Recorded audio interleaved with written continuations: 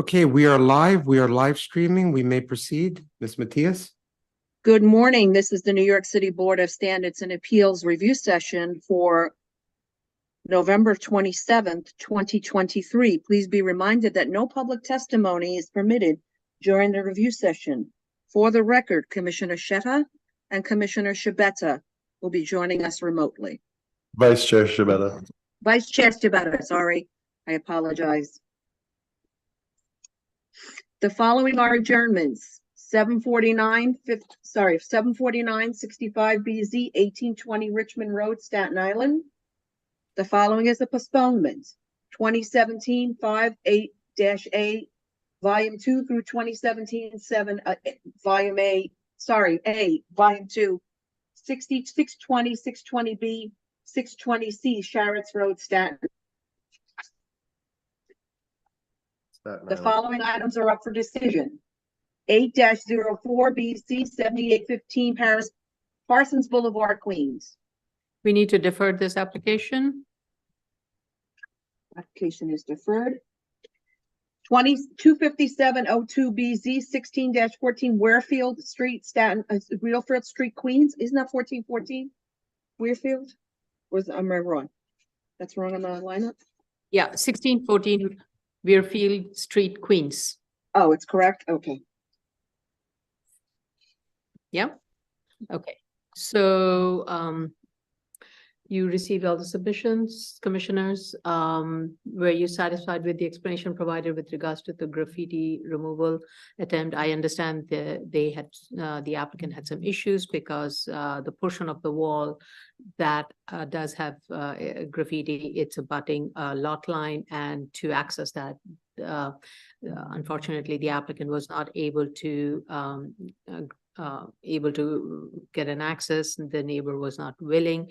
So all I would suggest and recommend that the applicant continues to work with its neighbors or find an alternative to address the graffiti. And the applicant did submit an affidavit that the upcoming hearing notices were sent to the subject block and to the buildings across the street on that block front.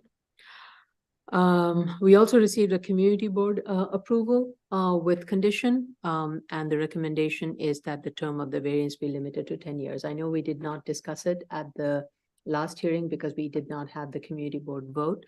I want to go around the table and ask the commissioners what is their how they want to weigh in on 20 versus 10. I will reserve my statement at the end. So I'll start with Vice Chair Shibeta.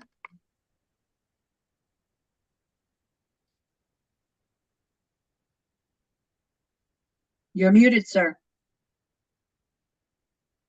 Sorry, that was difficult. I was trying to unmute. I'm okay with the 20-year on this case. I think that they were responsive, so I have no reason not to suggest that. Sorry, one second.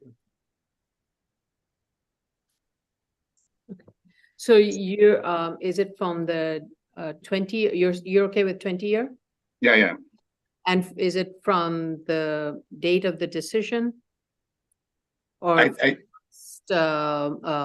when the last grant was? I would go from the day of the last grant. Date of the last grant. Okay. Commissioner Otley Brown? I think that 20 years from the date of the expiration of the grant would be fine. Okay. Commissioner Sheta? Thank you, Chair. Yeah, I'm okay with the 20 years starting the expiration day of the previous grant. I also want to put it on the record that in the submission, the applicant indicated that the elevator contractor is addressing the issues with the elevator. And he also indicated that he tried to get an access to remove the graffiti, but the neighbor denied that access. So I just wanted to also point that out. Thank you. Yeah, thank you. Commissioner Yoon? I'm okay with the 20-year term from the date of expiration of the prior grant. Okay. All right. So I I also think we should grant it for 20 years from the date of the expiration of the last grant. I also want to state the reason for that. We have not heard any complaints with regards to this use, and this prior board have also granted 20 years. But given that there has not been any issues or complaints raised, I see no fault in granting the 20-year. And furthermore, this is a nonprofit organization that relies on a lot of fundings, and many of these grants run well beyond 10 years. So I think having a 10-year cap would be onerous in receiving the necessary grants for operating budget and others. So I think 20-year is reasonable. And so with that, if that's acceptable to all, I want to read out the recommendation. So I then make a motion to approve for a 20-year extension from the date of the last grant with conditions, in addition to the prior board conditions, that any change in the operator and program and approval from the board is required. The applicant needs to notify the board, and board will take the next step accordingly. And that approval may be done by letter. yes, that can be done. That approval may be done by letter. I mean, I think that's a decision we'll have to make based on the change of use. If the use is very similar in nature and it's a change in the operator, it can be done in a simple letter. But if the use is somewhat different and that was not factored into, that would affect any of the findings, we may have to reach. So it may not necessarily be an amendment application before the Right. board. Yeah, thank you. And also that specifically with regards to the graffiti that is located along the premise fronting the street shall be removed within 48 hours. I understand the sidewall is a different issue, but along the frontage that should be taken care of within 48 hours. Okay. So with that motion to approve. Chair Shanda, Aye. Vice Chair Shabeta, Aye. Commissioner Otley Brown. Aye. I can't hear you. Aye. Thank you. Commissioner Sheta, Aye. Commissioner Yoon. Aye. Application's been granted.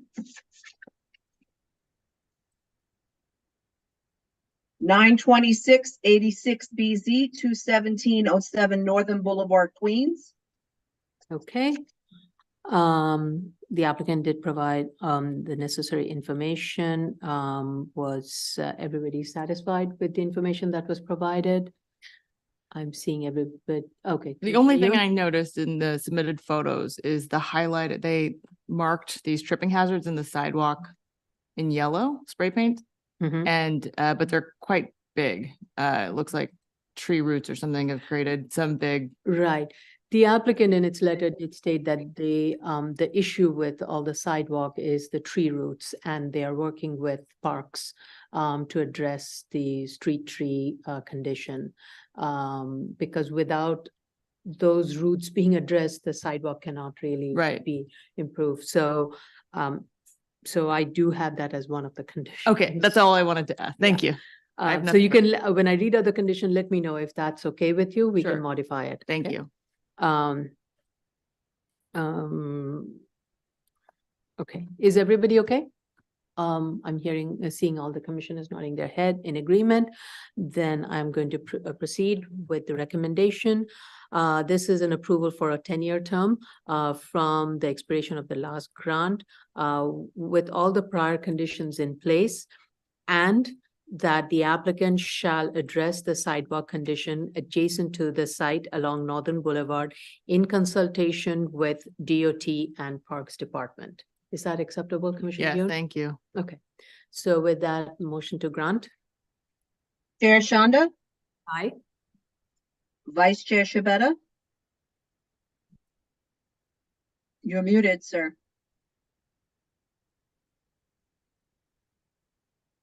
Sorry about that. Aye. Thank you. Commissioner Otley Brown, Aye. Commissioner Sheta, Aye. Commissioner Yoon. Aye. Application's been granted. 2016-4468 BZ 27 East 61st Street, Manhattan. Hey, we received all the updated information with regards to timeline and photos of interior work. Commissioners, are you all satisfied with the information that was provided? Everybody's nodding in agreement. So I then make a motion to approve for a 4-year extension of time. Commissioner Chair Shonda? Aye. Vice Chair Shabeta? Aye. Commissioner Otley Brown? Aye. Commissioner Sheta? Aye. Commissioner Yoon? Aye. Application's been granted. 2021-57A, 1990 Highland Boulevard, Staten Island. I still have not received DOT response. Right, the applicant has provided its submission based on DOT comments, but we are awaiting DOT decision. Awaiting for DOT decision. Okay. Next case, please. So it needs to be deferred. Defer, yeah, I was hoping to get something today, but unfortunately they're still out. 2022 I'm sorry, Commissioner. I'm sorry, Tony. Chair, do you want to defer it? Maybe we get something today and we can do it tomorrow? I'm sorry, second call it. I don't know if I'll get something. I mean, one person is out and the other hasn't responded, so I don't know. Okay. Yeah. I thought it's imminent. So if Yeah, this is the Right, case, yeah, we would like to, but Yeah, I'm sorry. thank you. Okay, Commissioner, 2020, I'm sorry, may I go on? please. 2022 42A 30 Page Avenue, Staten Island. Okay, unfortunately, we also have to defer this application. We are waiting for DOT to sign off.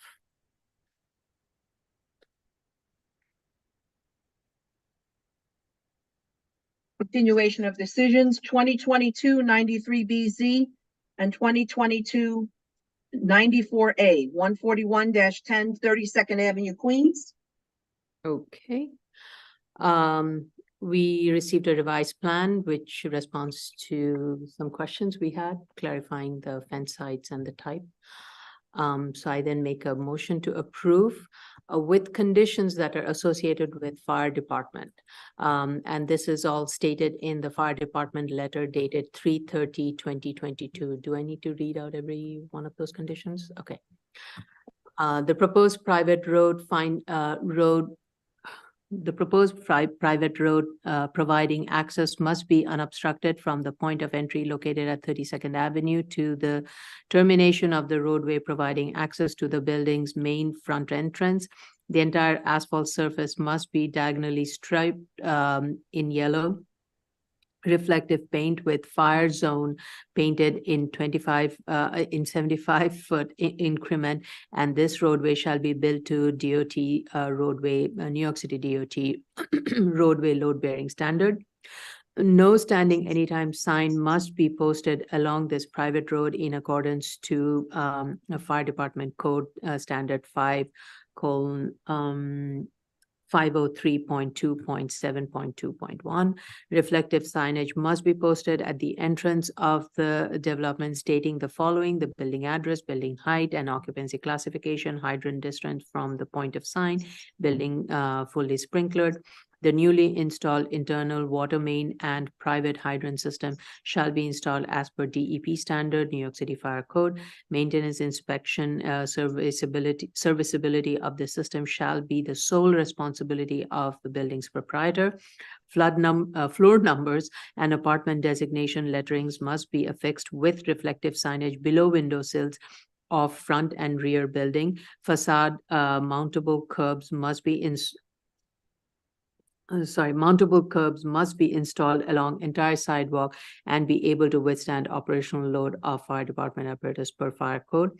Proposed building design has a 9-foot high parking corridor. A reflective sign must be affixed along this passenger vehicle parking entry way stating no fire department apparatus access, portable ladder access to EXP3. Please do refer to, this is to the council, refer to the letter. If I have misstated anything, the letter dated 3/30/2022, and it's also reflected in the plans. Okay, so with that, motion to grant. Chair Shonda? Aye. Can you raise your volume. I didn't hear you clearly. Aye. Thank you. Vice Chair Shabeta, Aye. Commissioner Otley Brown, Aye. Commissioner Sheta, Aye. Commissioner Yoon. Aye. Application's been granted. 2023-21 BZ 1337 East 24th Street, Brooklyn. Okay, applicant provided revised information and clarification was made with regards to the affair. Everybody satisfied? Yes. Yes, I see everybody agreeing. So I then make a motion to approve with condition that removal of exterior wall and or joist in excess of those indicated on the BSA approved plan shall void the special permit. Motion to grant. Chair Shanda. Aye. Vice Chair Shabeta, Aye. Commissioner Otley Brown, Aye. Commissioner Sheta, Aye. Commissioner Yoon. Aye. Application's been granted. 2023-28A 159 Pioneer Street, Brooklyn. Okay. Just bear with me for a second. So I make a motion to approve with the following conditions.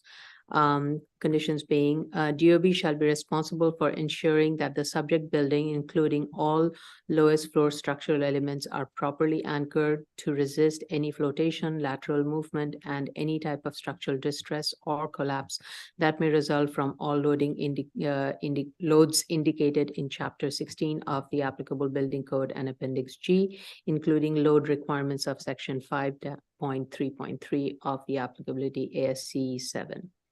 During any flood event, flood water entry to and escape from the lowest floor space of the building shall be ensured to occur without causing any type of structural distress, damage, or collapse to any part of the building.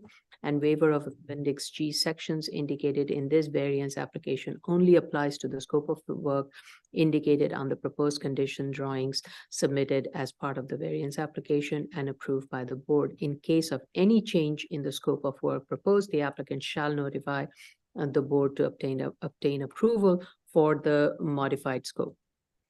Pioneer Works Protocol in the event of a sudden flooding event, as stated in the statement of fact dated 11/7/2023, page 11, shall be implemented. It outlines the trigger events, preparation phase, activation protocol during a flood and post-flood. There are several comments associated with it. Do I need to read each and every one of them? I think we should just refer to that in a resolution. All the comments which regard very specific comments have been stated with regards to each and every elements of the trigger events, preparation phase, activation protocol during flood and post-flood. And yeah, those should include it as conditions. Okay. Motion to approve. Chair Shanda, Actually, before I go, I want to make sure all the commissioners are okay with those conditions that I outlined. I'm okay with them. Okay. All right, good. All right, and Chair Shanda, thanks. Yes. Vice Chair Shabeta, Aye. Commissioner Otley Brown, Aye. Commissioner Sheta, Aye. Commissioner What's up? Yoon. Aye. What's up? Application granted. Do we need to? Okay. Appeals calendar, new cases. So I'm calling these separately, Madam Chair. Yeah, yes. First, we start with 2022-44-A. Right, okay. So the next new case is 2022-44A, 638 East 11th Street, Manhattan. Okay. This is an application regarding Department of Buildings denial issued on June 13, 2022 for a conversion of first floor from medical office use to a residential use on the subject site. DOB denied the conversion and determined that the conversion is conversion to residential use on the ground floor at the subject site is prohibited unless it complies with Appendix G. I'd just like to let the appellant know that we are currently in a review session. When we enter the public hearing, we will invite the appellant and the Department of Buildings to speak, but currently we're in a review session. Thank you. Thank you, Council. It will, and this change of use, it will require the front building front of the building to be raised above the design flood elevation that was established in 2013, and the subject site is in flood hazard zone AE. So I, as most of the commissioners know the history of this case, and I just want to quickly go through the summary and summarize it. In 2004, an Alt-1 work permit was issued for major alteration, and per job application Schedule A, cellar, first floor mezzanine in the front building would be a medical office. Now, please note, the earlier decision considered both a rear structure and a front building. So whenever I refer to any of the prior documents, it is being referred to only with regards to the front building. So, however, after obtaining a certificate of occupancy in 2008, these spaces were converted to residential use without any valid permit. And as part of the 166-12A and 107-13A appeal for revocation of permit, the board, for an appeal to revoke the permit, the board had determined that the 2008 certificate of occupancy remained in effect for the front building, quote unquote, until such time as another either new or modified certificate of occupancy is issued in compliance with the aforementioned conditions. And the board provided additional instructions, and those are, I quote, the appellant shall submit to the buildings department plans sufficient to bring the front building into full compliance with zoning regulations and building code and Department of Buildings. And upon finding that the plans cure existing objections, including but not limited to the lack of a secondary means of egress from the front building, shall issue a permit for all necessary work. Upon satisfactory completion of all necessary work, Department of Buildings shall issue a new certificate of occupancy or modify the certificate of occupancy. And the number, I believe, is 103-703-226F, which was issued in 2008. Furthermore, I quote, the board is not an enforcement agency, and DOB equipped as it is with the power to issue violations, criminal summons, and other aggressive but legal means, should use these means to require the property owner to make these essential corrections in and accordingly notify in this resolution, shall be deemed to stop DOB from enforcing against the subject side as DOB may deem necessary. Okay. So with that said, post 2018 BSA decision, our understanding is that the appellant and DOB have been working towards resolving the objection. However, in 2019, appellant filed a new job application, job number 123783888. Schedule A shows that it is for a conversion of the first floor medical office in the front building into 5 residential units. 3 of those dwelling units in the rear would be duplex with residential spaces in the cellar. DOB denied that, and the appellant is appealing DOB's denial. So DOB submitted a very thorough documentation of the reasons, and DOB refers to the administrative codes and building codes that requires new job applications to meet Appendix G regulations. And according to DOB's statement, the modifications to the plans were to cure the objections with regards to audit associated with 2004 application, and pursuant to then applicable code. The change of use was only to revert back to uses where permitted post BSA decision in association with the 2008 code certificate of occupancy. However, for a change of use, an amendment to this 2008 certificate of occupancy is required, and any work to be done reflects related to the change of use needs a DOB work permit that shall be in accordance with the requirements of the code. And furthermore, any approval of such work permit filed after 2030 would need to comply with 2013 preliminary firm regulations. And any new work permit, which the 2019 filing job number 123783888 is, would be required to comply with laws that are in effect at the time, in this case, Design Flood Elevation Appendix G. So I am not going to go through more of the DOB documents. With regards to the appellant submission, the narrative was not focused on the issue at hand. While lots of documents were submitted, they were not referenced with the narrative, so it was a little difficult to follow. Appellant submitted several sets of alteration and structural plans approved by DOB dated 11/3/2021, job number M0045178-12, where with regards to the front buildings, the use indicated were community facility and recreation room in the cellar and community facility and residential lobby on the first floor. So I'm confused by the appellant's statement of fact, where it faults DOB for not raising the applicability of pre-firm design flood elevation in 2015 and 2016. Now, as I read Appendix G 102.11, applicability of Appendix G in conjunction with New York City Construction Code says it needs to provide minimum requirements for development located in the flood zone area are applicable. It clearly says, and this is section 10.1.1, that conversion of any space below the design flood elevation from non-habitable space into habitable space would trigger Appendix G. And, as I mentioned, the documents that's been submitted indicates that the applicant has shown community facility spaces and non-residential spaces in the cellar and on the first floor. And so there was no reason for DOB to raise any issues, I think, based on the reading of the Appendix G. But then when this new application was filed, that's when DOB raised the objection. So that's how I seem to understand it, and correct me if I'm wrong.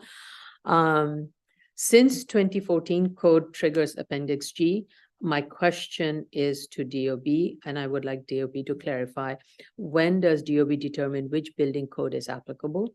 And this is for the record, I just wanted to be clarified. And DOB also needs to clarify the statement with regards to the fact that 2004 job was issued under 1968 building code, does not provide a relief, and quote, administration and enforcement of the 1968 building code shall be in accordance with this code, including but not limited to approval of construction documents, issuance of permit and certificate of occupancy. This was in the DOB's letter, and I, just for my clarification, what I would like DOB to clarify that statement. And for my clarification, can objections be individually categorized for cure for 68 code versus new code? That's just a clarification I would like to understand.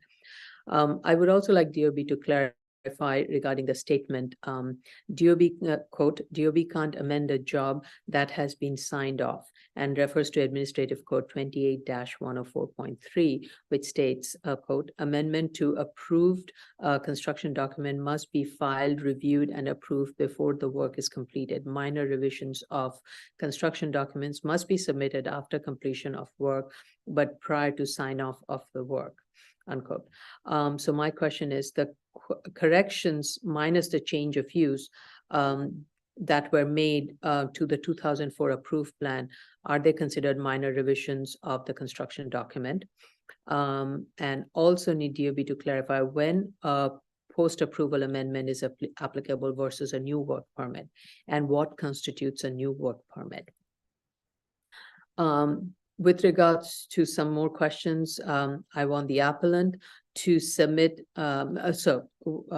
going back to the appellant submission, appellant also submitted partial demolition plan approved by DOB on 3/24/2022, job number M0045178-S3 for a partial demolition plan for the rear portion only.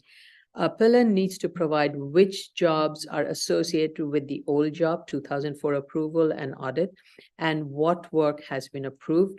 Provide a chronological list of jobs listing what objections they are for, its status, approval date, and DOB needs to verify that list once it's provided by the appellant.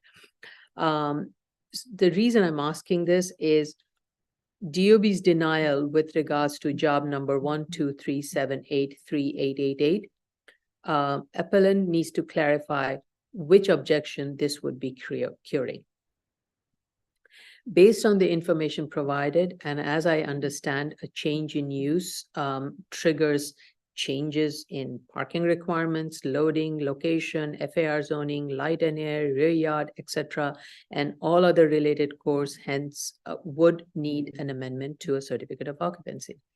And as I mentioned earlier, per Appendix G 102.1.2, a conversion to any, any conversion to an non-habitable space below design flood elevation into habitable space needs to comply with Appendix G.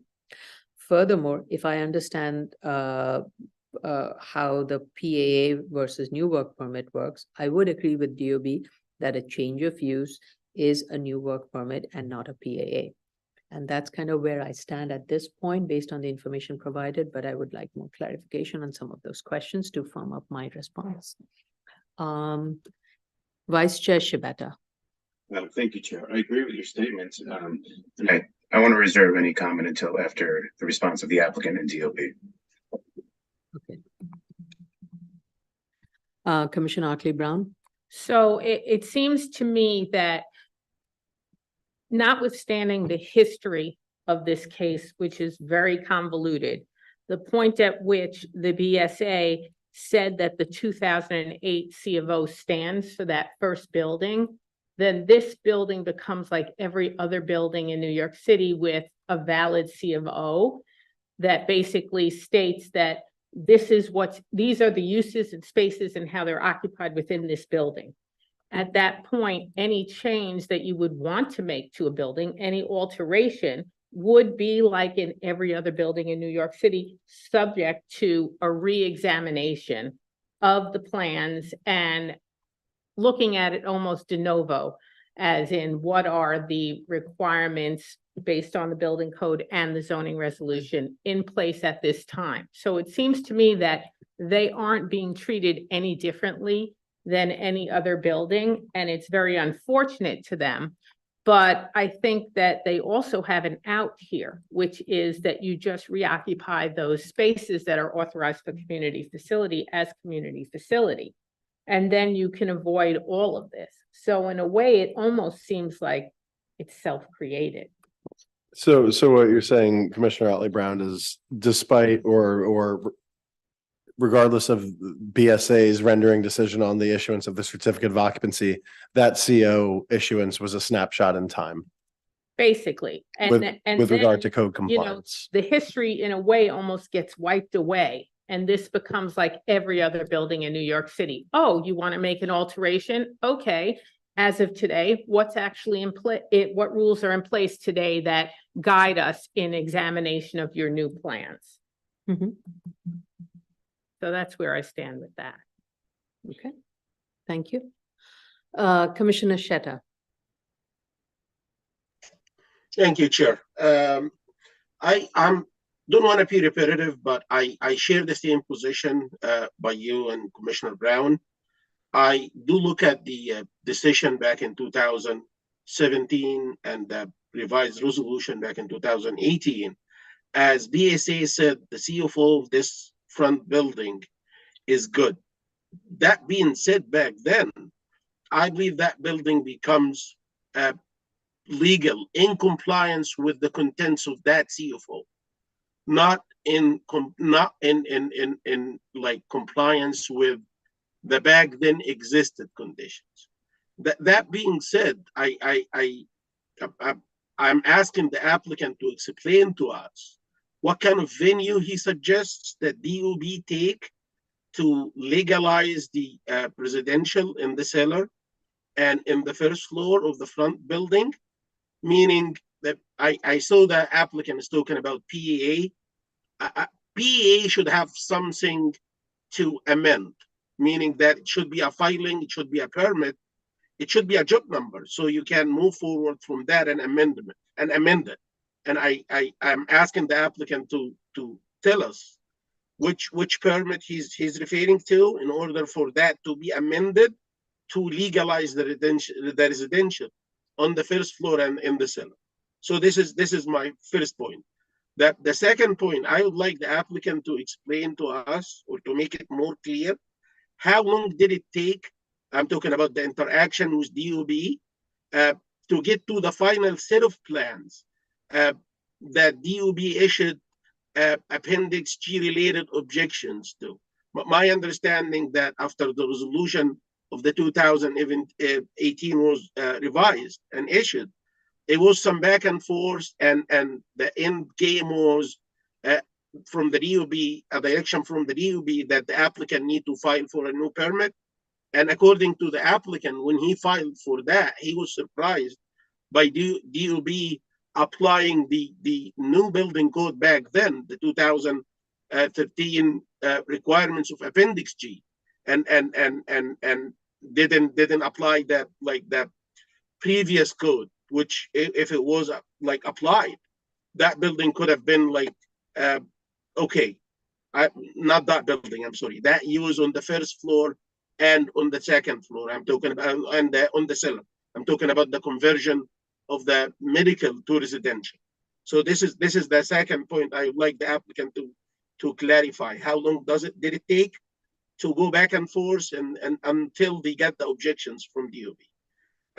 My comments to the DOB was like very simple. Bear with me 1 second. What was, and by the way, DOB can also provide that timeline that I just indicated.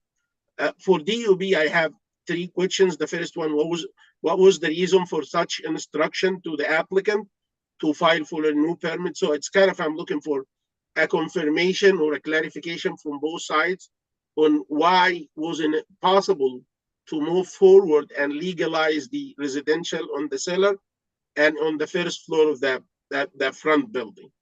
Second, explain why wasn't it possible to move forward and legalize the conversion.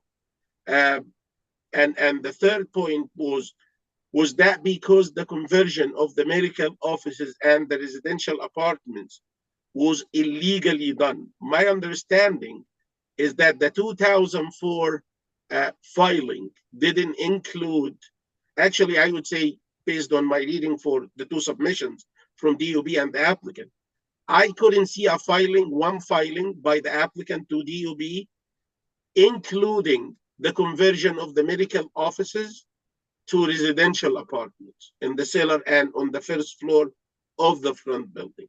And I'm asking DOB, was that the reason why you didn't move forward and legalize, and you asked the applicant to file for a new permit?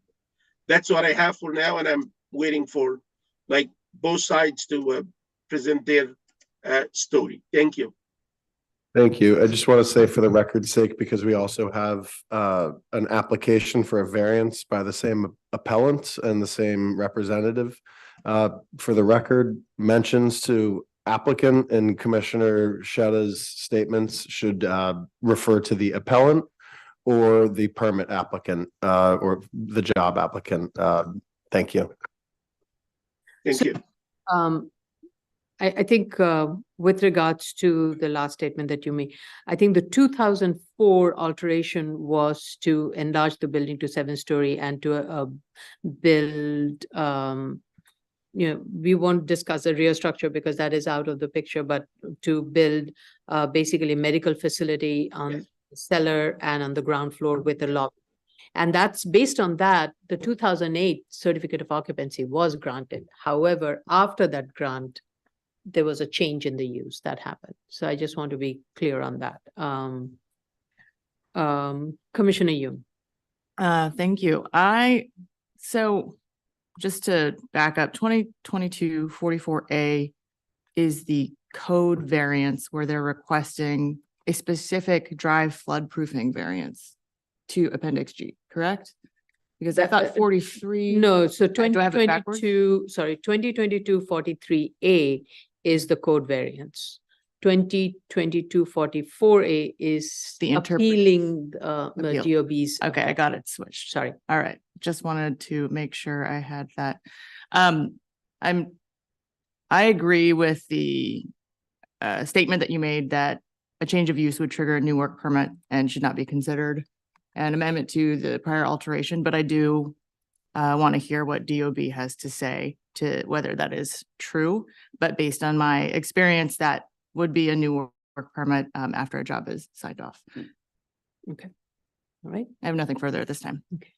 Any other questions or comments from the commissioners? Okay. Let's then go to 2022-43-A. 2022-43-A, 638 East 11th Street. This is the waiver of Appendix G. So this is the one where the appellant is seeking a variance pursuant to Building Code Appendix G 107.1 and Building Code Appendix G 107.2 to permit the dry flood proving. Though an application has been filed, the information provided is inadequate for the board to commence a review, and this should be considered only after a board concludes its deliberation on 2022-44A. However, I want to let the appellant know that first of all, a notice of comment was provided by our project manager, and the appellant needs to respond to that in a timely manner. Sorry, the applicant, in this case, not the appellant, applicant. But I would say based on what little I have seen, I think it would be an extremely difficult or close to an impossible situation for the applicant to meet this. So I just want to put the applicant on notice on this one. Are we going, just one second. Public hearing, we're going to just finish the review session, or we have to finish the review session. Okay, all right, go ahead. Sorry, let's go with the next case. Are you going to the next case? Sorry, I'm sorry. Oh, God. Commissioners? My apologies. Commissioners, do you have any other statements on this one with regards to 2022-43A? Yes, I do have a very brief point. Go ahead. I would strongly suggest not state much on the matter because we don't have any matter, but It's not in the matter, just to make sure, I would advise the applicant to look at the case we just voted on, the case before, and read through the testimonies of different parties, and he might benefit from that case. And I just want to mention that the findings of the building code waivers Appendix G are not financial based. They are technical based. That's all what I need to say. Thank you. And just for the edification of the record, because each record is viewed individually, yeah. we do have a companion appeal filed under 2022-44-A, challenging the applicability of Appendix G requirements.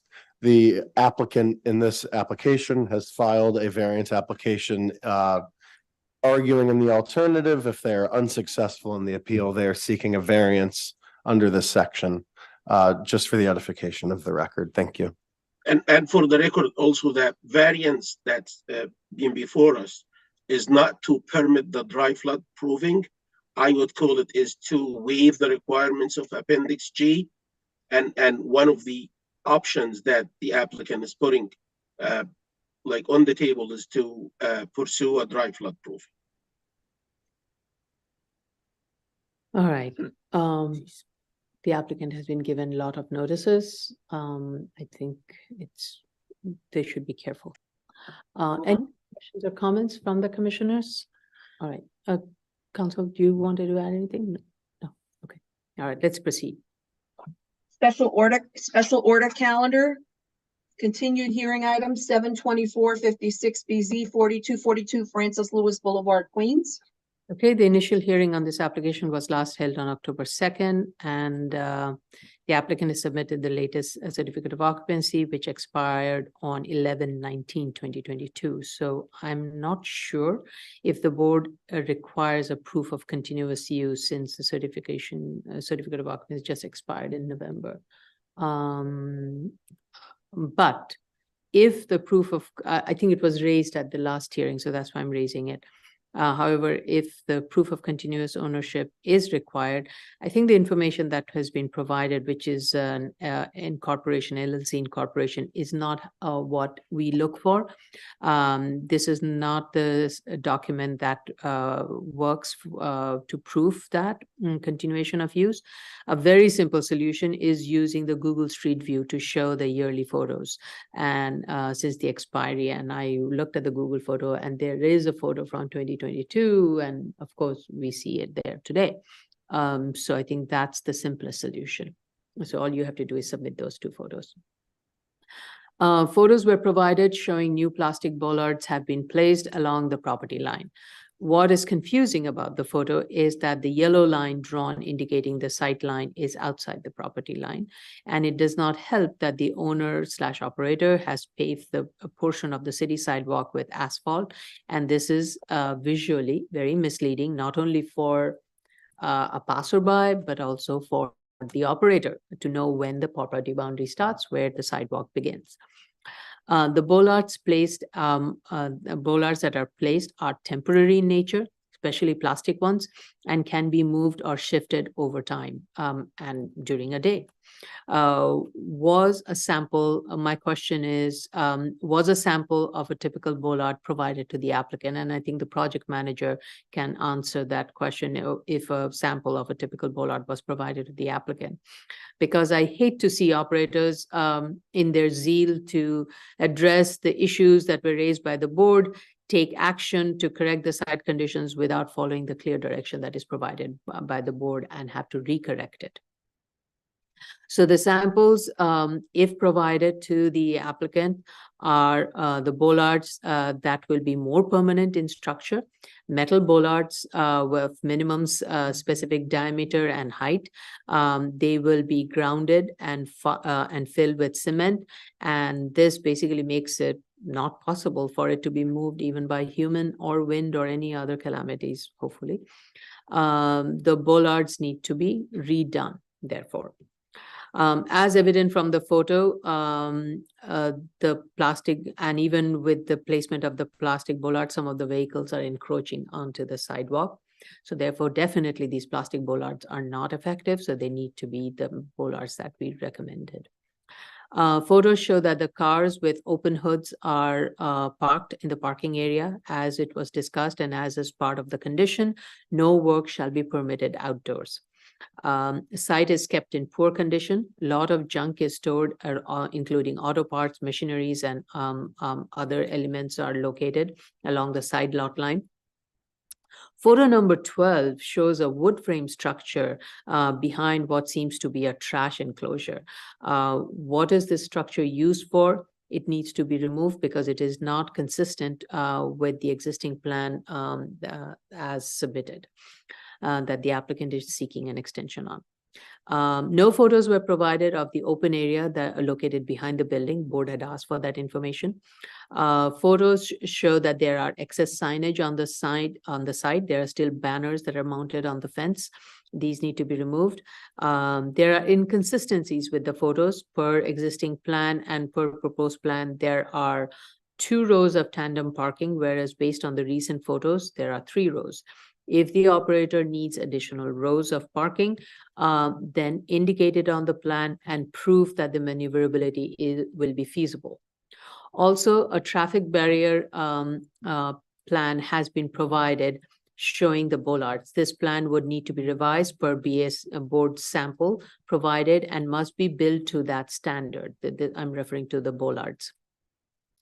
Also, the plan shows 3 curb cuts. No justification has been provided why 3 curb cuts are needed. Currently, 2 curb cuts are located, though all photos indicate that 1 curb cut is used and the rest are blocked by vehicles. So I definitely do not see the justification for allowing an additional curb cut any additional curb cuts for that matter. The Bollard plan, once finalized, needs to be part of the plan set, and the entire plan set has to be signed and sealed by the licensed architect or engineer. And the location of the existing light, curb cuts, their dimensions need to be consistent throughout all the drawings. Those are my comments. Vice Chair Shibeta. Thank you, Chair. I found that very responsive. I have nothing further. Pardon, what did you? I found your points very responsive. I have nothing to add. Okay. All right, thank you. Commissioner Otley Brown.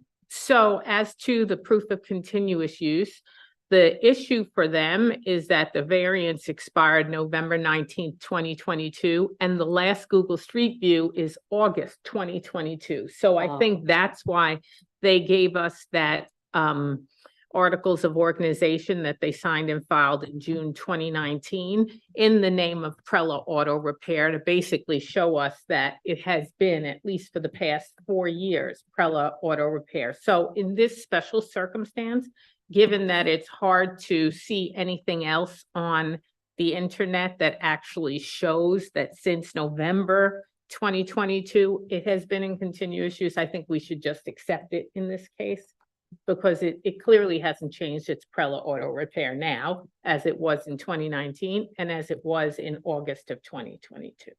Okay.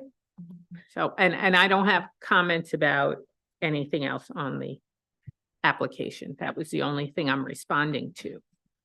Okay.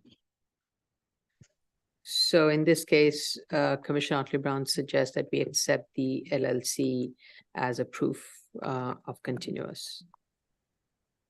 Okay. Okay, all right, thank you. Commissioner Sheta. Thank you, Chair. I second your comments. The only thing I would add is I haven't seen a lighting luminous spread nor a maneuverability plan. I'm not sure if I'm not like up to date on the submissions, but I did look possibly on Friday and I couldn't see him. Yeah, but there is no, we had asked for a maneuverability plan and that has not been provided. And I don't recall seeing a lumen spread plan either. Okay. Thank you.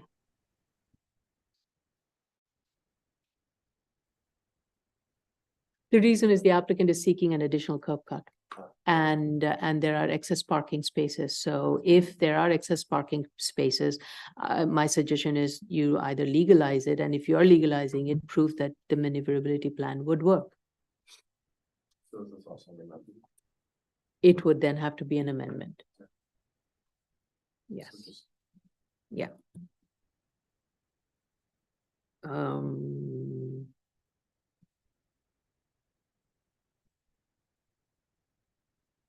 Commissioner Yoon?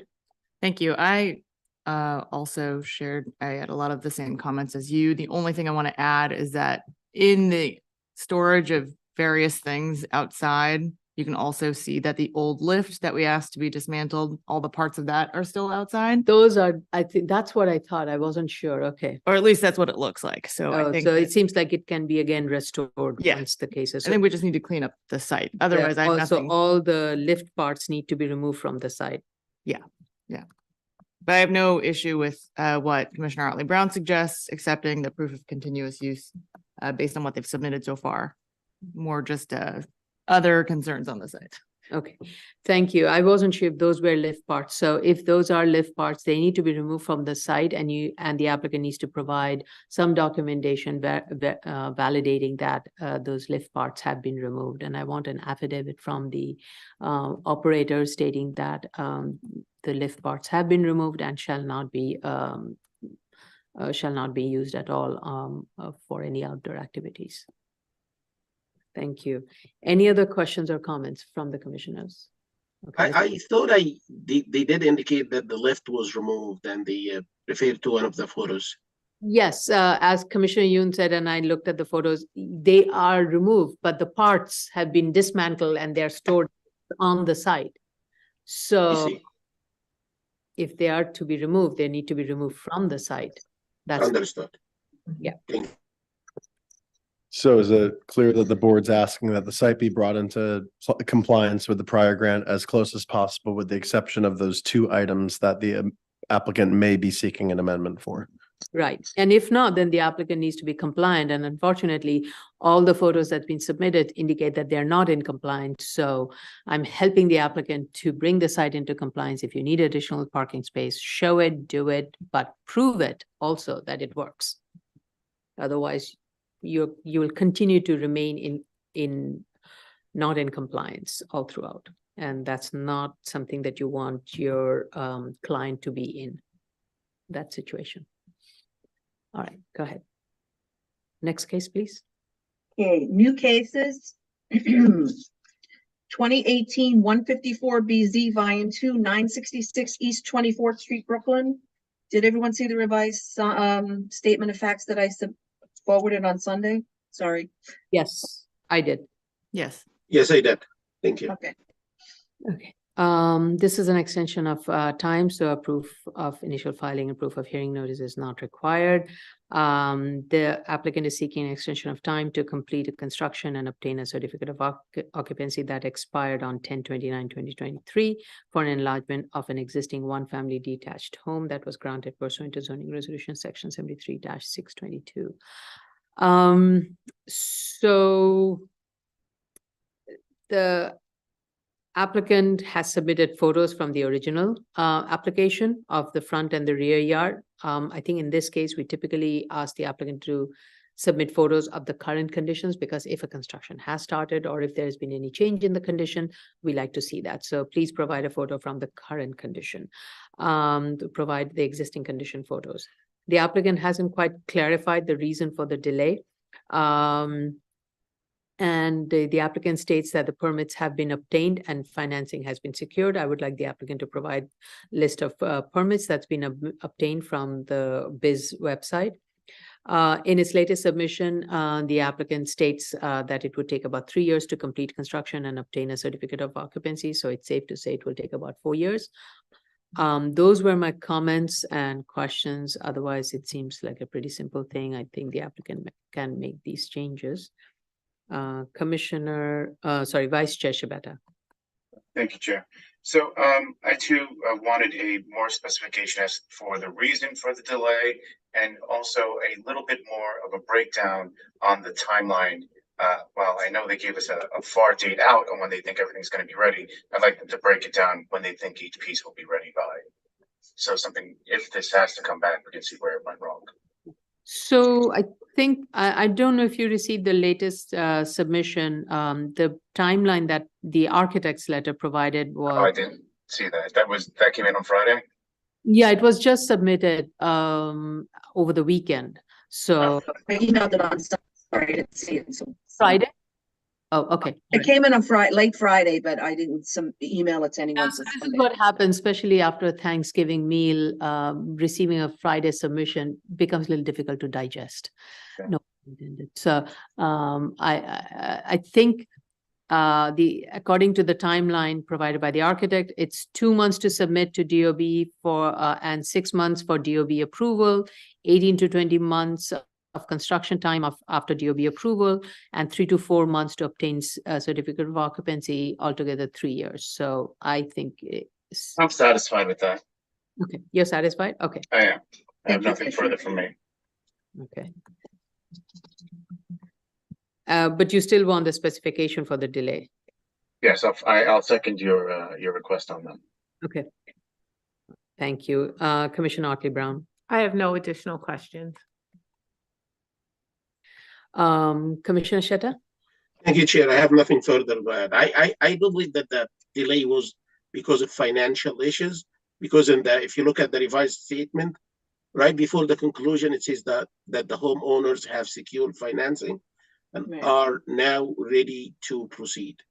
So Okay. probably you need another line or so to be added to the statement. That's a fair point. Probably that's what it is. Okay. Yeah. Thank you. Commissioner Yoon? Yeah, my only comment was that the timeline that was submitted by the architect has no indication of who submitted it or no letterhead. So I think if that could be just revised, so I pulled it up before, but there's literally no indication. There's of no who it's from. letterhead. Okay. Yeah. I Yeah. didn't- Just for the record and for every future submission, We should have who it's from and the firm name, et cetera, et cetera. That's my Good only comment catch. on this Okay, application. yes, so please do revise that for our file. Yes, thank you. All right, next case. 2018-167BZ, Volume 2, 1133 East 22nd Street, Brooklyn. Okay, this is also an extension of time. Proof of service is not required. The applicant is seeking an extension of time to complete construction and obtain a certificate of occupancy which expired on 10/29/2023 for an enlargement of an existing one-family detached home that was granted pursuant to zoning resolution 73-622. On this one, I had problem with the zoning chart. Sorry, I believe it expired 12/17/23. The last one, not this one? No, 12/17. Am I wrong? Oh, it expired in 2017? No, 12/17/23. Oh, You said 10/29, that was the last. 12, oh, okay. My mistake, sorry. 12/17, it is going to expire on 12/17/2023. Right. Okay, thank you. I'm sorry. So on this one, I have a problem with the zoning chart that has been submitted. The zoning chart has incorrect floor area, open space ratio, rear yard depths, etc. Applicant needs to verify the resolution and the approved plan and correct the zoning chart. For example, the floor area listed in this submission shows, I mean, it's not that much, but is listed as 3,987 square foot, whereas approved was 3,867 square feet. The minimum open space ratio that was approved was 60%, whereas here it's saying 63. So everything has been moved up, jacked up. I don't know how that was achieved, but it needs to be consistent with the approved plan. Unless the applicant is seeking an amendment, then it's a different application. Or if the amendment, or if the applicant would like to demonstrate what of the prior plans demonstrate a correction to the calculation of the open space ratio based on certain permitted obstructions, that can be submitted as well. Yeah, I think there's just there is a creeping of every element with regards to the rear yard depth also. Everything has inched up to more than what we granted. So that's why I'm a little concerned about this submission. So that all of that needs to be corrected. The applicant has not provided a timeline, and the justification has that was provided was financial difficulties and COVID-related delays. We need the applicant to provide the status and the timeline to complete the construction. Commissioner, Vice Chair Shibata, sorry. I share your comments, Chair. I have nothing further. Okay, thank you. Commissioner Otley Brown. I have no additional comments. Okay, thank you. Commissioner Sheta, Thank you, Chair. Nothing further from me. Commissioner Yoon. Thank you. Nothing further. Okay. Thank you. Let's go to the next. Ms. case. Banky has her hand up. Oh, yes, Ms. Right. Banky. We also need a revised type 2 checklist. Right now, the checklist, part 1, question 3 should be yes.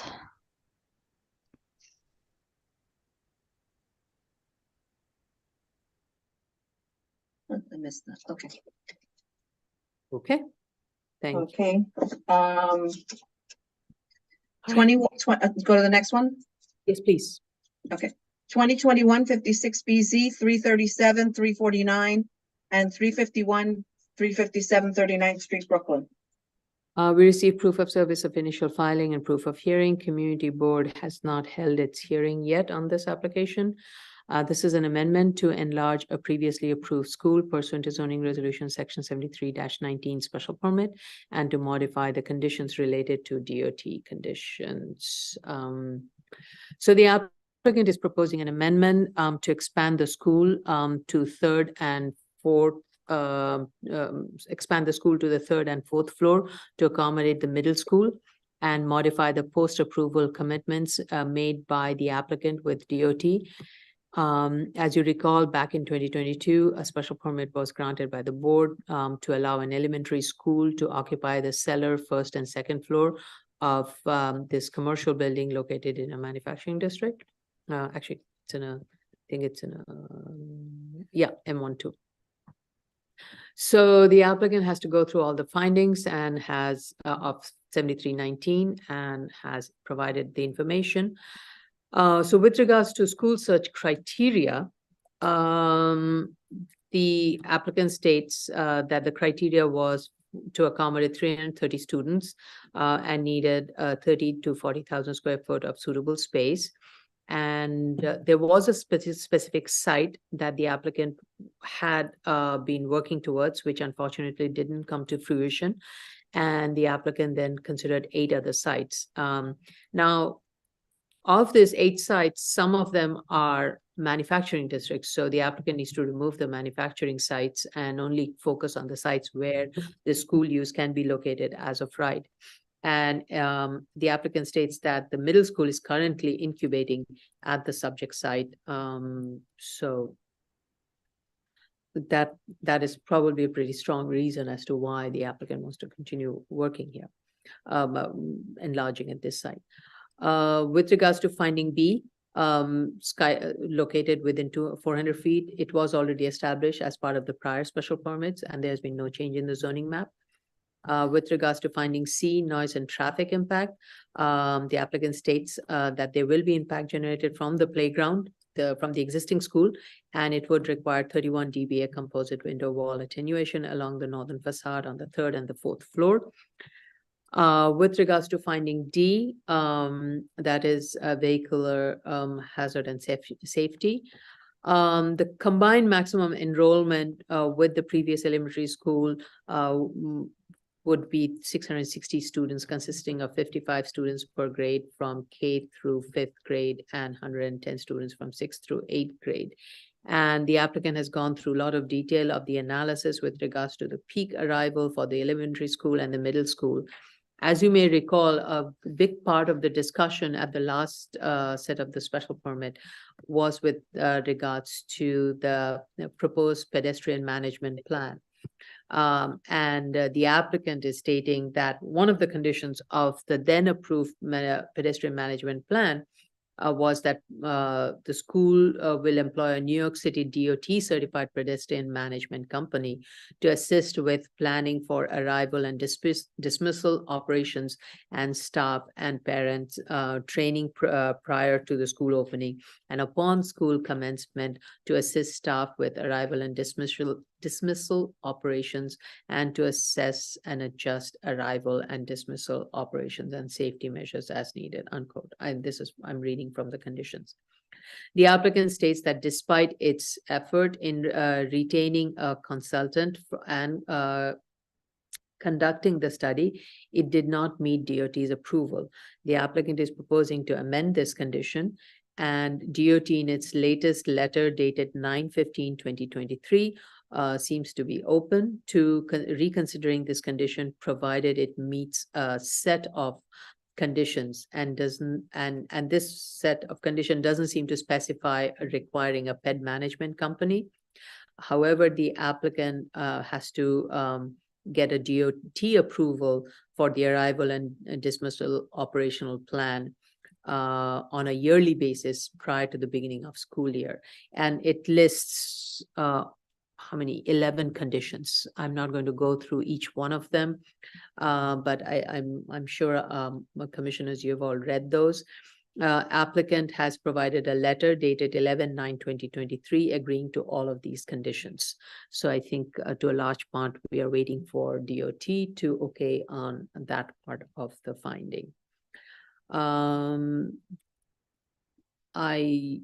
I don't have any other questions or comments on this. Vice Chair Shibata? Thank you, Chair. Nothing further from me on this. Okay. Commissioner Otley Brown? As this site actually was fully vetted the first time around when they were looking at the elementary school, and this is just literally extending it within the building, I'm fine with letting the DOT requirements kick in at a later date. absorbing all that new information they're gonna get from the enlarged middle school joining the property and letting DOT manage how the pedestrians and the students and the cars are going to arrive and depart from the site. So I don't have any additional comments. Okay, and you were okay with finding A with regards to the statement that was provided, finding site, alternate site search? I mean, I agree they should take the industrial sites out of the search, but the bottom line is, to me, when I look at this, this site that they chose actually makes the most sense for the critical adjacency issue. You actually Mhm. don't need as much space as they originally were looking for, because you can make use of a lot of the spaces that the elementary share, school right. is actually building. So in reality, this is the logical next step. It's like the best scenario is to just join up with the elementary school, and space is going to be new as well. And first go around, we ensured that it actually could be as safe as possible for students, and it will only continue to be safe because the other uses are going to be reduced. Right. Right. Commissioner Sheta, thank you. Thank you, Chair. I'm okay with all of the findings. I just have one comment related to finding C. The reason for that is I saw the applicant indicating that there is a proposed MTA rail car inspection facility that's going to be built nearby. And my question is, how do the middle school noise mitigation measures / findings compare to the previous findings of the elementary school? If they are more stringent, if they are comparable, same, that's okay, done. If they are more stringent, is that because of the now proposed MTA facility? And if the answer is yes, would the applicant be open to look into the elementary school noise mitigation measures? So it's kind of if then question.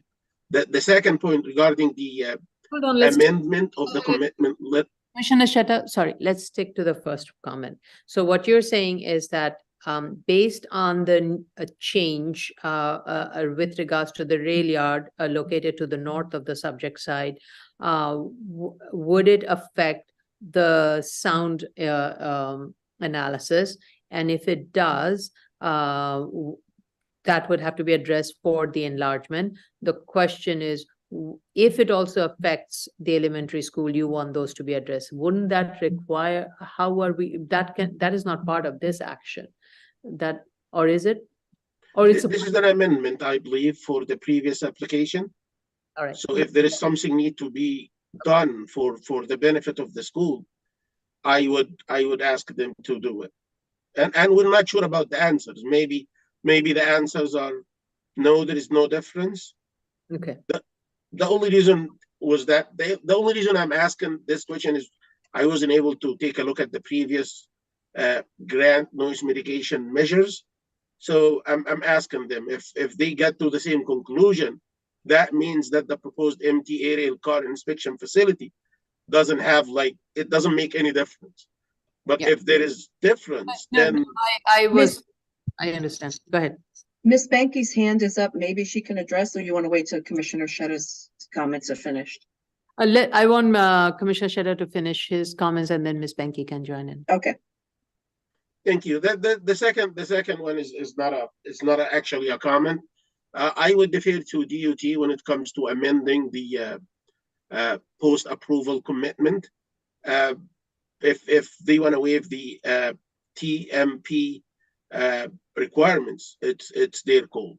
That's what I wanted to say. Thank you. Yeah. Thank you. Ms. Banky. Yeah, I do think the applicant should address Commissioner Sheta's comment, but part of this amendment application is also to remove one of the previously required attenuation requirements. They feel like they no longer need the attenuation for 28 dBA along the 39th Street facade. So DEP will be looking at that as well as the new EAS, which was submitted for the middle school.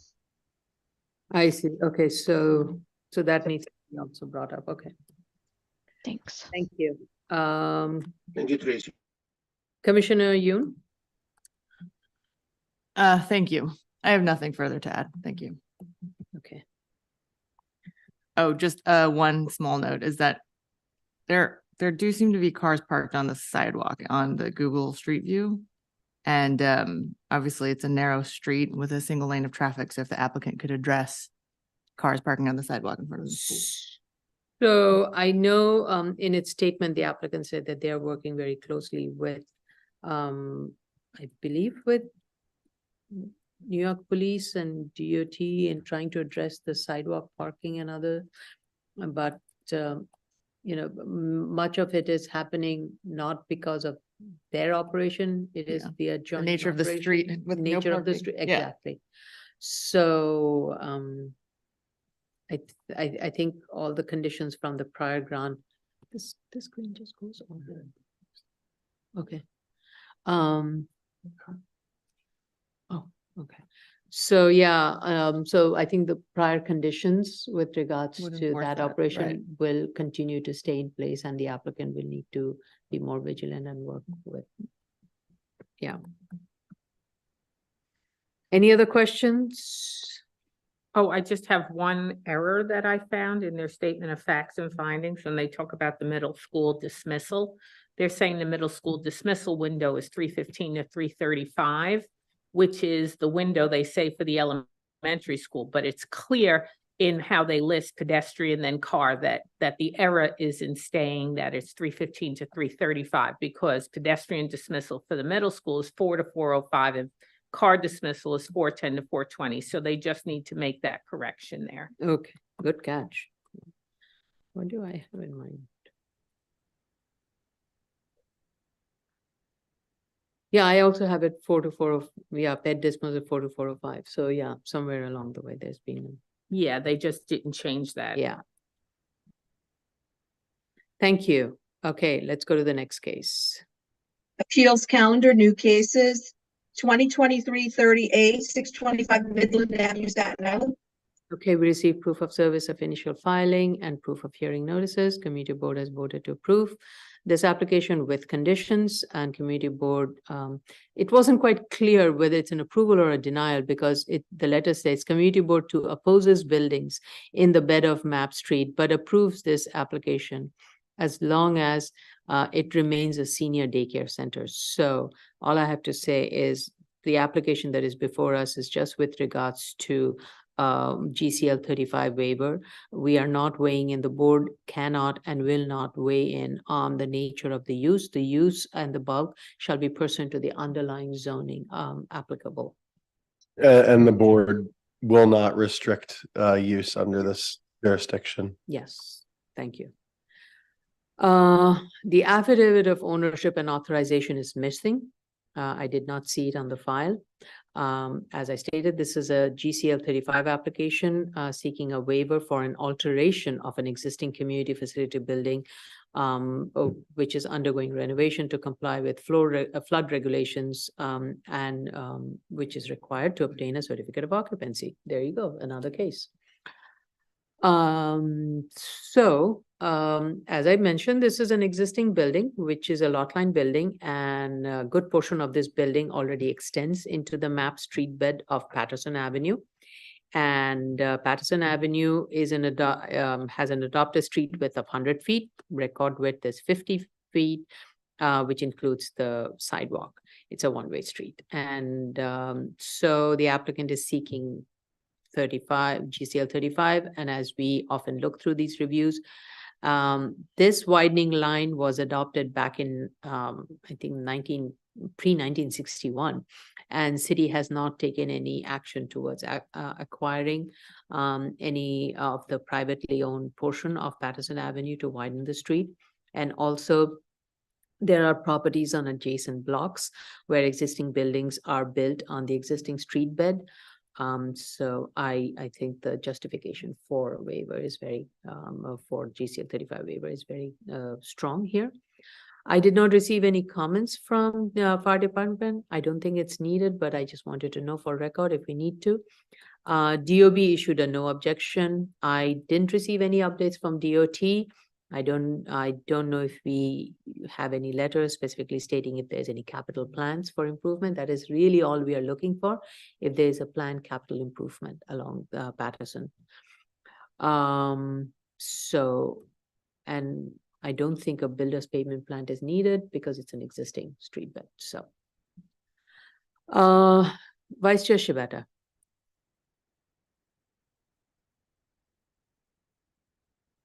Vice Chair Shibata, we can't. You're muted. Yeah, thank you. I have nothing further on this application. Thank you, Chair. You have no objection? I have no objection to this application. Okay, thank you. Commissioner Otley Brown? I have no additional questions or comments. Thank you. Commissioner Shetta? Thank you, Chair. I just want to notate that the board is not waiving any of the flood regulations, flood-related regulations, or Appendix G, and this item is already indicated on the drawing. So I want to praise the project manager for having them add that. Thank you.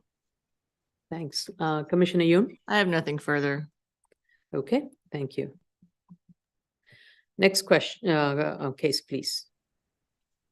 2023-32A, 2023-33A, and 2023-34A.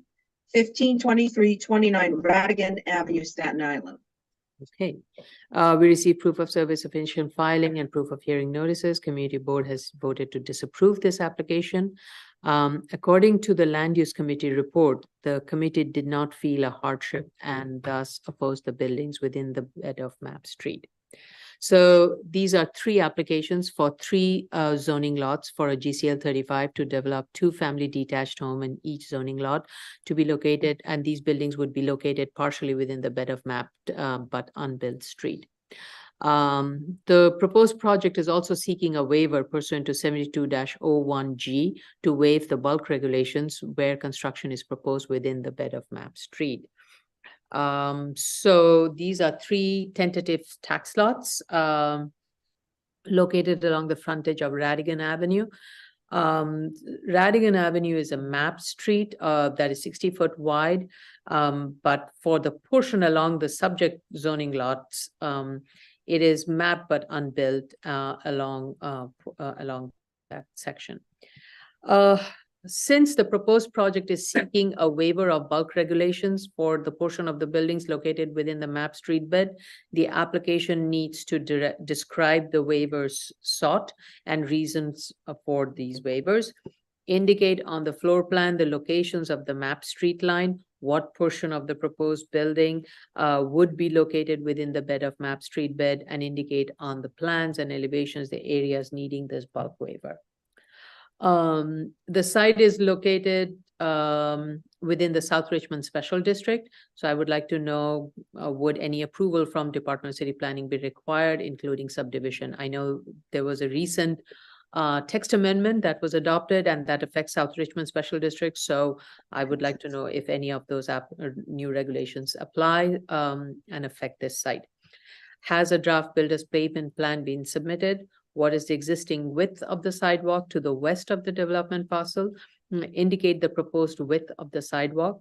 Proposed width of the sidewalk, at least from what I could eyeball, it seems to be less than 5 foot wide.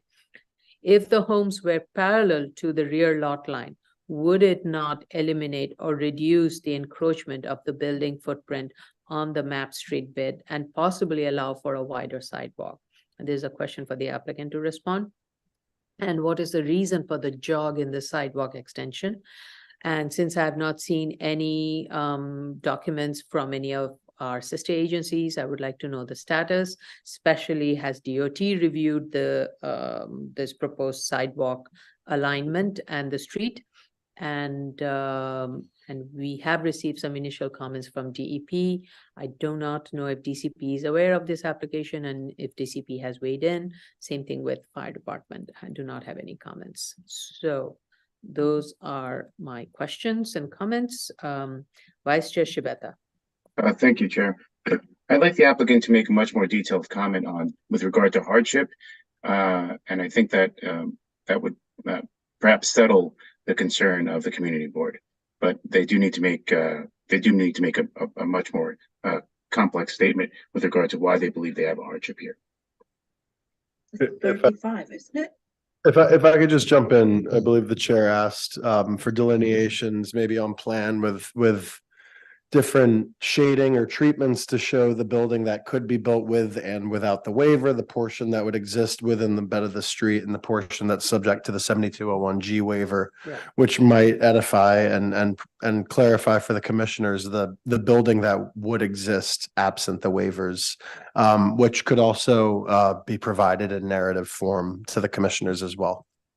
I mean, I do have to say the applicant is trying its best to accommodate the building in the most as of right way as possible, trying to maintain the rear yard, and it is not a, once you factor in the street bed, the depth of the buildable portion of the zoning lot narrows significantly, but I do think there is a way to minimize that, and the applicant has not gone through that exercise to justify that. So, thank you, Council. Commissioner Otley Brown. I have no additional questions. Okay. Commissioner Sheta, Thank you, Chair. Nothing further from me. Commissioner Yoon. I had similar questions to you. I think we need to have dimensions and an understanding of what the distance is between the front wall of the home and the mapped street line. We need to understand also where the neighbors' front walls are relative to the street line so that we understand there's kind of an even front yard or setback or street wall height. And I would be curious to know if the proposed houses are forward of their neighbors. Would you like a photographic streetscape? Yeah, It would be in plan view to yeah, it can be understand. planned. I think while that question can be asked, I do not see the merit of that. I'm trying to understand how that ties in with the ask, because they have to be, we're not waiving any of the underlying zoning regulations. Right. So this is not a neighborhood context study. I understand that's fair enough. It appears, well, so technically there was no site plan provided, just a subdivision plan, a lot area diagram and a survey. The only place where you could really see the proposed outline or footprint of the homes on the, along with the mapped street line was on the planting diagram. Mm. And so we need a site plan that clearly shows that so we can understand what the distance is, how much the building is encroaching past the street line, which is consistent with what the chair has asked. Okay, thank you. Yeah, and I don't, to answer your question yet another way, is none of the buildings that's been built, many of them are also new construction on both sides of the street. None of them are encroaching the sidewalk, like encroaching the map mapped width, sorry, width. mapped street width, Right. because they're much deeper. They're 100-foot deep lots, so they're able to set the building back quite a bit. I suppose this just goes back to the idea that we need a better sense of the hardship in order to understand why this would be. Yeah. Yeah, warranted. Thank you. Yeah. Thank you. Okay. Hold Last, on. yes. 2023-49A, 24 Ross Lane, Staten Island. All right, we received proof of service of initial filing and proof of hearing notice. Committee board has voted to approve this. This is an application for a GCL 36 to legalize this existing one-family home that is located on an unmapped street. Ross Lane is a city-owned record street, though not a mapped street, and it is an existing one-family detached home that was built in 1925. And it seems it was enlarged, however, it was not done properly, and therefore, in order to get the legalization approved, it needs a GCL 36. And as you may recall, this application was heard in tandem with another variance application because there was a common ownership, but we had established that at that time there was not a possible way to develop that site, and especially for this site, in order for it to be legalized, it would have had to require some kind of a waiver. So I think it's quite I'm okay with it. When I first saw it, I said, wait a minute, this site looks familiar. Yeah. I've seen it somewhere. So that question got raised. I don't think we need any sign off from any of the other agencies because it's just a legalization. And Ross, FDNY? yeah, and Ross Lane is it's a lane that runs about 1.5 block, and it provides access to several homes. We only need FDNY on this one, right? So we haven't received anything from FDNY. Yeah. Okay, Vice Chair Shibata. Thank you, Chair. Nothing further from me. Just waiting on FDNY. Okay, thank you. Commissioner Otley Brown. I have no additional questions. Okay, thank you. Commissioner Sheta. Thank you, Chair. I have no further comments. Okay, thank you. Commissioner Yoon. The only question I had was on the site plan that's provided, which I will pull up now. 1 second. Site plan, share. So, based on the photos and the satellite views from Google, the extent of Ross Lane ends where my cursor is, which is just kind of turnaround for a driveway to get to the house. But this site plan shows that Ross Lane as a record width of 20 feet continues and intersects with Berkeley Street. So I find this diagram confusing if that portion of Ross Lane is actually not improved. So some clarification from the applicant about the status of that portion of Ross Lane, and if it is unimproved, I think it needs to be shown graphically differently than the portion that is actually improved as Ross Lane. And there is a fence in the middle, it seems? It does seem, yes. Yeah, okay. So I think this diagram could just use a bit more clarification so it represents the actual conditions on the site. That's the only comment I had. And just for the board, the applicant could probably answer at hearing, but given that this appears to be fronting on a CCO street, whether it is or isn't, Mr. Dale can correct, why a proposed one-family dwelling on a CCO doesn't meet the qualifications of GCL 36-3, and whether it does not, if it does not, whether compliance with the statute would be a hardship, therefore.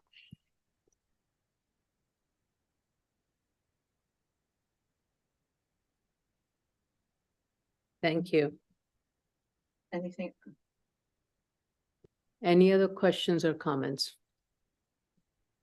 Okay, so this concludes the public review session for November 27th, 2023.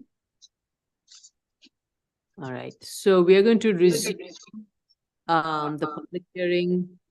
I know we have a what time is it now? It's 11:34. Do you want to on my take clock. and just hear the appeals case and then do a lunch? Excuse me? Because we represent DOB representative here. So we're just going to take a 10-minute break. Because it's an online, we want to make sure all the applicants team, everybody can get together and be ready. So we're going to take a 10-minute break. It's 11:35. So we'll be back at 11:45 and resume with public hearings, starting with the appeals case. And then take a more substantive break after the appeals Yes, case. after the appeals case, we're going to take a lunch break. So all the follow-up applicant team, please note that. Thank you.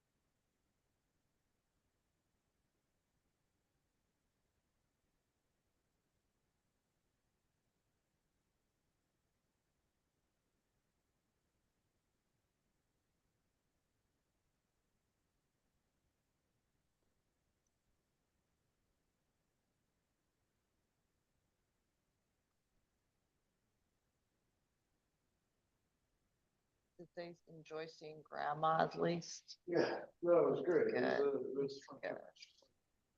And- Yeah, it's a lot of work.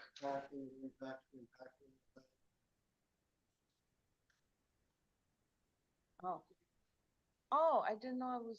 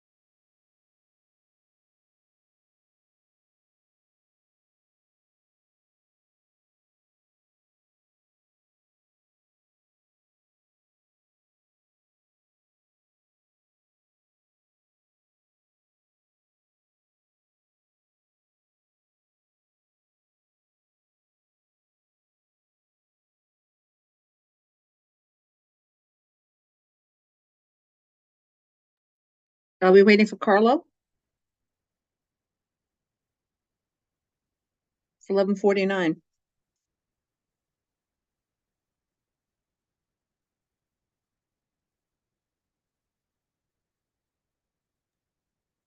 Okay, we ready? Yeah. 1 second.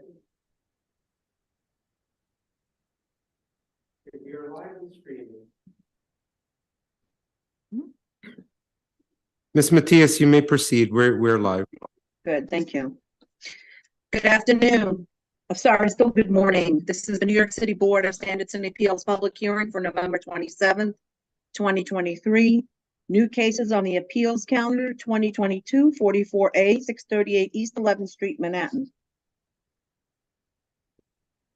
And we'll begin with the appellant. He's been admitted as a panelist. Okay. Good morning, everybody. Okay for me to speak now? Please state your name for the record. You do not have to be sworn in as this is an appeals case. Yep, thank you. So this is Stephen Barshav, Sive, Paget, and Rizal, representing the applicant.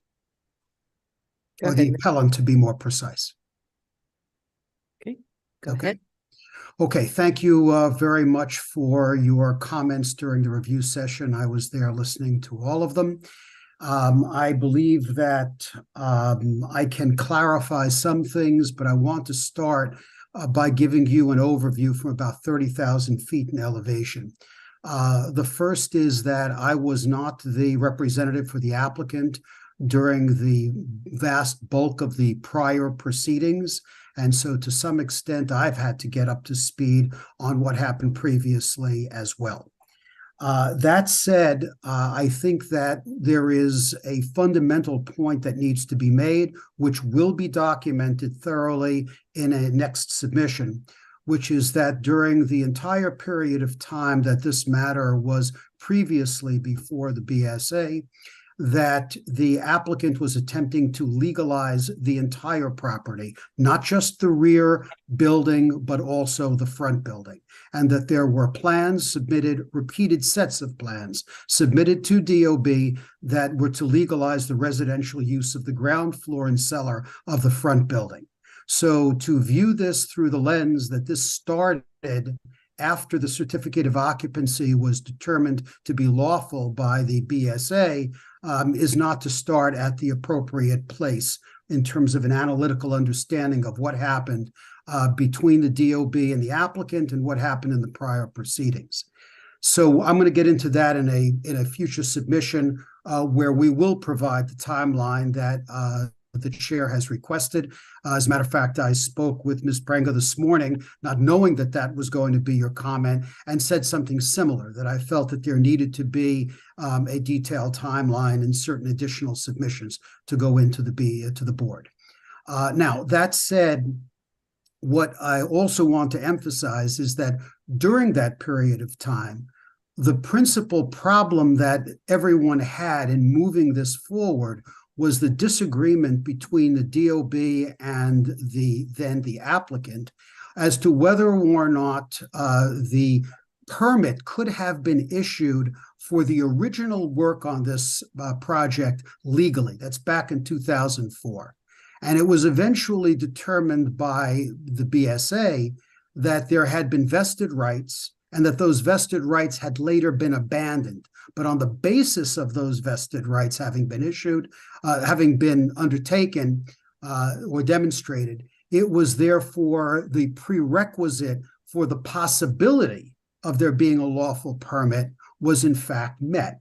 And so what the BSA did in the prior proceedings was to go along on that basis and make the determination that A, the certificate of occupancy for the front building was validly issued and the rear building was not validly issued, not because of anything to do with the initial permit submissions, but because of the abandonment of the community facility use in the rear. So the community facility use in the rear was deemed to have been abandoned. The vested right to it was deemed to have been abandoned. And it was on that basis that all of these things happened in terms of paperwork. what were all of these things happening, how this was going to get legalized. And there were two sets of problems. One was the abandonment of the community facility use in the rear building, and the second was the abandonment of the community facility use in the front building. And there were plans that were submitted to address both. Now, during that process, the DOB took the position that it could have issued the approval for those plans, which were initially proposed, I believe, back in 2011, but for the DOB's position that the certificate of occupancy had to be revoked. We were in a bit of a circle, as I understand it, during that period of time. And the circle got resolved by the BSA in 2018, but all of the submissions that had been made were submissions that were made for the DOB to approve amendments to the plans that gave rise to the 2004 permit. And in fact, that is the way this was processed regarding the rear building. And the sets of plans that went in for both the same way. It was only after 2018, not when the applicant proposed residential use legalization for the first time, but it was only after 2018 that all of a sudden Appendix G is raised. And so the idea that we can have a snapshot in time after the BSA decision is rendered legalizing the certificate of occupancy and not look backward is not taking into account the full set of facts.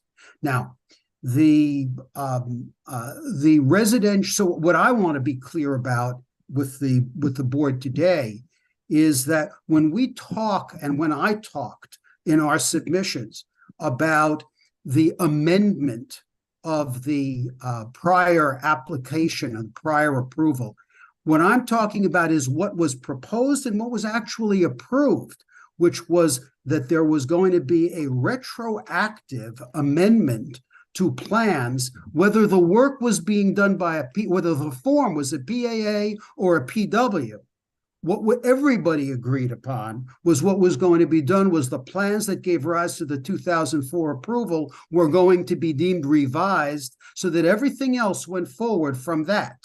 And that was all to be predating the change in the firm. As a matter of fact, the change in the firm was not something that anybody even focused on, even though residential use had been proposed for years during all of that and discussed in detail in multiple plan submissions. At no point during that entire process until after all of this had been concluded before the BSA did DOB for the first time raise any problem with the firm in terms of legalizing the residential use.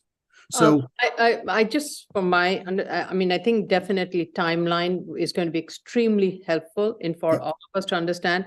And in your timeline, be very specific as to each of the asks that were being made and what was the condition. I do not care about the rear building. Please do not refer anything with regards to the rear building. It's only the front building because it muddles the water. I understand, Madam Discuss Chair. the front building.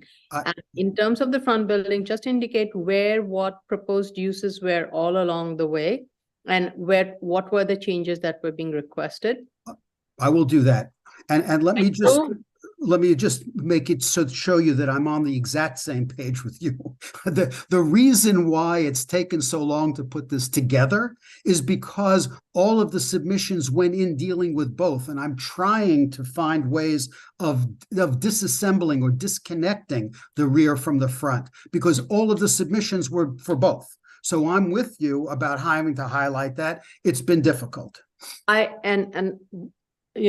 Good number of the commissioners were on the board at the time when it was last deliberated in 2018. And as I seem to recall, yes, we did see some plans which did have residential use in the as an existing. Actually, the way this came about was, yes, you're right, the focus was on rear, and this is the last time I'm going to mention that structure. Yes. After that, when DOB did do an inspection, they discovered that there was an illegal use of the the first floor and the cellar's floor in the front building. Yes. And that had to be corrected because there were other issues associated with it. That's right. And all of that had to be corrected. That's correct. When That's correct. DOB, in its discussion, at least as part of the BSA action, all the plans that we reviewed thereafter were the plans that were approved as part of the 2008 CO, which showed medical office spaces, both in the cellar and on the first floor of the front building, except for the lobby entrance. That's kind of how I seem to recall we ended the saga.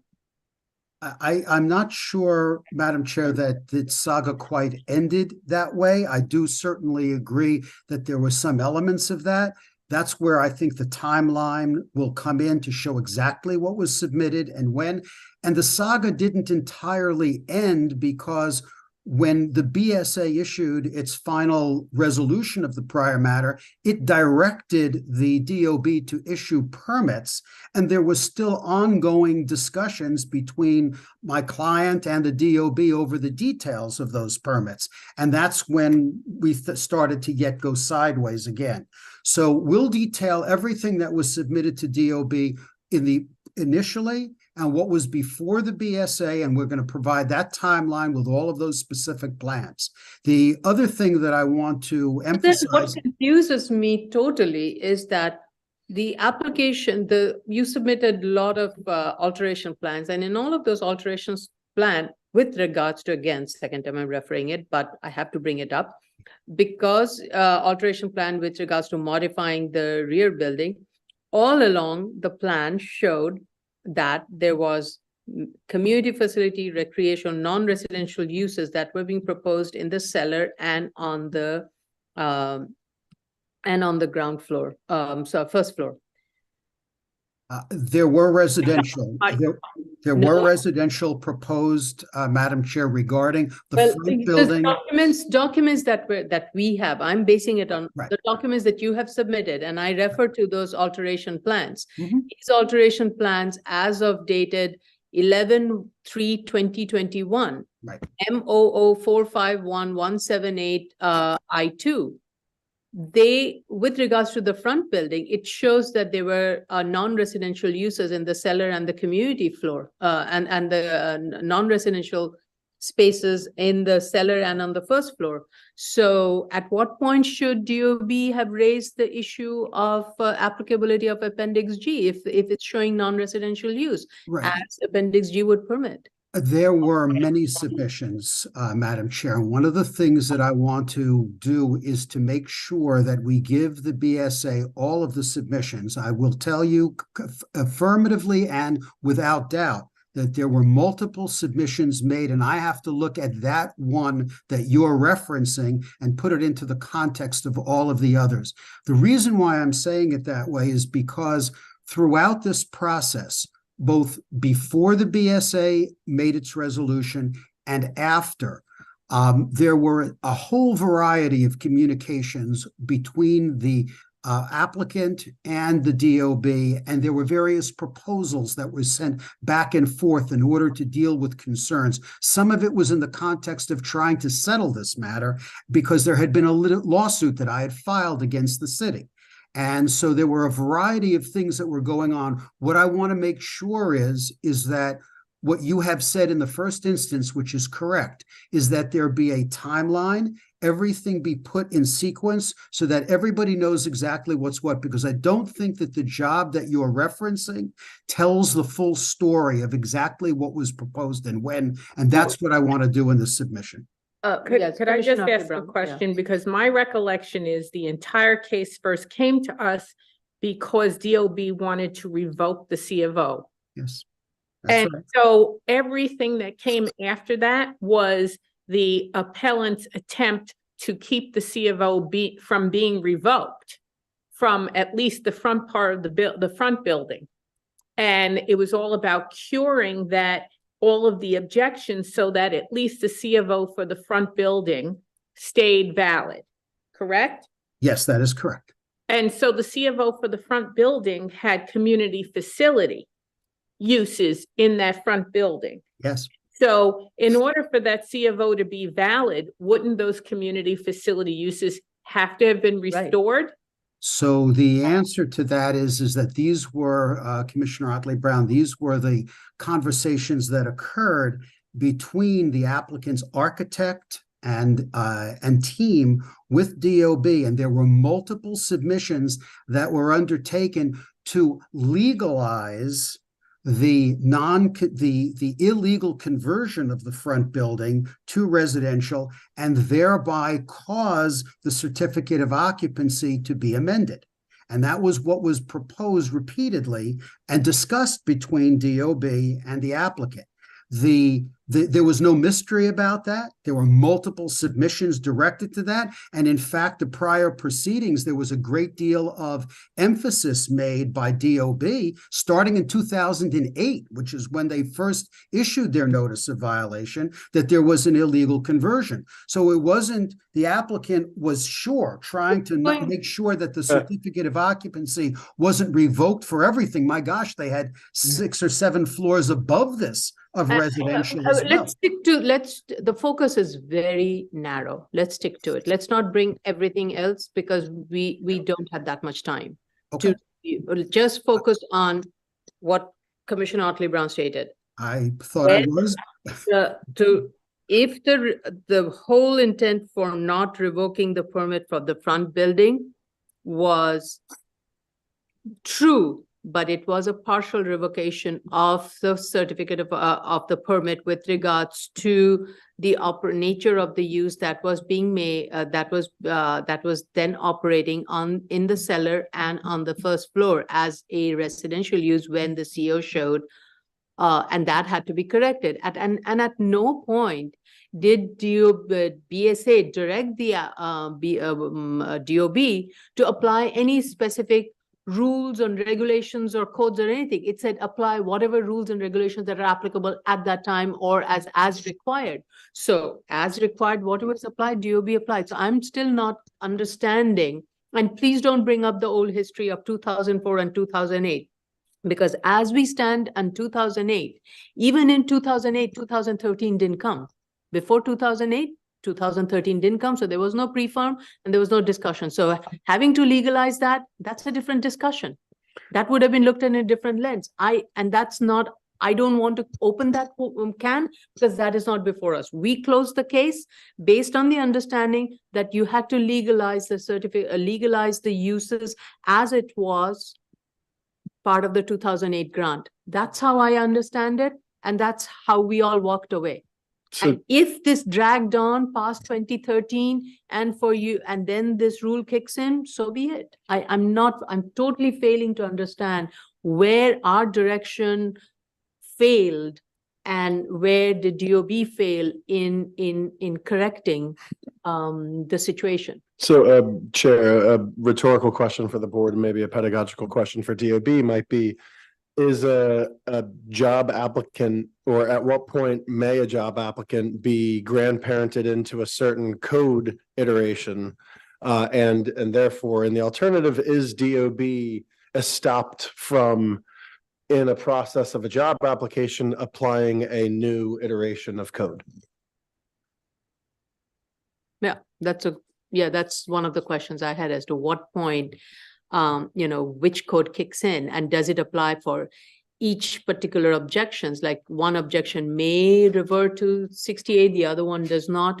And that's another clarification I would like. And that may help shed some light. PW1s, I believe PW1s, you may request review under what's called old code. It is only a request. DOB may not accept your request and may apply a 2008 code or 2014 code, or may accept your request and apply the 1968 code. But it is a request Something to be triggered. reviewed under old code. Right. And something gets triggered, would like to know what triggers it and when the new code kicks in.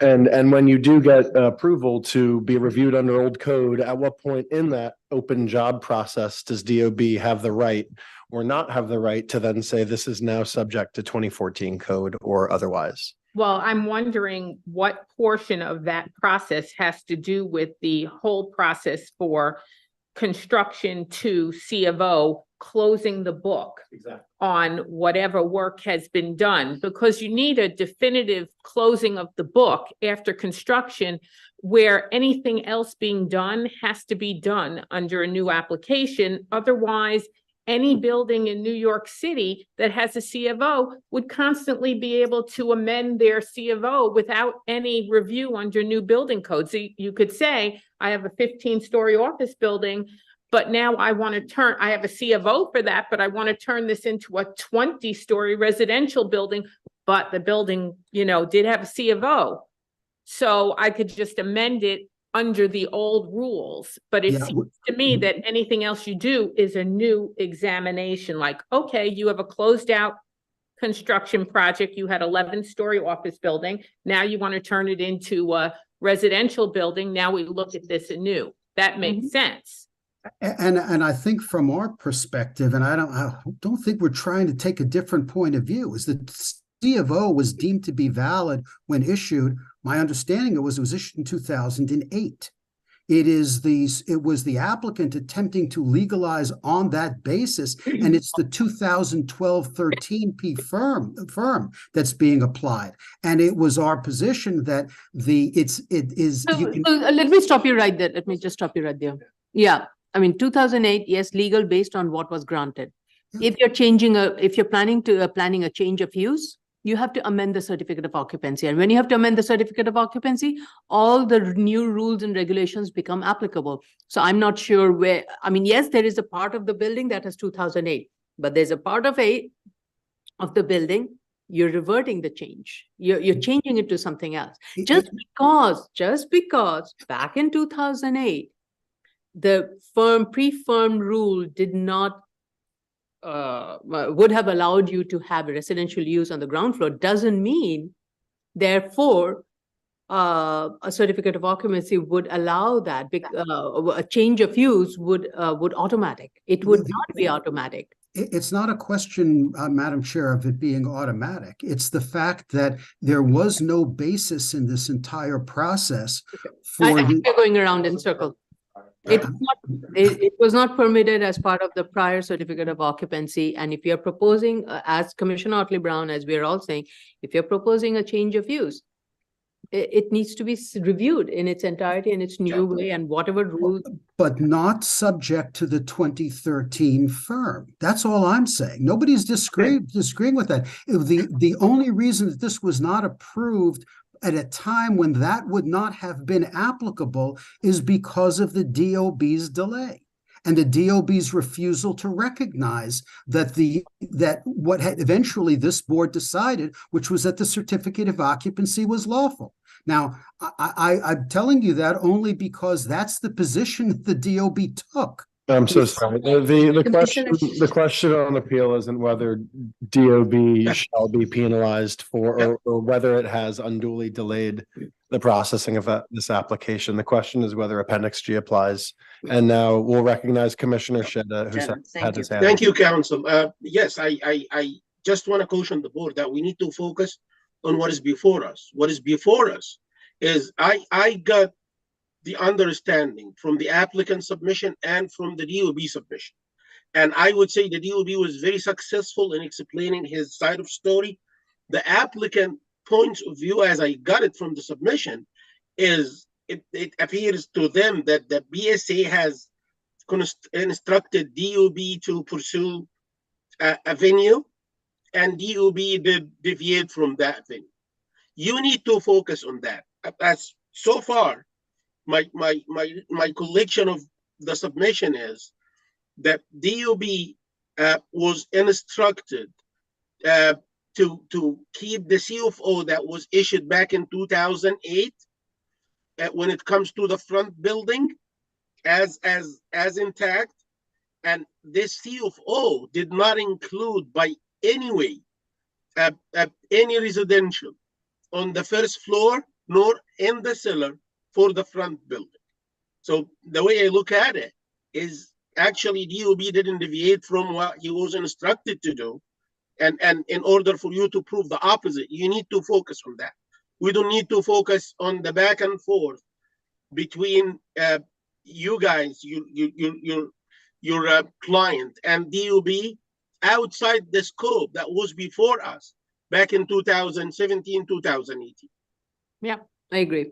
I think the 2017-18 onwards is what we need to look at. Yep. And whatever plan that was at that time before is what's the starting point. Or at least for the appellant, the board's position is that that is the starting point that the board's review is focusing on. Mhm. So if the appellant believes that the starting point is otherwise, that is a submission that should be narrative by the appellant. Thank you. I appreciate the guidance very much. Any other questions for Mr. Barshaw? If not, we have a representative from DOB. Okay, all right.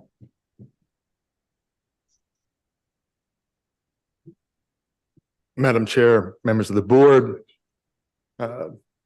council. Am I on? Can he be pulled? Yeah, I don't see him on the camera. Yeah, Yeah, now I see him. Okay. that's better. Yep. All right. Hey. Please state your name. The Yes, name of the record. James Schmitz, attorney for the New York City Department of Buildings. Before I get started, I just wanted to say how nice it is to appear in person. I have not done that in front of litigation context in about 4 years. I can't sing, I can't dance. My girlfriend says I'm not funny, so this is really my only chance to perform in front of the audience. I also wanted to compliment the board for the amount of thought they've already put into this matter. It's my first time here, and I'm actually very encouraged for any future visits that the board really has done a lot of work on this case. I believe Madam Chair referred to this as a saga at one point. I think that's exactly correct. This is a case with a lot of lore, with a lot of background, a lot of moving pieces. But I believe that the legal issues here, at least on this interpretive appeal, are very, very simple. I'm going to omit most of our background section that I prepared and just sort of get into the legal issues as I see them, right? The initial question that DOB was facing was a question of whether or not it was proper for the Department of Buildings to require Sky East to submit a new application rather than amending one of the earlier applications. For a moment, I'm gonna discuss that a little bit. I think that's kind of a side issue ultimately, but what I would say about that is that according to Administrative Code Section 104.3, once the department signs off on a job, it is too late to amend those construction documents. There's been a final inspection. It's been signed off. A certificate of occupancy is going to be issued very shortly. There is nothing at that point that you can do to change those documents. The work's been done, right? In 2019, the original 2004 job had been finished for 11 years. I believe Commissioner Otley Brown referred to, at what point do we have a sense of finality about a particular construction project, right? At what point do we know the construction project is so to speak, dead, right? That's from our point of view, that's the certificate of occupancy coming out. In other words, this job, the 2004 job, concluded on July 15th, 2008, when we did our final sign off and we issued that CO. And at the time of the 2019 application that we were talking about, after the board had issued its revised resolution in 2018, the 2004 job had been finished. There were no open approved jobs for Sky East to file for a PAA, right? You can't do a post-approval amendment unless something's been approved, and there hadn't been. And so therefore, the department correctly required Sky East to file a new application. With that said, and I don't want to put words in opposing counsel's mouth, but I think that Sky East's goal here is not simply to file paperwork, right? They want to do a residential conversion, which means that they need a permit, right? The administrative code requires that if you're going to do any kind of work that would amend the CO, there needs to be a permit. And Administrative Code 28-104.2.4 says that in order for the department to issue a permit, the submitted plans have to comply with all laws and regulations that are in effect at the time DOB issues that permit, right? So even if Sky East were somehow to revive that 2004 job or the 2011 job that they were initially sort of triggered our 2012 review that led to us coming to BSA, and or any of the other discussions that were going on, the permit would be new. The permit would issue after that 2013 P firm recalculation of the base flood elevation, which led to the recalculation of the design flood elevation and all the other things that I get into in my submission. And so for any new permit, which is ultimately what the Sky East desires here, the laws of the time of issuance would apply. I would also note that Sky East in its submission spends a fair amount of energy trying to interpret what this board really said, what it meant to say in the 2018 revised resolution. I think that trying to read that in a way that requires the Department of Buildings to approve the residential conversion, that requires us to approve it through a post-approval amendment, and that also somehow requires us to vary Appendix G, which legally we're not allowed to do. I think that does a fair amount of violence to the language of that resolution. I think it's wrong as to the text. I think it's wrong as to the facts as they stood at the time it was issued. And I also think it's wrong in terms of what the BSA is legally authorized to do. No offense to the board. As far as the text goes, the resolution instructs Sky East to submit plans that bring the premises into, quote, full compliance with the building code. It doesn't say with respect to the 1968 code or with respect to the 2008 code. It simply says the building code. And I think the most sensible and intuitive way to understand that is the building code in effect at that time, which is the 2014 code, which had the Appendix G changes that have caused such a problem here. Second, the text of the revised resolution instructs DOB to issue permits for, quote, all necessary work, end quote, to, quote, cure existing objections. And the way I interpret the reference to objections are the audit objections that DOB had filed as part of its ongoing discussion of that 2011 job. And some of those audit objections related to the fact that Sky East had sort of jumped the gun a little bit. There were already residential apartments on the cellar and the first floor, which were causing all kinds of zoning problems. This is in my submission. This is Exhibit E. I think there were a total of like 6 of those objections. And in 2014, I understand that discussions might have gone forward, but like Mr. Barshoff, I'm new to this case. I don't have a full knowledge of the saga. So if there's something that came along later on, I'm also looking forward to seeing his timeline. But at least as of 2014, the understanding between the parties was that Sky East would return the cellar and the first floor to medical office use. It did take them a number of years to actually finally get those tenants out, but that did happen, I believe, in October of 2017. So when the board issued its revised resolution talking about existing objections, the business about the illegal conversion had already been taken care of, at least as far as everyone understood.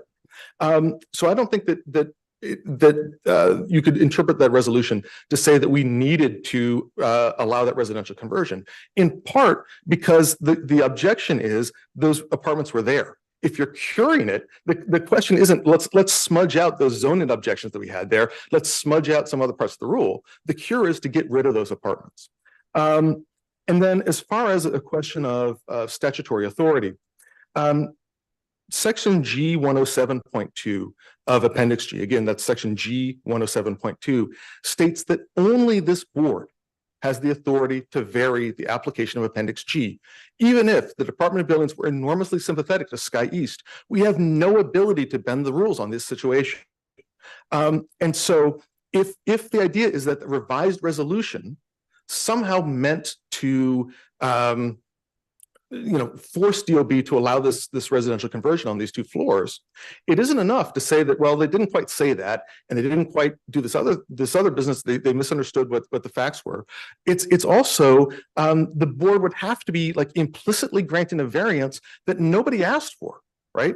We didn't ask for it in the CO revocation. Sky East didn't ask for it in their vested rights application. So where does this variance of this provision come from? Lastly, I think the Sky East has a number of arguments about how the Department of Buildings maybe led them on in their characterization or treated them unfairly. We naturally disagree with how that's characterized. But we also think that doesn't really have a place in interpretive appeals. It's a question of whether or not. Yes, and thank you for bringing that up. I want that to be on the record. How DOB negotiates and works with the applicant is not what this board is here to discuss or review. It is just on the objection applicability appendix G and whether that objection that was issued by DOB is valid or not. That's the only thing that we care about. This board won't be I'm not entertaining gonna any judge your allegations opinion, regarding the not- timeliness of DOB's review. Yeah. Right. Thank you. And I guess from our point of view, the relevant sections of the administrative code and the building code are not the least bit ambiguous. As far as submitting a post-approval amendment for a job that was signed off 11 years ago, code says you can't do that. Code says you need to put in a new application.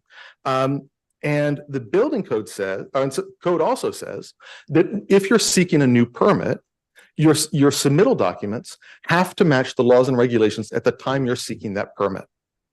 By 2019, when they were seeking that permit, it's already too late. And the other thing is that even if it turns out that Appendix G, for some reason, some equitable reason, shouldn't apply to this property, the Department of Buildings has no authority to put its thumb on the scale. And for that reason, I respectfully submit that this interpretive appeal should be denied.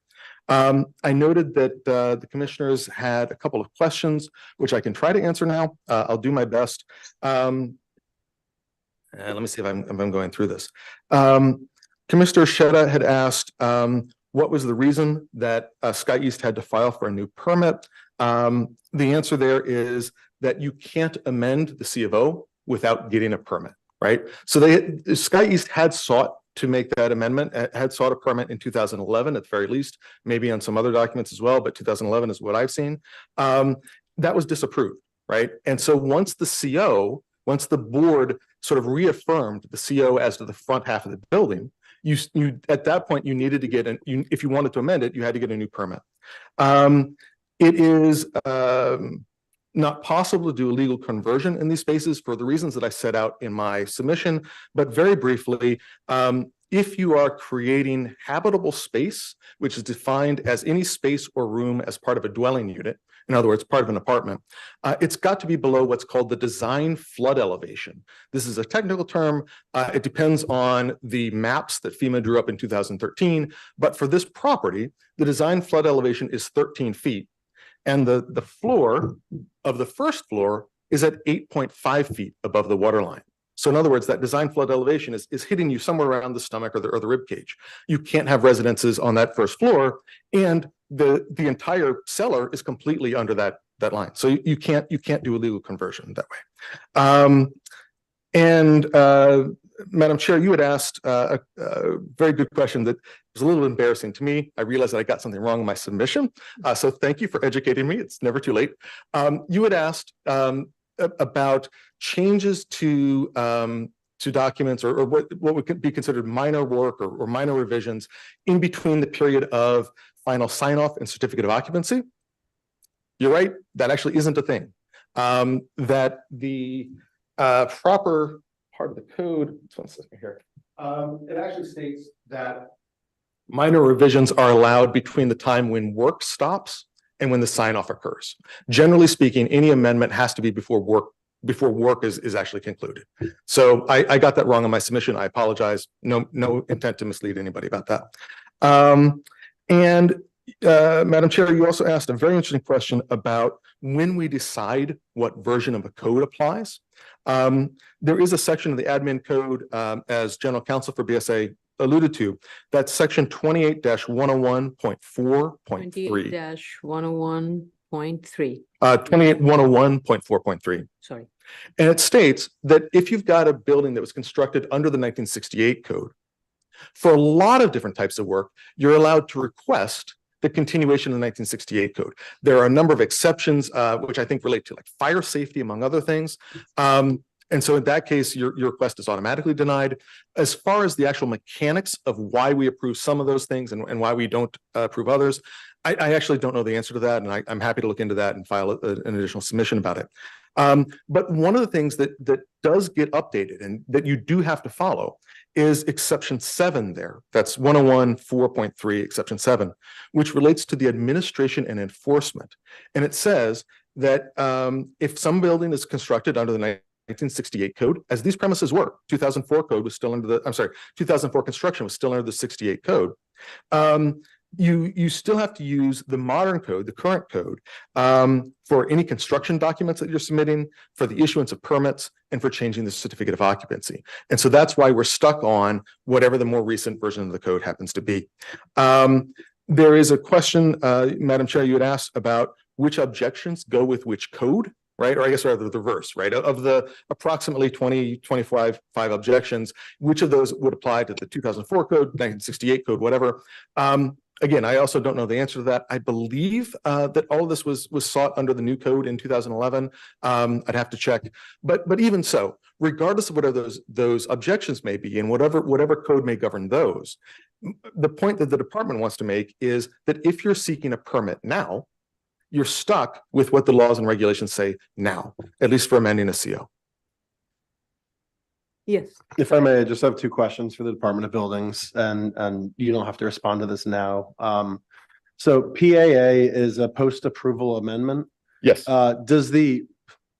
What does the word approval mean in post-approval amendment? Does the approval relate to the job application approval or the certificate of occupancy? And is there a time at which that approval is solidified such that a post-approval amendment can't be issued?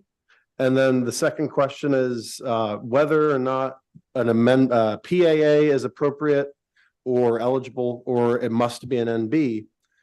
Is DOB ever stuck with the code that is reviewed upon, that is granted review upon in the initial filing? Do subsequent filings ever trigger subsequent PAAs to that initial approval and review ever change the code to which the initial job is approved under? I don't know the answer to the second question. Yeah. That's a very deep question, and I'll look into that. That's very good. I'm going to take a stab at answering that first question about what the approval in a post-approval amendment means. And again, this is a rough answer. I look forward to my colleagues gently chiding me that I've made a mistake. My understanding is that as part of a job application, you submit plans. The plans go through review. And once they've been adequately reviewed by people on our technical affairs staff and the other various departments, they are then approved. And so that's the approved plans. And that is essentially, I'm speaking colloquially, that's like the recipe, the Lego instructions of how you're going to build this building. And if you want to change those Lego instructions or change that recipe, then you would need to do a post-approval amendment. The point where it becomes too late to do so is the point that I had alluded to earlier, where once work is basically stopped and you're waiting for a sign off, generally speaking, it's too late to do a PAA there. Again, I'll try to address that in a written So submission. just so so it seems it's all related to the construction, the structure. It's not, is it also PAA for change of use? Let's say I have submitted a plan, and in the plan I'd initially said, oh, I'm going to have on the first floor and the second floor, I'm going to have community facility use, but I've changed my mind. I'm going to actually change the second floor to residential. Is that also done through PAA? Yes. As long as it's But, yeah. before C of O. Right. So As long as it's you're before still C a of O. work in progress. Right. It's a work in right, progress. right. But if a TCO was granted for that floor, let's say, Mhm. on the second floor, the TCO was granted, which says it's a community facility, would then PAA be still be valid, or could you have done through a CO?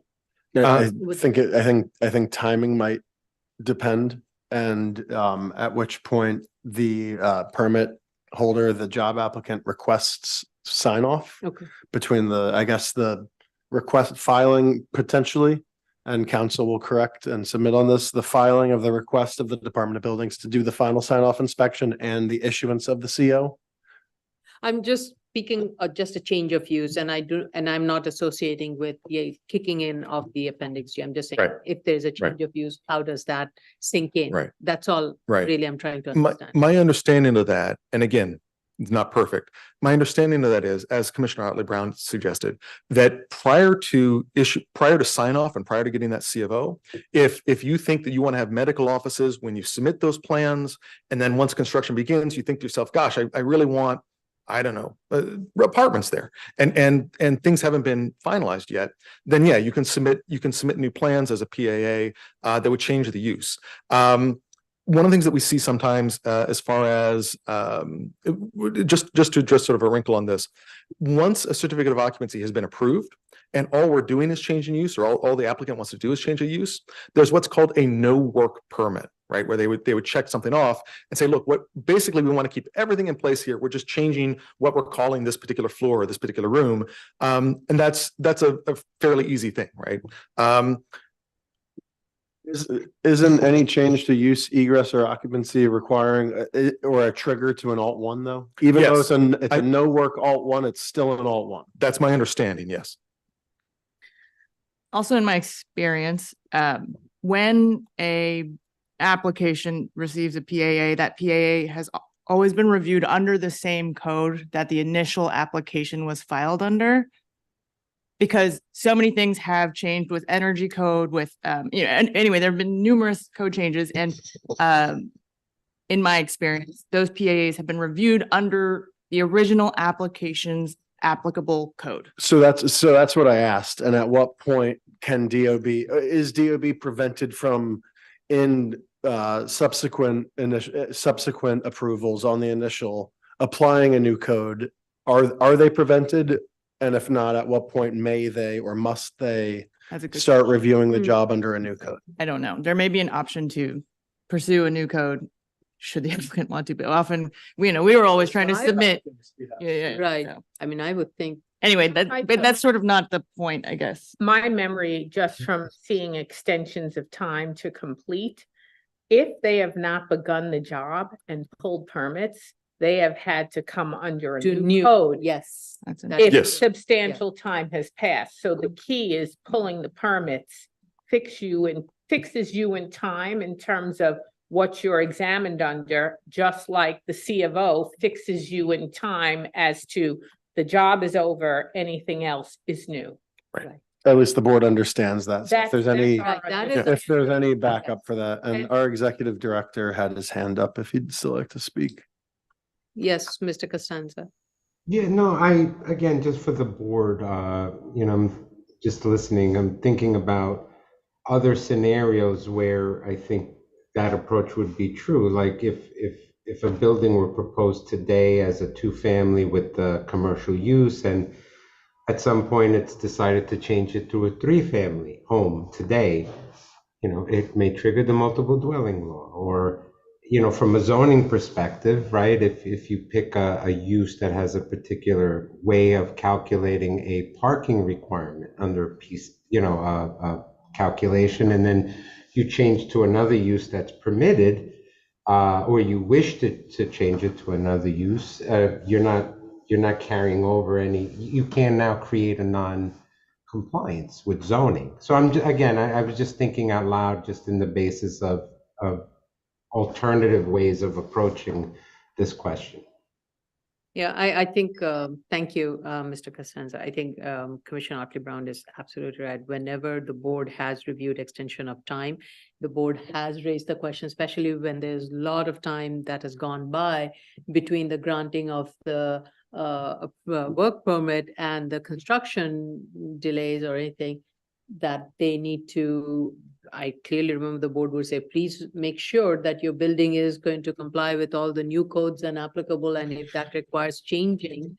And we have had cases that they came back, they had to revise because it was a variance, they came back and we had to change the variance site plan because the new condition triggered certain situations where it was encroaching further into the grant of the variance, and we had to revert those. And Chair, we've even had to, by letter administratively, modify our approvals to recognize new job numbers because DOB wouldn't Exactly. allow that old job number to carry on. Right. So I think that is pretty consistent in terms of the way this board has reviewed cases where board had granted special permits or variances and needed extension of time. So, but I think if you could further just clarify that for the record, that would Sure. be very helpful in terms of how DOB operates and Okay. applies this rule would be helpful. By all means. Yes,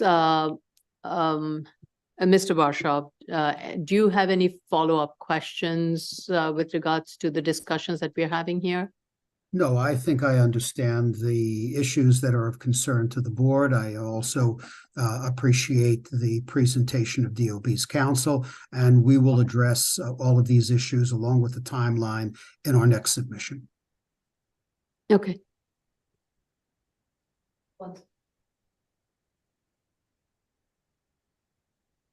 Okay, all right. So what I need to know, are there any other questions for Mr. Barshaw and for Mr. Schmidt? Schmitz. Schmidt, okay, sorry. Any other questions from the commissioners? Because if not, I'll go to the public. Do we Oh, have to go to- could I just also Sure. say, it might be helpful for you to tell us, let's say, ignore history of this, but the appellant had gone to DOB in 2009 and said, after C of O, I want to turn this into residential. I assume, but you'll let us know for sure, that DOB would have said the same thing they're saying now. It must be examined under a new application. However, the only difference being there wasn't a new firm map, and so therefore Appendix G would not have been kicked in I'm getting to lost. their review. I'm getting slightly lost in those hypotheticals, but if I'm understanding, 2008 CO is still in force, right? Yeah, They come to us in 2009, they want to do a residential conversion, yeah, right? So what would happen is they can't do a post-approval amendment because the Right. CO has already been Has to issued. be a new right. application. There would have to be a new application, which is very similar to what they did in 2011, right? That's, I think, basically exactly what they did in 2011. The difficulty is that when we get a new application, we've got to review it. And the application that we received in 2011, and again, assuming that carries to that hypothetical you raised in 2009, there were a number of those audit objections that needed to be resolved. Right. In particular, there were already some residential uses, even as far back as like December 2008. There was already residential use documented on those two floors. Right. And that triggers, by the way, this is a complicated issue that I am very grateful I didn't have to put in my submission, because the reason it seems like the reason there were those community facilities there is that it was a zoning bonus. Right. You get extra floor area ratio. And suddenly, if you turn those back into apartments, then all the zoning calculations on that building go out of whack. And that is, to use the technical term, and that is some of what we raised in our objections from the 2011 job.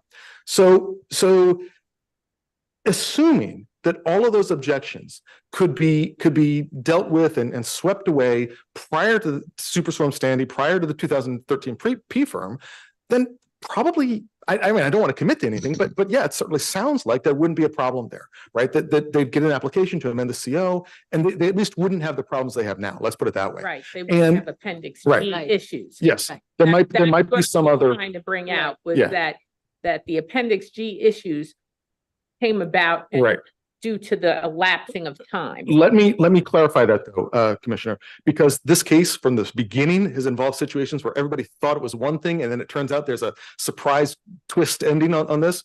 So far as I know, this aspect of Appendix G would make an issue. There may be some other part of Appendix G that'll be a problem, some other part of the administrative code that'll be a problem, but the exact situation we have here now, as you describe it, changing that timeline, this wouldn't happen. We'd be probably arguing about something else. Right. And our executive director has his hand up again. Yes. Yeah. Go ahead, Mr. Madam Kazansky. Chair, thank you. And I think, and I don't want to speak for Commissioner Ali Brown, but I appreciate the council's response. But I think there was a question in there that Commissioner Brown was alluding to. Correct me if I'm wrong, Commissioner Ali Brown, but it also comes down to a question of grandfathering investing, right? I mean, permits in of themselves doesn't necessarily equate to vesting or grandfathering in if it's not substantially, the construction is not completed or whatever needs to be finalized is achieved. I think what I was trying to say was that the process of requiring a new application would have been the same back in 2011. Mhm. It's just that it would not have triggered the firm map required Appendix G requirements. Correct. That's my understanding. That's what I was trying to say, is that policy of post C of O, new look, new application has Mhm. always been in place. Yes. Well, thank you, Commissioner Brown. I'm sorry, I didn't mean to try to intervene there. I saw that you were on. I wanted to make sure that your point was made. Thank you. Yes, I think that is very, I would though suggest that in your submission, you do all these questions that are being raised. I would say mention those and clarify those. Yes, and Madam Chair, just for the applicant and DOB counsel, this video is live on YouTube and available on the BSA channel, and we will have a link on our website in the public hearing section, hopefully by tomorrow afternoon. So you obviously there was a lot of discussion, and it'd be helpful to listen back. Okay, all right. Okay. Let me go into the public. Yeah, we have to go to the public. Okay, and then you set a schedule. Okay. Yeah, we need to set a schedule. So the case that we're currently discussing is 2022 44A 638 East 11th Street, Brooklyn. Should you wish to discuss, please dial 646-558-8656 or a toll-free number, which is 888-475, excuse me, 475-4499. At the prompt, you will enter webinar ID number 832-8618-7564 and press the pound sign. At the next prompt, you will press the pound sign only. Once you're permitted in, press star 9 to raise your hand, star 6 to unmute if you're calling in on the phone. And if you're in the Zoom room already, please raise your Zoom hand, which is the little hand at the bottom of your screen. Once you are recognized, you will have 3 minutes in which to discuss. Okay, so while we're waiting for public to call in, Mr. Barshaw and for DOB, we need to put together a timeline of responses. And so first of all, the submission has to come from Mr. Barshaw. You need to put together a submission, and my understanding that would then will be submitted. It will go to DOB. DOB will make its response, and then would you want to have a cert reply on that? And based on that, and if DOB wants a cert reply, I don't know, can you do a cert to a cert? I don't think so. Where is my counsel? Okay. Based on that, we need to put together a timeline. So how much time, let's start with first with Mr. Barshaw. How much time would you need to put together a response to the comments that have been raised and all the submissions that we have required you to submit? I think, given where we are, I would think that 3 weeks would be appropriate on our end. I think you need more than that. Okay. Because just putting, as you yourself said, you're becoming familiar with the information. There's a lot of history and timeline. If that timeline is not thorough, and I do not want board's time to be taken by saying, oh, by the way, we discovered this other plan. I understand. Please do not do that, because it is only going to backfire. Just do a very thorough submission of the timelines and the applicability of the rule, again, going forward, as we said, from 2018 onwards. And in terms of where we stand. Please take your time. And even if you submit it in 3 weeks, I mean, we're getting into holidays and other things. So I just want to be very mindful of it. And we are not going to hear this case Definitely not in December, definitely not in January. Okay, so then it would seem to make sense, perhaps that since 30 days from now would fall out right between the holidays, perhaps it would make more sense for this to be 45 days submission from our end. Okay, 45 days, okay, from today. Yes. All right. How much time would you need? To respond? Yes, after 45 days. So we are getting into end of December. Right, right. Well, I don't know. I don't know everything they're going to be submitting, but maybe 30 days to respond. I don't know. 30 I don't know days, the amount of the material. Okay. And then I think 2 weeks for a SIR reply would be sufficient, Madam Chairperson. Okay. And Chair, to answer your question, we generally don't do a SIR reply to the SIR reply. We just Right. end it with the SIR reply. We don't. Okay. All right. There's no SIR to a SIR. We don't do a SIR to a SIR. Okay. All right. And we'll manage a briefing schedule offline. Sure. That's amenable to both parties. Yeah. Yeah. As I'm well as our wondering whether or calendar. not there might be like holidays in January or something like President's Day or something like that we're inadvertently agreeing to. Yeah. I'm sorry, MLK Day.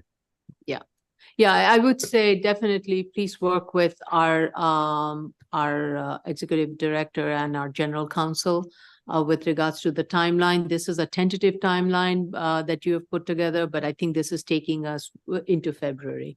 Okay. We are looking at end of February kind of thing. And just for the record, there's a companion case to be heard next 2022-43-A that will be calendared similarly. Right. My understanding is that these submissions are for the interpretive appeal only, and that. That's correct. Right, okay, fair Right. enough. Right. That is correct, Ms. Marcel. Right. And I don't think we are going to review your submissions, though you should respond to the notice of comments. We are not going to deliberate on it. If that's the Can I case, call- Madam Chair, that We got to call the case though, don't we do it, Chase? Oh, sorry. Yes. Oh, I'm sorry. We can't speak about it unless we call it. Oops, I'm sorry. I am sorry. My bad. Strike it. Yes, please remove it from the record. Okay.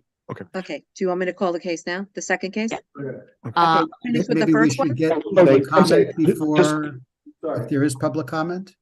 There is no, But no, we're not discussing, hold on, we're not hold on. discussing the notice of Let's drop comment. the appeals case. Let's not closing, like, let's end the appeals case. okay. yesterday. That's what I meant. Thank you, DOB. Okay. Okay. Do you, members of DOB the had a commission? question. Yeah, I just have one question. We were talking about the deadlines for Mr. Barshav's responses and then our reply. We didn't actually specify the timeline for us, but are you okay with, in principle, with the same time? 4 weeks, 4 weeks, and then 2 weeks. 4 weeks for a reply, 4 weeks for a reply, 4 weeks for Mr. Barshav's. So 45 days. He requested 45. Okay, 45 5 days, and then 45 days for DOB, and then 2 weeks for a reply. Okay. Okay. And just again, note for both the applicant and DOB, we will be reaching out within a couple of days just to confirm dates, hard dates. Sure. And staff will be reaching out to both parties.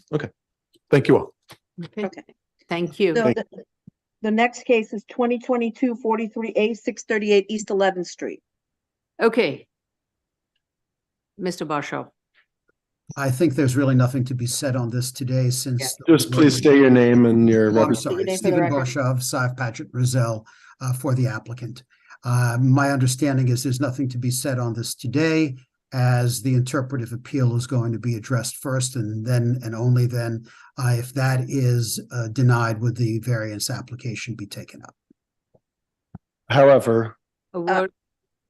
Doesn't he have to submit his response or comments to? you want him to respond to the notice of comments because Yeah. we do have a matter on our calendar That- that is not being prosecuted. So to the extent that you'd like. Right, I would request the please same do amount of, prosecute This in the alternative as to the effect. To the effect that your appeal is not successful, you do have an active case on our calendar seeking a variance of Appendix G. So please do respond to the notice of comments. yes. The board will not use your papers against you in the appeal to say that an admission has been made in this variance, but please, do respond to the notice of comments. So in the event the appeal is unsuccessful, we're ready to go at hearing on your variance application. That's not a problem. I didn't mean to, by saying we didn't have anything further to say, to not intimate that we weren't going to respond to comments or that we shouldn't schedule. I just wasn't going to address things substantively today. That's all. And I am happy to have the same amount of time, and we'll make concurrent submissions in both matters in 45 days. Right. Thank you. Public? You want to Uh, go to the public on this? yeah, Okay. I know, it throws you off. The case we are currently discussing is 2022-43A, 638 East 11th Street. Should you wish to comment, dial 646-558-8656 or our toll-free number 888-475-4499. At the prompt, you will enter the webinar ID number 832-8618-7564 and press the pound sign. At the next prompt, you will press the pound sign only. Once you're permitted in, press *9 to raise your hand, *6 to unmute if you are calling in on the phone to be able to speak. And if you're in the Zoom room already, please raise your Zoom hand, which is the little hand at the bottom of your screen.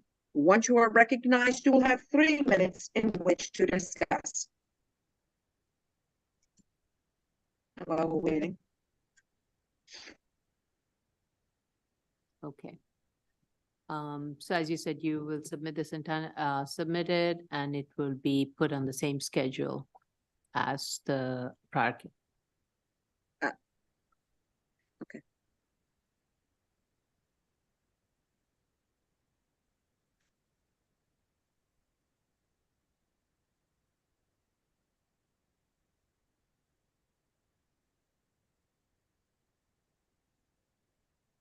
I think you heard what we said at the review session, Mr. Barshaw. Yes, I did. It's what you're asking is from what Commissioner Sheta said and what some of the other board members said. It's almost it is a difficult one for you, and I'm not sure where it will land. I appreciate the input. I heard the comments and the concerns. I also particularly heard the comments about the technical requirements as opposed to the hardship and the financial requirements. We will address all of those issues. So I was listening quite carefully.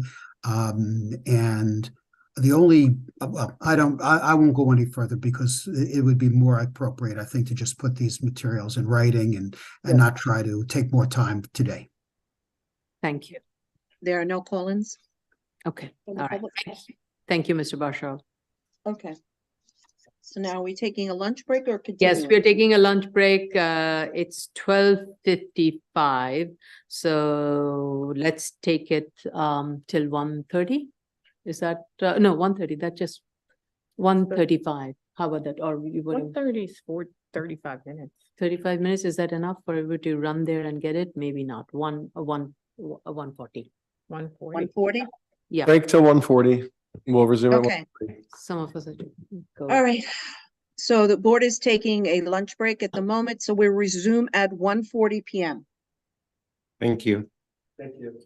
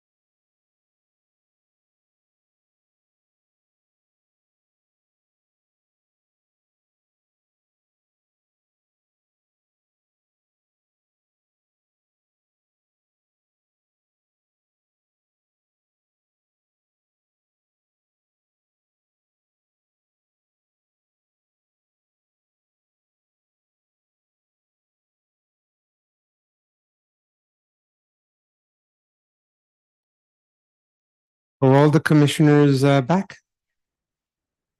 Okay, so we can proceed.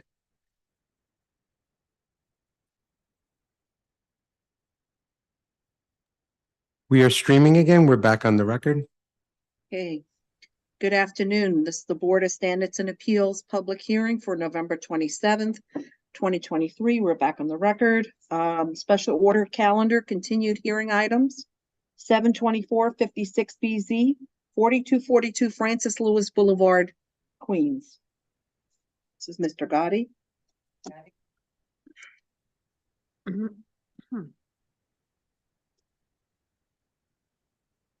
No, I can't love Ms. Hey, Shampa, can you turn your camera on? Oh, sorry.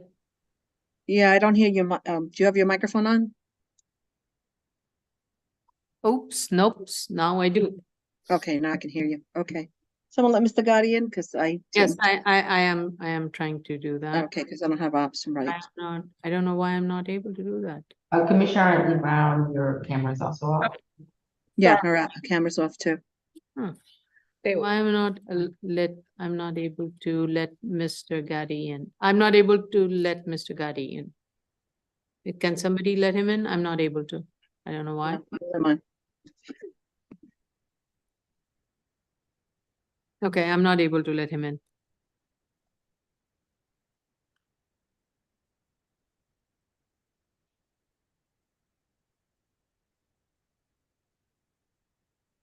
Okay. Is he in? Mm-hmm. Is Yeah. he? Yep. Okay.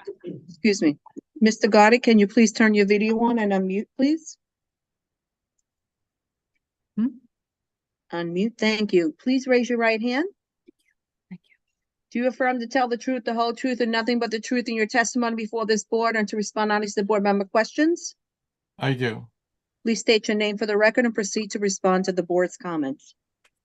Hey, my name is William Gaddy. I'm an architect, and I heard the comments in the earlier session, and I'd like to share my screen so I could show you the documents that was submitted and review it with you, if I may.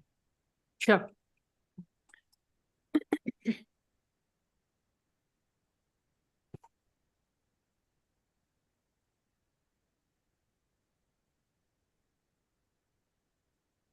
So this is the property in question, 4242 Francis Lewis Boulevard.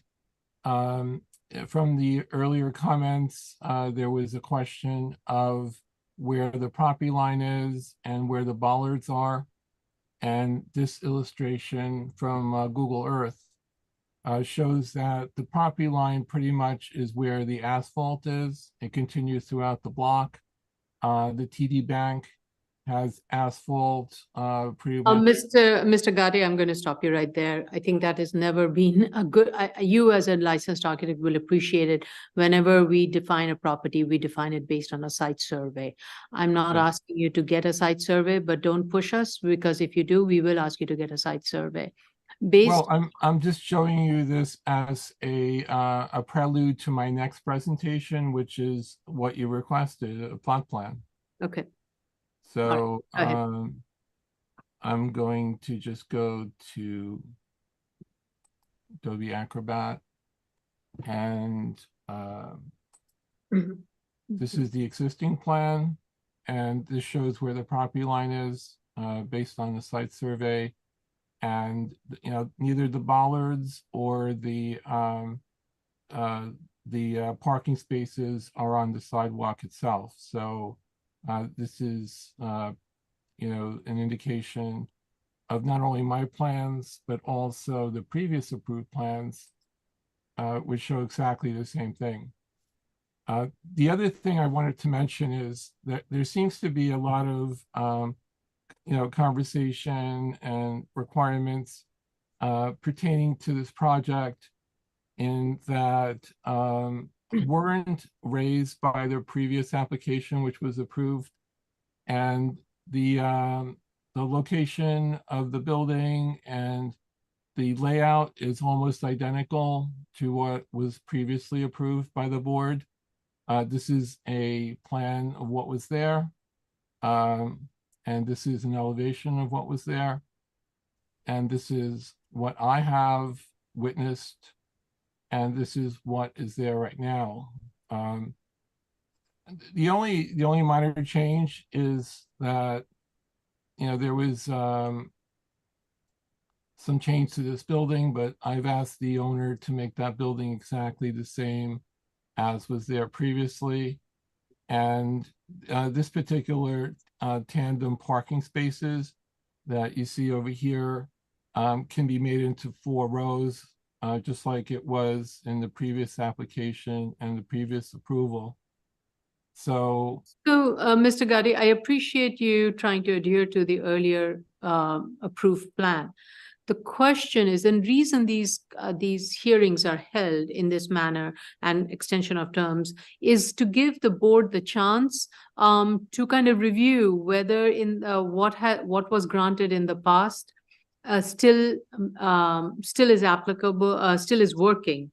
And if there were any conditions associated with it, those conditions were tied to the condition or the situation at that time. And it is always the board's right and authority to review these cases not just based on what was submitted historically and the conditions, but what may be necessary based on the changing conditions that whether this use is operating in a manner that is compatible and consistent with the context.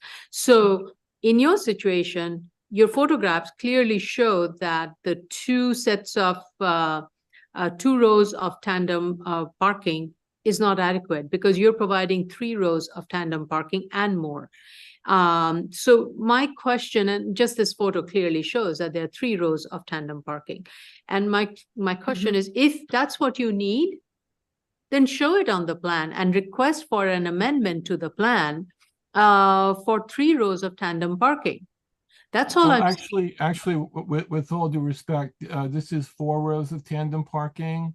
And I'm showing 4 rows of tandem parking on the plan. So this is consistent with the plans.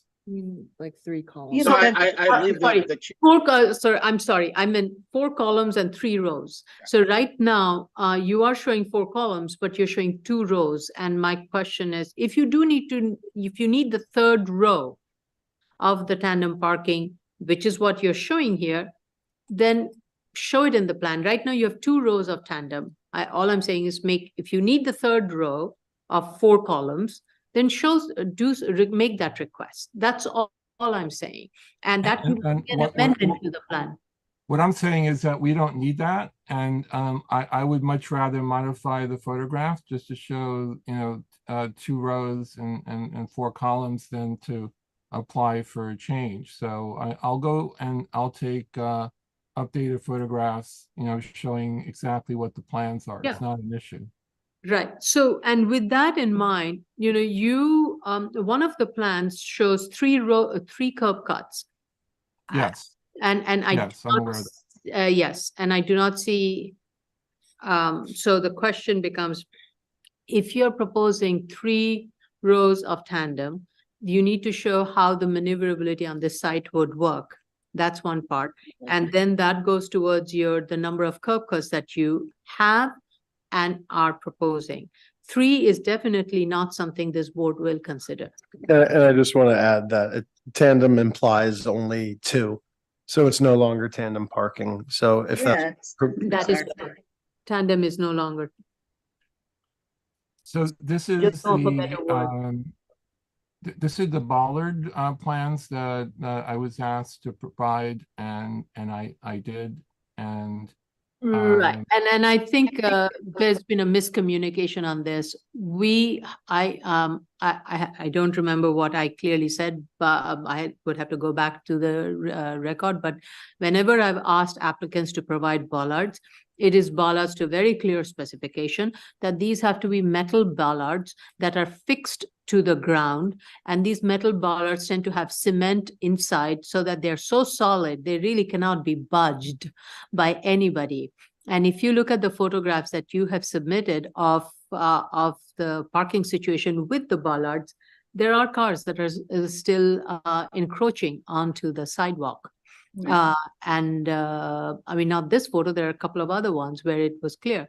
So it is definitely a concern that this board has, that these, like you can see this bollard, a portion of the bollard that was there on the other side of the inn has been moved somewhere else, because in the previous photo there was another bollard there which is no longer there. So things have been moved around, and it is being moved around even as we speak. So the intent of these bollards is to basically notify everybody, the driver, the customer, your employee, everybody, as to what is the boundary of this property, and therefore to what extent the parking can be located. And with that in mind, your striping is not even aligned, so the striping would need to be revised. so I want to address the 3 curb cuts that you mentioned earlier. Yeah. The 3 curb cuts itself are pre-existing, and according to the owner, they have curb cut permits for these. So they're not something that my client, created and put on the site. So, but anyway, the maneuverability plan, which you requested, shows that you can go in or you can go out from this curb cut, and you can go in and go out from this curb cut as well. So there is more flexibility in the arrangement, but this curb cut over here on the left is not being used right now. I think that the previous owner had kept this here because they had a different maneuverability. But, okay, thank you for the explanation. So what typically this board would require to do, and what you should do, is this curb cut needs to be removed, and for that you need to file a plan to the builder, to DOB, for a builder's pavement plan, and revert it back. Even though I understand your property owner, your client may have inherited it, but the fact that it's not being used and needed, it needs to be closed up. With regards to the maneuverability plan, this is not, I understand probably you have, in your submissions, in prior submissions, you may not have had to show a maneuverability plan. We will send you a sample as to what we mean by maneuverability. It's not just in and out from the street. It is also how the vehicles are going to be moved around within the site, because keep it in mind, doesn't matter how many rows of parking spaces you're providing. All the maneuverability within the space, when you have your vehicles parked on one of those tandem spots, you have to move some cars to get to one and bring it back. And all of that has to be done within the site. So we are looking for how you're able to contain all your operational maneuverability within the site and not have to encroach onto the sidewalk or affect or back up into the vehicular traffic, because I'm one of the concern always when board reviews this is that it does not result in creating traffic backups on traffic or pedestrian conflict. And so that is what we are looking at, and that all your maneuverability has to be contained within. So whenever you're moving cars in and out of these different parking spots, it has to be all contained within the spot. So that's why I said, if you are thinking of adding more parking spaces, another row of parking spaces, you then have to show that with those, and with that third row, you still can contain all of that and your maneuverability within the site. Okay, my client has no intent of adding more spaces. He's, I discussed the case with him, after the closed hearing this morning. And he asked me to mention this, that if he does close up his, parking with bollards and his cars can't go on the sidewalk, he's perfectly willing to do that, but you're gonna create another issue, which is cars not related to his business are going to be parking on the sidewalk. That was his concern. But if the board has any recommendations of ways of preventing that, that would be great, because this happens to be a very wide sidewalk. Okay, so when you said his concern is others will, so Not related to his business. Yeah, but how is that related to the site? I mean, if you keep the curb cut or remove the curb cut, how is that related to inviting others to park on the sidewalk? I thought removing the curb cut. According to his concern is people from TD Bank and from PC Richards, which are two properties next door, which have curb cuts, and there's no parking at some of those sites. They'll park on the sidewalk. But listen, I think that the argument could be made that other people parking on the sidewalk is none of his concern, as long as he doesn't park on the sidewalk. So I'm going to.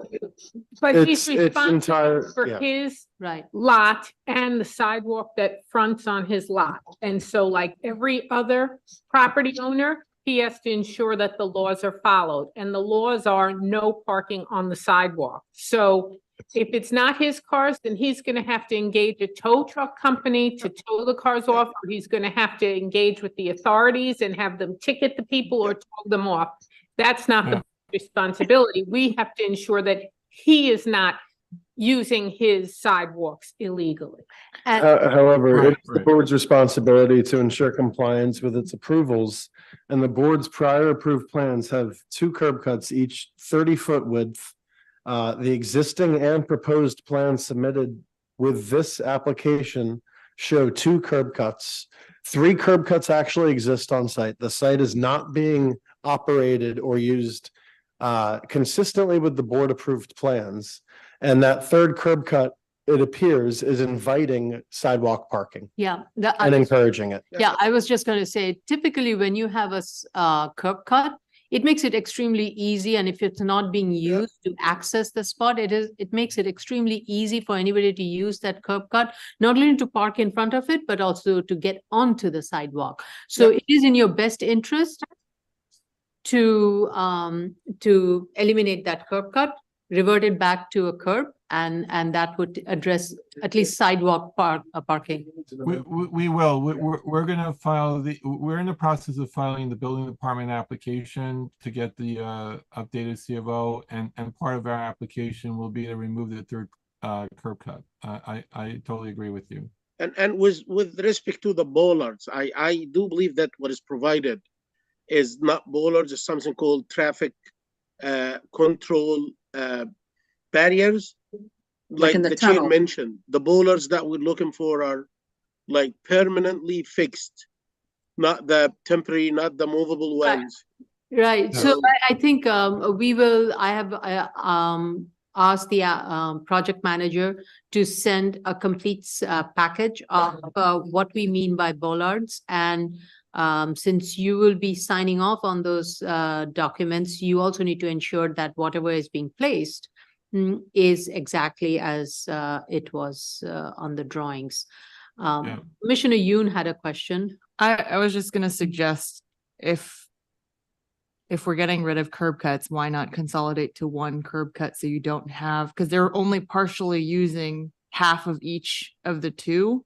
And if there's going to be an amendment, you then invite more, you have curbs then for pedestrian safety, and you invite less cars to park on the sidewalk because the curb cuts will be just dominated by automobile traffic. The only issue is, I think DOB does not allow curb cuts to be more than 30-foot wide. So if you do consolidate the curb cut, it at the end will end up being one curb cut that is 30-foot. Yes, that's all I mean. You don't, why would you need something So wider? you're saying center it.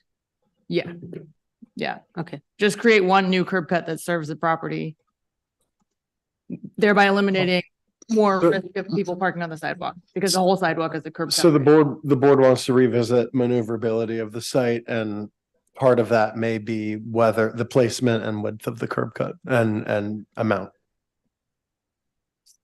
So responding to Commissioner Yu, I have to say that that would present a tremendous hardship for the owner of the business, because one of the curb cuts is used for the public, the other for his tow truck and other of his own vehicles. So this would really hinder the business tremendously to do that. But Okay. what we can do in order to address your question is to make sure that the owner of the business enforces the use of the two curb cuts. If there's any violations or any vehicles that are obstructing the curb cut, he would be responsible to call authorities to have them towed and ticketed. So that's not a concern. Right. So when you do revise the bollards and place the bollards with the chain, you can put signs along with that saying no parking on the sidewalk. Owner vehicles will be towed at owner's expense. Yes. That gives you the full authority to tow them, and then it's for the owner to take care of it.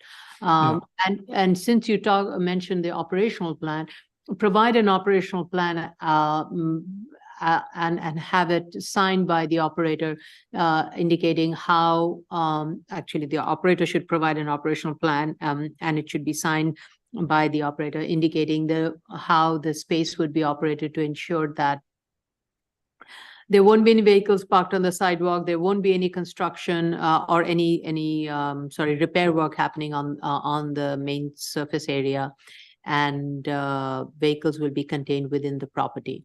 No lift would be used. So those are the three elements that needs to be in that letter that has to come from the owner/operator and signed. I just All want right, to so- note that also the rightmost curb cut is obviously blocked by Yeah. your parking. So I don't really buy the argument that you need. Yeah, who's using it exactly? Yeah, I don't see how you need two curb cuts here because one of them is basically blocked. And in the photos, there are cars parked even closer to that curb cut. I'll tell you why that. The board has maneuverability. Yeah, and I'll tell you why that you're stating it as is and the operator is stating as is. But once you put that fixed bollard, if you can go back to the plan, whoever is sharing the screen, if you go back to the plan, once you put the bollards on both on the left and the right side, there is no way a vehicle you cannot move the bollard, and that would almost make it not possible for a vehicle to use that right curb unless they make a very sharp turn into the side. And there is the reason why, because we are seeing that these plans have failed in keep containing the operation. And so that is why the board is asking a solid fixed to the ground kind of bollards to be placed, so that no way can these maneuverabilities be happening, which affects pedestrian, which affects sidewalk, and also encroachment onto sidewalk. To address Commissioner Yoon's comment about the driveway and the parking space, we'll remove the sixth parking space there so that there's more maneuverability. But my client That's not going to work, Mr. Gaddy. We know that even if you remove it in the plan, in reality, there will be a parking space there. And unless you green it up, unless you make it impossible for anybody to park there, you and I are not going to go there every day and check what's going to happen. Right. right? Okay, So all right. whatever shown on the plan has to be physically be operational. And Right. while we can erase a line, draw a new line, in reality, as you can see from the photos, nobody's caring about those lines. Right, right. I And I just understand. think to say that it's being used in this way, but then clearly in every photo submitted, it's blocked by parking. Yeah. So that's just my point, is that it seems like you could successfully maneuver with one curb cut, given that the right one is blocked with parking in every photo that I've seen. That's my point. Yeah, and keep in mind, what we are asking you to do is fixed bollards. They're going to be in ground. Right, So there's no movement of any sort. So once that is made clear to your client, you will realize how limiting your maneuverability is, and therefore what can you and what can your client do or not do will become very clear. okay. All right, I understand. There was the other issue with the lift. The lift was removed, and as Commissioner Yoon mentioned, she saw parts of the lift still on the site. That will be completely removed, so that won't be an issue. Okay.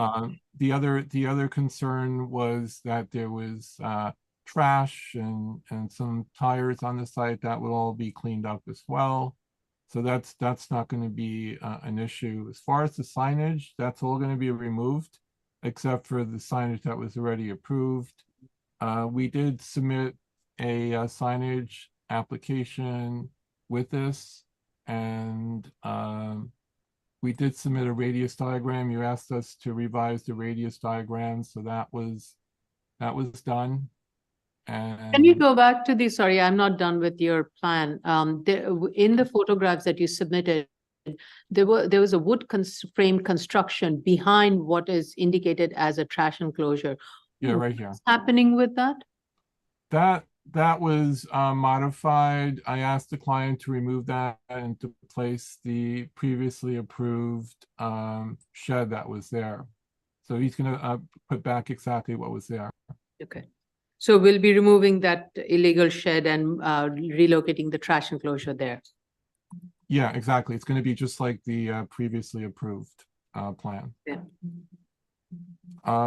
And then the other thing that we're concerned with is that when the zoning committee of Community Board 11 reviewed this, they only had 3 conditions. One was that the lift gets removed and there's no cars parked on the sidewalk, and the third was that we adhere to all previously approved conditions. And I feel that we have complied with their request, and I'd like to just mention that for the record, because they had unanimously voted in favor of this project. So if the community board is in favor of it and they felt everything was fine, there was only really 2 conditions, and that was the lift removed and that no cars parked on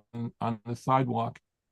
Incidentally, I don't want to belabor this point, but they did discuss the bollards, and they discussed permanent bollards, and they voted against it because they felt that that would be a hindrance to the client's operation. But this is how the community planning board felt about it, and I understand that the BSA board could be more critical and can have other issues, but I just am mentioning this because they're the people that live in the community, and they felt very strongly that this. Mr. Gotti, frozen? Yes. Wait, you keep going in and out, just. Oh, I'm sorry. We could hear him fine. Oh, okay, maybe it's me. Okay. Yeah, so that just keep that, please keep that in the back of your minds, that there's no violation on the property.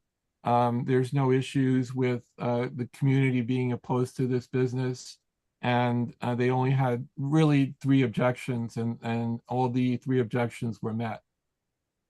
Yes, we did at the last hearing, did hear from the Urbandale Civic Association Committee Board. While they do support it, Yeah.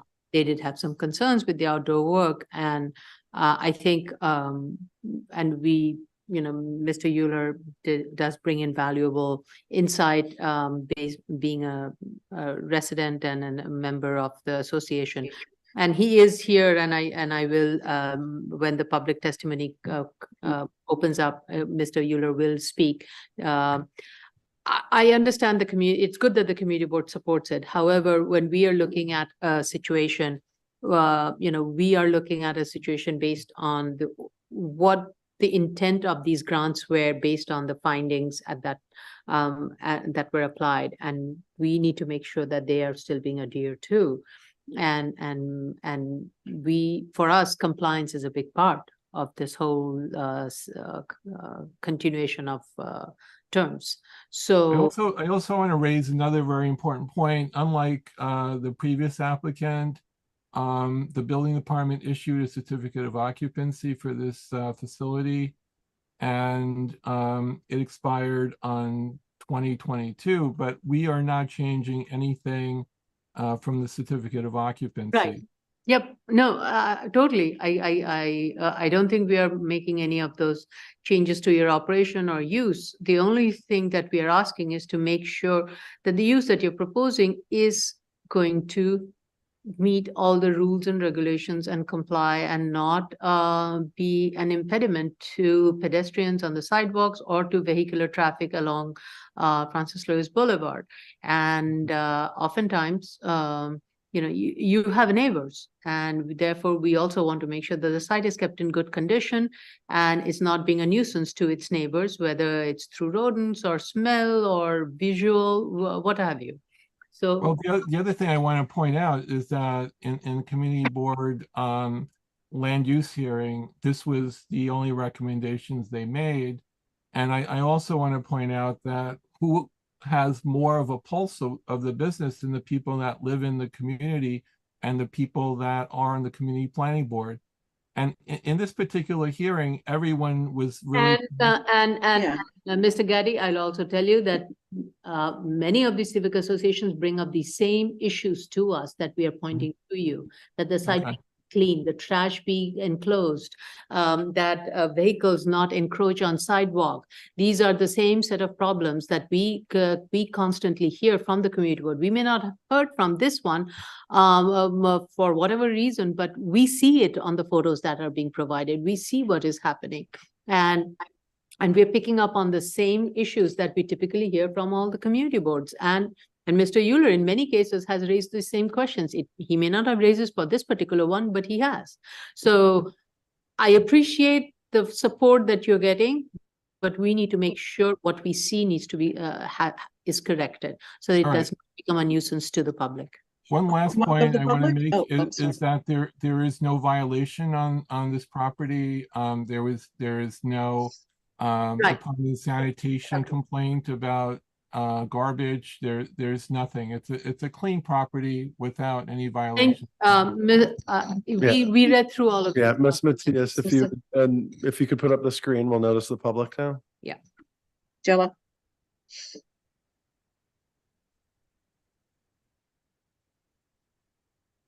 Apologize. I'll be right on it. I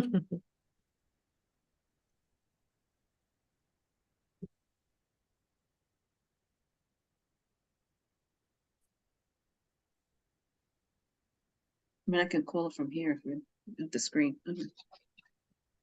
Okay, the case that we're currently, thank you, Jella. The case that we're currently discussing is 72456 BZ, 4242 Francis Lewis Boulevard, Queens. Should you wish to discuss, dial 646-558-8656 or a toll-free number, which is 888-475-4499. At the prompt, you will enter the webinar ID number 832-8618-7564 and press the pound sign. At the next prompt, you will press the pound sign only. Press the pound sign only. Once you're permitted, you will press *9 to raise your hand, *6 to unmute if you're calling in on the phone. And if you're in the Zoom room and want to speak on this matter, please raise your Zoom hand, which is the little hands at the bottom of your screen. Once you are recognized, you will have 3 minutes in which to discuss. And I believe that's Mr. Euler with the 505. Yep. They're permitted to speak. Please state your name. You'll have 3 minutes to speak. All right, let me get the timer for that one. Yes, Mr. Hewler, you may begin. Hello, do you hear me? Yes, now we can. Oh, okay. My name is Henry Euler. I'm the president of the Auburndale Improvement Association. I'm also the second vice chair of Community Board 11 in Queens County, but I'm only representing my civic association today. I heard the review session this morning, and so after it was over, I took a walk over to the site because I live in the neighborhood, and I saw the bollards there. They're plastic bollards. They're not permanent bollards. I saw the outdoor lift still lying there on the ground. It is disassembled, but it really should be removed, as the commissioners noted. I saw the wooden shed to the north of the building. I don't know what it's used for, and I appreciate that the chair saw that, cited that it should be removed or replaced with the garbage stuff. I saw old tires on the site, on the south side of the building. I don't know why they're there. That's not a good thing. There was a banner, an advertisement banner there, one of them. And I also noted the pavement was shaded. The asphalt seems to have moved towards the sidewalk. And the thing is, when you look to the north, there's a medical building there, and it kind of lines up with the medical building, but the bank is to the south, and the bank is recessed back a little further from the sidewalk. So I don't know exactly where the line goes, whether he's encroaching or not. Now, Mr. Gotti said that there's something about they're afraid that there may be parking on the sidewalk near there for some reason, and he cited the TD Bank. TD Bank has a big parking lot, and I never see those cars on the sidewalk there. And then he also mentioned the PC Richards store. Well, it's across the street, and they have their own parking lot. So the only ones that may encroach is that medical building, because they seem to have a lot of customers going there. But you know, that again is another matter. And more or less that's it. I just wanted to say that the residents and everybody really appreciates the work that the Board of Standards and Appeals is doing, the commissioners and the staff, to make sure the community is protected and respected. I also wanted to mention that there is a school 1 block to the north on the other side of Francis Lewis Boulevard, and there's also a daycare center on the same side of Francis Lewis Boulevard as Mr. Prella's business. And so at drop-off time and dismissal time, that's a very crowded area. There's a lot of traffic there. People are picking up their children, and you see people walking across Francis Lewis and with children, and safety is of utmost importance at that site. And I think the bollards is a good idea. It was discussed at the community board, but for some reason they did not put that into the motion that we voted on. Some people said, you know, we mentioned the school and the daycare center and how important it would be to have the bollards there for safety reasons, but it was not mentioned in the motion, as I said. And I think bollards is very, very good idea for that area. And that's all I have to say right now. Thank you. Okay, thank you. Thank you for your very thorough observation on the site condition. Appreciate it. I see So no other callers. any other? Okay. So Mr. Gaddy, I think you heard it from Mr. Euler. I think what we are asking you to do is not really would not be contrary to what the community would want. And he raised some very interesting points. So please listen to what we have said. We are not being difficult. We are just making sure your site compliance and it does not raise any issues for your client to get called in for not being in compliance. And also being a good neighbor. So please discuss it with your client and figure out what is the best way to address this issue and put together a proposal based on what we have heard. And feel free to talk to our general counsel, our project manager, our executive director if you need more clarity on this. We do not want to make it difficult for you or for your client. So, and a sample will be provided to you regarding the maneuverability, regarding the bollard. So look through it, know what it's required, and based on that, put together a timeline of when those would be put in place. And please make sure they are within your property line. Right, of course, yes. Okay. So thank you, the board. I also want to just indicate that we should have all this done within 2 months. So if we can have an appointment in early February or late January, that would be great. Yeah, our project manager will reach out to you. I think February seems reasonable, given that winter is coming, some of the work that you would have to do. And if you're going to move with the elimination of the curbs, you will have to submit a builder's payment plan. You'll have to revise the plans indicating that the curbs to be closed, builder's payment plan to be submitted, and we need to know how long it will take to submit that, and what's the timeline for that. All of that needs to be also provided. Since there is You don't need to respond to it now. You can put it in writing. But I do have one question. In terms of that the third curb cut, if we are going to submit this to the building department, could we get the approval from this board with the understanding that that will be done in a later date so that we don't hold up this application? Because it could be a long time to get the Where the board's not considering a third curb cut at this time. No. I do not think you can justify a third curb cut at all. This is being recorded. I really think it'd be wise if you listen to all the comments of the commissioners, because we discussed this third curb cut, and I think it's been pretty uniform that everyone says has disagreed with it. I also think we have about 9 other cases on today. And we've only gone through 2. Ms. Matias, would you like to call the next case, please? Yeah. Thank you, Mr. Gadi. Please listen to the recording. Thank you for your. Thank you very much. Okay. New cases, 2018 154 BZ, Volume 2, 966 East 24th Street, Brooklyn. This will be Ms. Altman, and I forwarded a revised statement to you. Has everyone seen it? Okay. Another revised statement that came this morning. Anyone here, Ms. Altman? I seem to be freezing on my camera. I'm not sure why. Yeah, you're freezing. Yeah, I'm trying to get it to work. Oh. Okay, I see you. And then I froze. No, wait a minute. I apologize. I seem to be freezing. Maybe we should try this with the video off. Are you okay with that, Chase? Okay, council? Yeah, that's fine. Okay, is anyone else with you, Ms. Altman?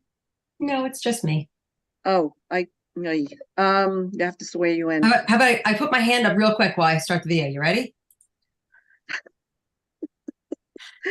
Do you affirm to tell the truth, the whole truth, and nothing but the truth in your testimony before this board, and to respond honestly to board member questions? Of course. And since I'm frozen like this, I'll take my hand down. Please state your name for the record and proceed to respond to the board's comments. Lyra Altman from the Law Office of Lyra J. Altman. We attended your review session this morning, heard your comments. I've actually made a submission in response to all of those comments already. To begin, there was a request from Commissioner Yoon for a timeline on letterhead. I have already received that from the architect's office and submitted that to your board. In addition, you had asked for a photograph of the current building. That has also been provided to your board. If you compare that photograph to photograph 3 on the original photos from 2018, you will see that the building has not changed. It is the same angle. In addition, you wanted a reason for the delay and a list of the permits obtained. If you look in the statement of facts and findings that I submitted just a few moments ago, on page 2, the list of permits obtained was general construction and fence permits. And as stated on the application form, they were obtained on August 10th.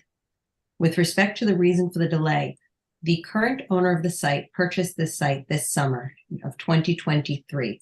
I cannot tell you why the previous owner was delayed, but I can tell you that the current owner is ready to proceed, financing in place, and these permits have been obtained.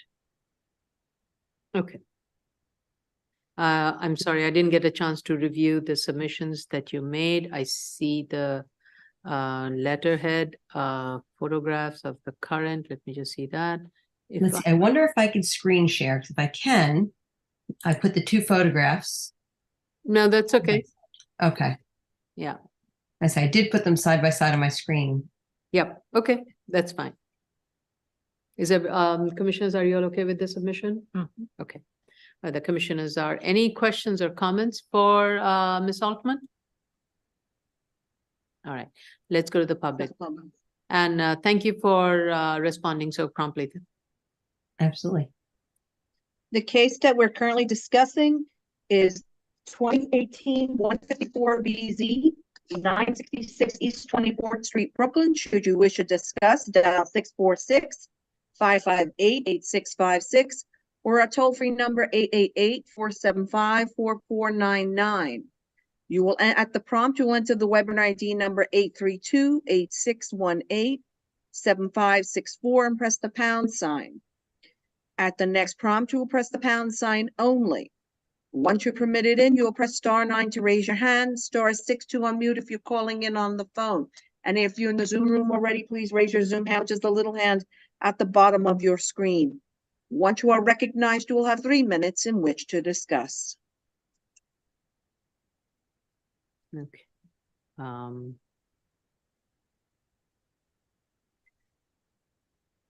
You did say that the applicant has provided permits, has obtained permits.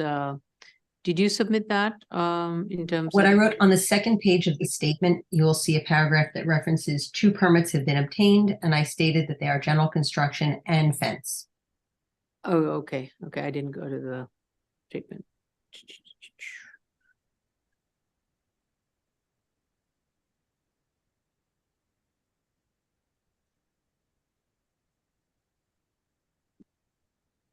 Okay.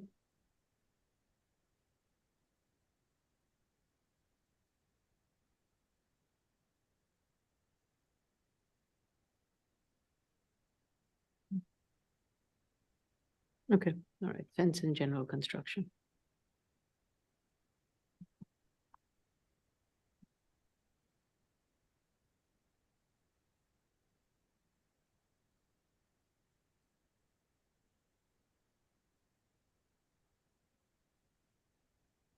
Are commissioners okay with, if we don't hear anything, okay with closing it? I'm seeing everybody's head nod in agreement. Okay.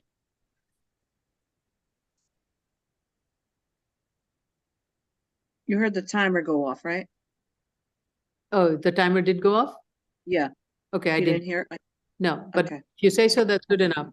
So I then make a motion to close. Chair Shonda, Aye. Vice Chair Shabeta, Aye. Commissioner Otley Brown, Aye. Commissioner Sheta, Aye. Commissioner Yu. Aye. Okay, we will schedule this for December. Thank you very much. I appreciate it. No submission is required. Thank you very much, Ms. Altman.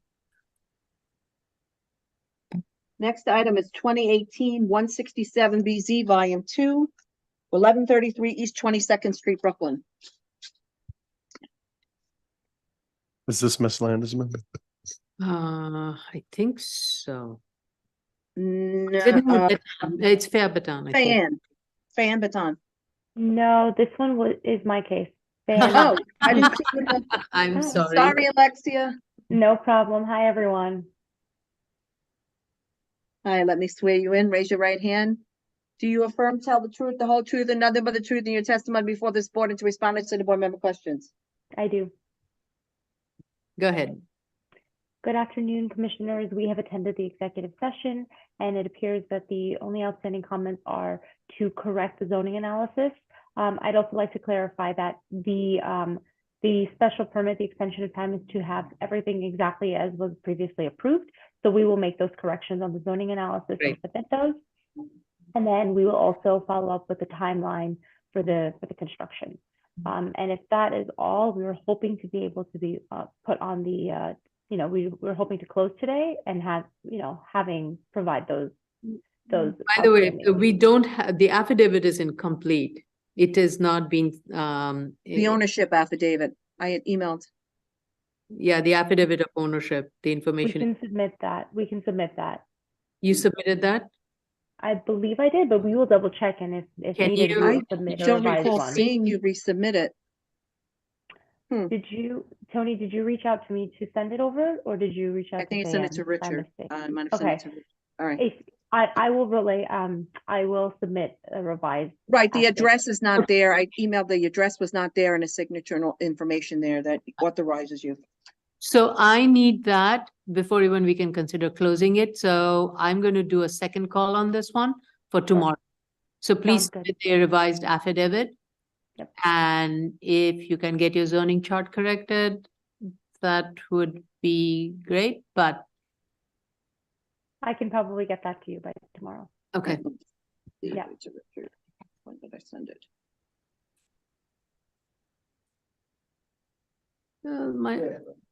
Because I mean, if you're going to close, if you're going to consider it.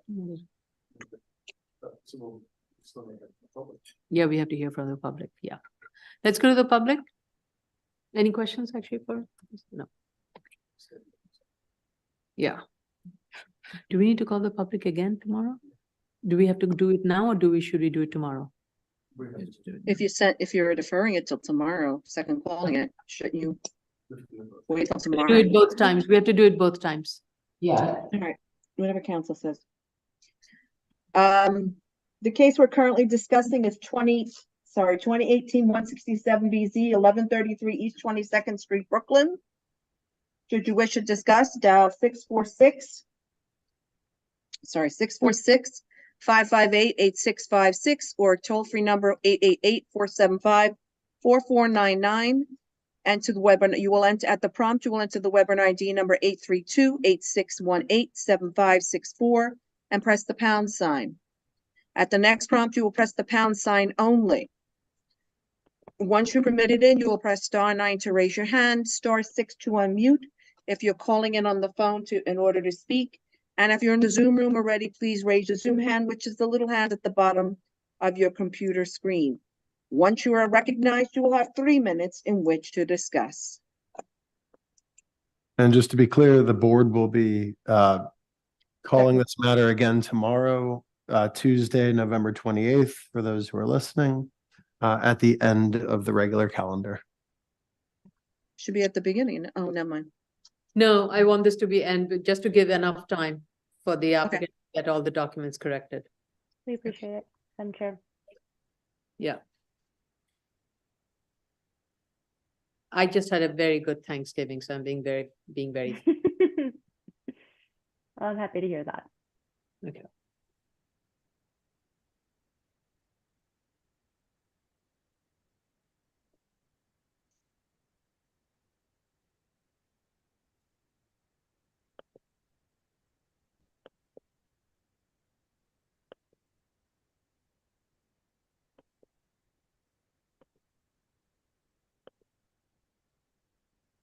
Did you also mention correcting the type 2 checklist? Oh, yeah. Yes, sorry. That needs to be done too. Yeah. Did you Yeah, send the over board the can't close correction? until that's submitted as well. Yeah, the board can't. Would we be able to get would it be able to be emailed to me, just what you'd like corrected? Sure. Right now, it just doesn't say it's a type 2, so I will send that to you. Thanks. You want to email out to Tracy? Sure.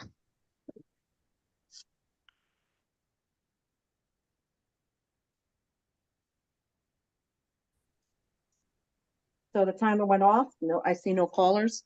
Okay. Okay. All right, tomorrow. See you tomorrow. Thank you, everyone. Thank you. That's odd. Next case? Is that also? No, it's. That's Next case, 2021-56 BZ, 337, 349, and 351, 357, 39th Street, Brooklyn. okay, that is fan, but Okay, are you by yourself, Ms. Baton? No, I have a applicant team. Can we please let in Chelsea Mattoon, Kurt Riggs, Hillary Prince, and Michael Rose? oh, I'm not able to do it. No.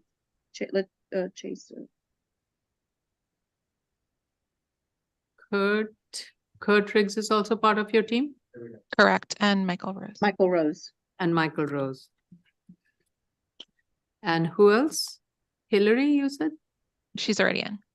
Yeah. Perfect. I don't see Mr. Rose in yet. Kurt Riggs, if you would please start your camera. And Michael Rose, if you would accept being joined as a panelist, and then start your camera. And we have Kevin. Okay. Great. We have everyone. I think we have to be sworn in.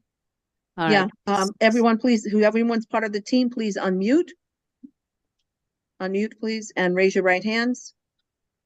Do you affirm to tell the truth, the whole truth, and nothing but the truth in your testimony before this board, and to respond honestly to board member questions? Yes.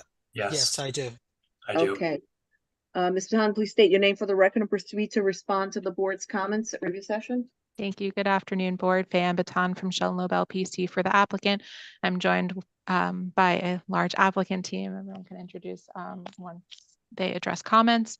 I'd first like to introduce Hillary Prince from the school, just to give a quick remark, and then we'll respond to some of the comments that were raised at the review session.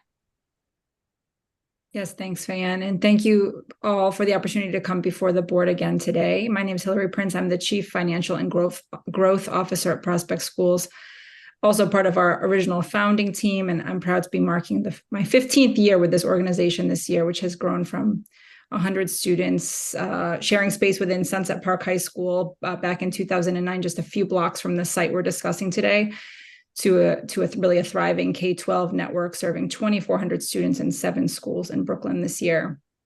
We're really grateful for the board's approval to operate our elementary school at 39th Street, which has continued to be successful in its new location over the last year plus, and has built really such a strong and joyful community of learners. And so now we're hoping to be able to share with our students and families that they can stay with us in Community School District 15 at this location through middle school, where they will be prepared for the opportunity to enter our excellent International Baccalaureate high school. So again, thank you for your time, and the team looks forward to answering your questions. Thank you. Great. Thanks, Hillary. Okay, so just to address some of the comments, and then I'll hand it over to Kevin. So I think there were some minor comments on the statement of facts. We could remove the manufacturing sites. We did list them just to show that, the school had been searching for a site, but we'll take them out of the letter. That's fine. And then I will update the middle school dismissal time. So that will be updated. All right. So, and then Kevin could discuss some of the noise questions that were raised by Commissioner Shetta. Williams, GZA Geoenvironmental. So let's start with the question from Commissioner Shetta regarding the inclusion of the rail car facility noise.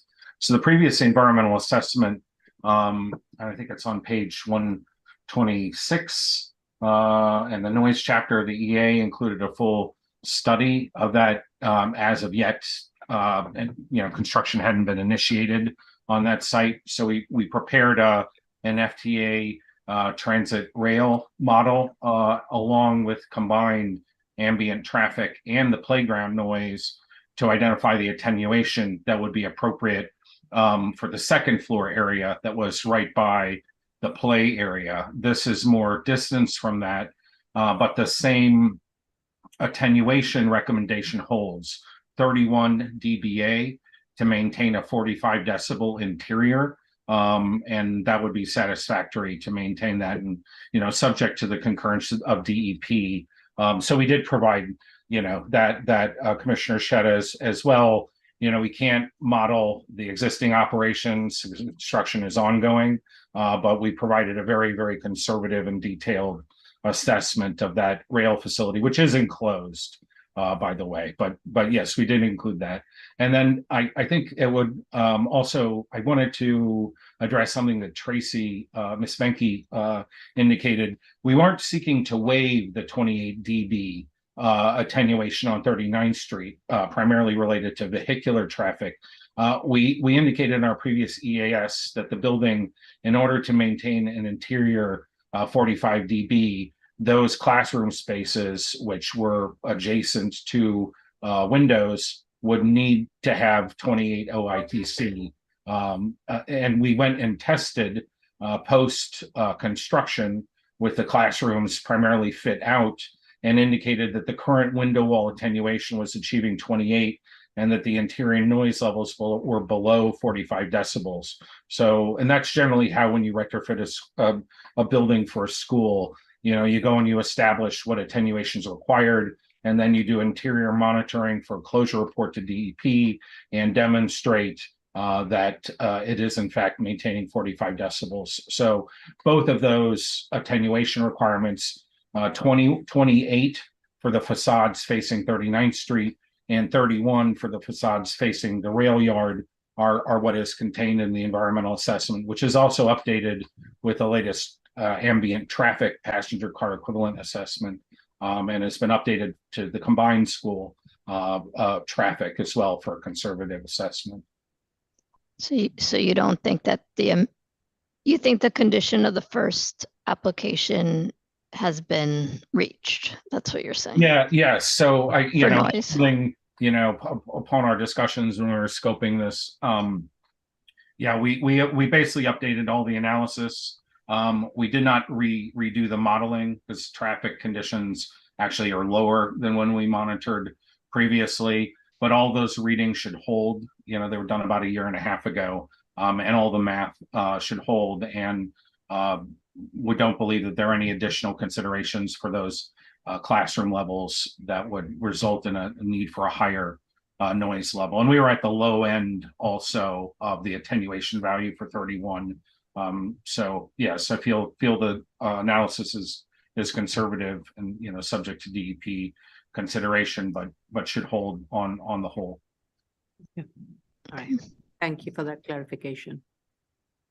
All right. Next question was any other? I think that was a question. I think everything, they're just outstanding review from DOT and DEP. We did, I don't know if Jill is raising her hand because of that, but we did receive some correspondence from DOT this morning. So we'll make sure to address that. Yeah, I did want to, if I may, and maybe this is an offline discussion to discuss the notice of comments received. So it was on the traffic management plan for the elementary school compliance. And, some of these questions are actually moot because we resurveyed the school again as required in the commitment letter this fall with all grade levels, K through including the incubating 6th grade. And we have fuller responses on that. But yeah, regardless, I think we have a lot of the comment letter covered with the additional work performed in service of the middle school. Okay. And the question that Commissioner Yoon had raised that there are some vehicles parked on the sidewalk. Can't address that, Chair. So yes, that was an ambient problem and was for some 15 years related to the adjacent auto body store. They often stage a single vehicle on the sidewalk prior to going into repair.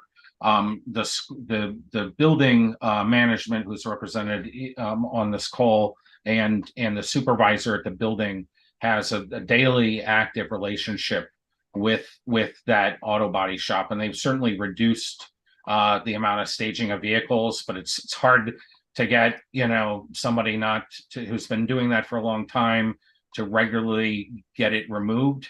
And one of the steps that the school has taken is they deploy a school safety staff member at that location, basically at the end of where that queue is at and where it interfaces with that building, to assure that there's no vehicles moving, that student pedestrians are safely stewarded past that. And yes, the school will continue, to work with them to clean that up, but it has gotten significantly better since the school is operational, and they're very aware of how they operate every day and they communicate every day. So, and obviously they're trying not to bring it into NYPD, compliant, issue with them. But that is one of the things that was discussed with DOT and in their commitment letter, that if it becomes a problem, such as, more cars or more regular activity, they're using the sidewalk and that they cannot get a manageable situation, that it would have to go to a compliance process. But that's the only area. And one of the aspects of that, it's not like that car is moving in and out. It's basically once they staged for a long time outside of the window. So it's not regular traffic going in and out, but they are aware that they are managing it with safety personnel and continuing to try to coordinate with that user without disturbing, their operations to any great degree.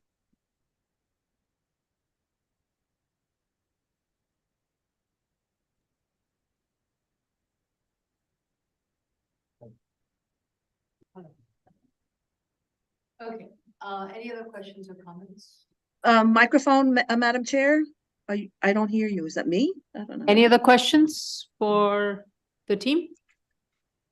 All right, so the big thing is really we're waiting for DOT, and we need to make sure that it adheres to the prior conditions. And if DOT is amenable to amending the prior condition, then that's great. And the fact that you're working with DOT in trying to revise that and is a good sign. So I just hope it all falls into place. So we are just waiting for DOT to. Well, actually, there's also new reviews for the new school. So Right. the new EAS that was submitted has been sent to DEP for air quality, noise, and to confirm that no hazmat further work is needed. So that is another open issue. So there'll still be issue of hazmat? We don't know. We just wanted to confirm, because sometimes when you expand, they have comments on what was previously approved. So, Yeah, so sure. we have outstanding DEP in addition to DOT. Okay, got it. Yes. Thank you. Jill Prenga's hand is up. Yes, Ms. Prenga. Yes, and just let us know for sure too about the community board if they want to hear it again. Yep, I will be in touch with you. I did speak to Jeremy from CB7, and he was going to speak with the land use committee to see if they wanted to hold a hearing. But I will touch base if they intend to hold one. If they decide not to, it would be great to have an email in our record from them saying that they don't want to have a meeting. Okay. Understood. Thank you. No problem. Yeah. Okay, let's go. If there aren't any other questions, let's go to the public.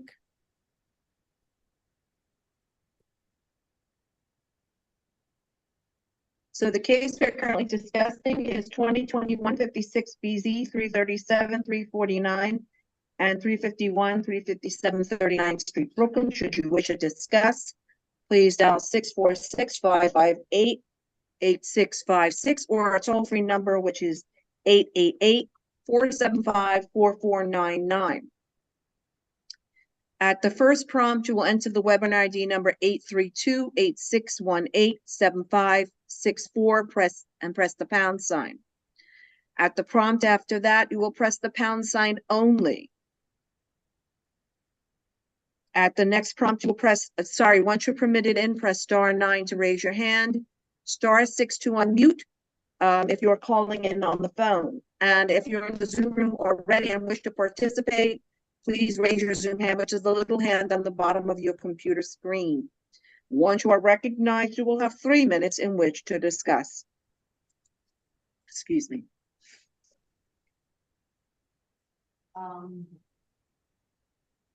I think the correction at your end. Commissioner, are you at your mic or something? Or is it? Oops. Okay. Are you okay? Sorry.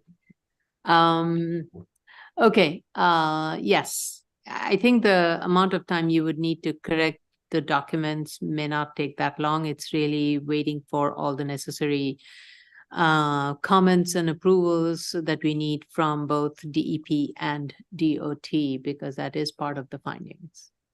Correct. And we'll work with Ms. Pranga and Banky on timing on when we could expect to receive comments. But I know they just probably started their review over the last couple of weeks. Yeah, so I think it would be best we not try to figure out the timeline for next hearing, because it would make sense to have it all time with DEP and DOT reviews and documents. And if any corrections, modifications need to be made to the plans, to the documents, can all be done together. Right, and we'd like to move it as quickly as possible, understanding that there is limited time when the building could construct the new space when school's not in session, so they are limited. So we'll work with the project managers and Yes, in working right. with DOT and DEP on Yeah. that. Yeah, do work I closely see and Sorry, there's a telephone number that came in, last three digits, 380. If you're calling with respect to calling with respect to the school on 39th Street, please raise your hand. 'Cause it That's just appeared. one of the applicant team members. Oh, one of the team members? Oh, okay. Yes, Thank you, Ms. Baton. so Ms. Betan, do work closely with our project manager, and so that we can all make sure that it's moving in a timely manner and in terms of scheduling the next hearing and the submissions accordingly. Of course, thank you.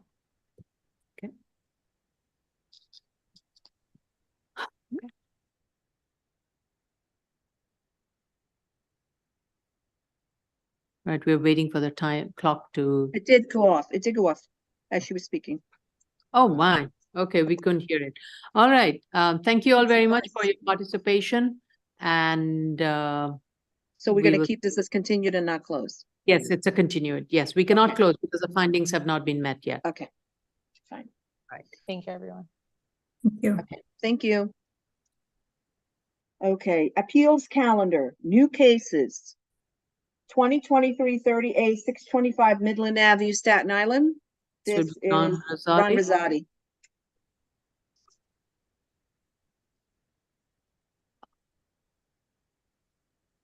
Mr. Rosati, do you have anyone else with you? No. Okay, please state your name for the record and proceed. This is an appeals case. You don't need to be sworn in. Okay. Good afternoon, Commissioners, Madam Chair, Ron Rosati for the applicant. Apologies for not submitting the owner's authorization. We'll submit that shortly. There was an oversight. Other than that, I don't believe there were any comments to address. Yeah, and without it, we cannot close. So, but we also need all the sign off from other agencies, DOT especially in this one. Yes. So we need that. Let's go to any questions or comments? Let's go to the public. Okay, the case we're currently discussing is 2023-30A, 625 Midland Avenue, Staten Island. It's a waiver of the GCL 35, section 35.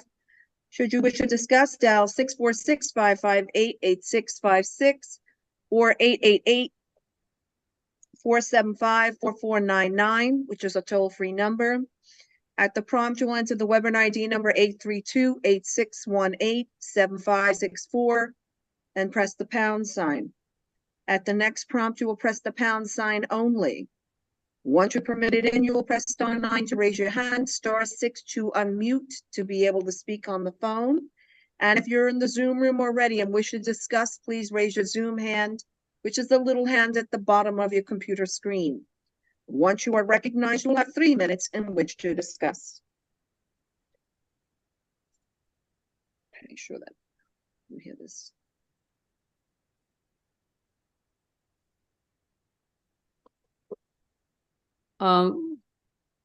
Was anything submitted to DOT?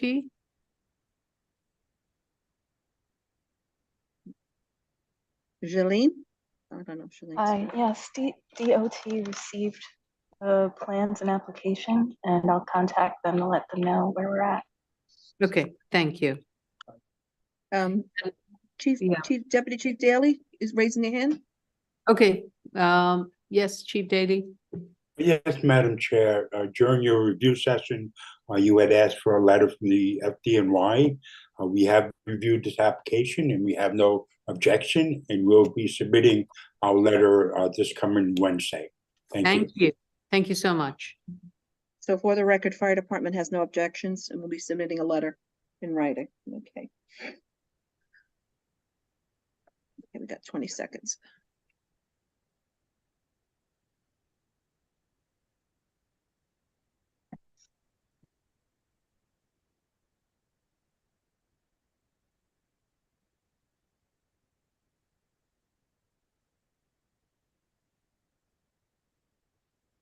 Okay. You hear that?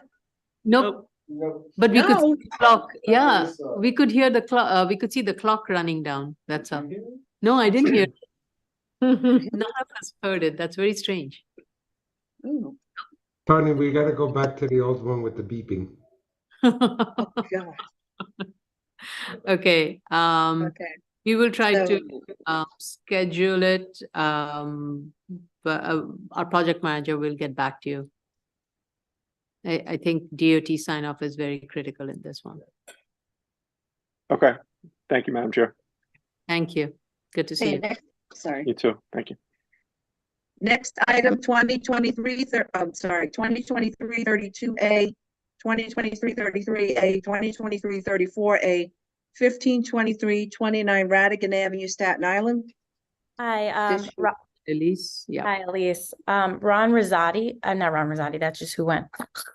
David Radigan should be, David should be here for this application. David Marazzi? What? David Marazzi? Yeah, That's pronunciation. I don't know. I think it's Maurice, but he can let us know for sure.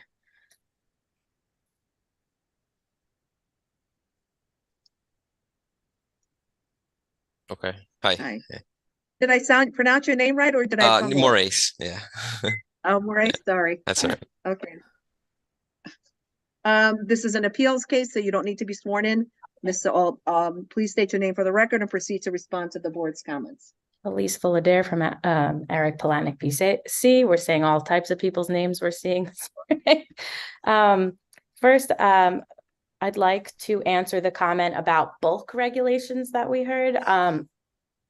It is our experience with Staten Island that they like to have the 7201G in the DOB denial, because we are building in the bed of a map street. So you could consider that a front yard waiver, but other than that, we're not seeking any waivers here of any other bulk items.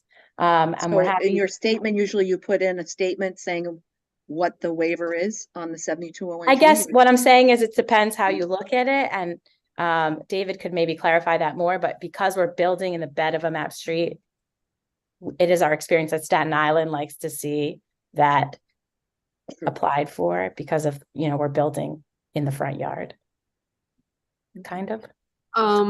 So if you are within the front yard, are you maintaining the required front yard depth?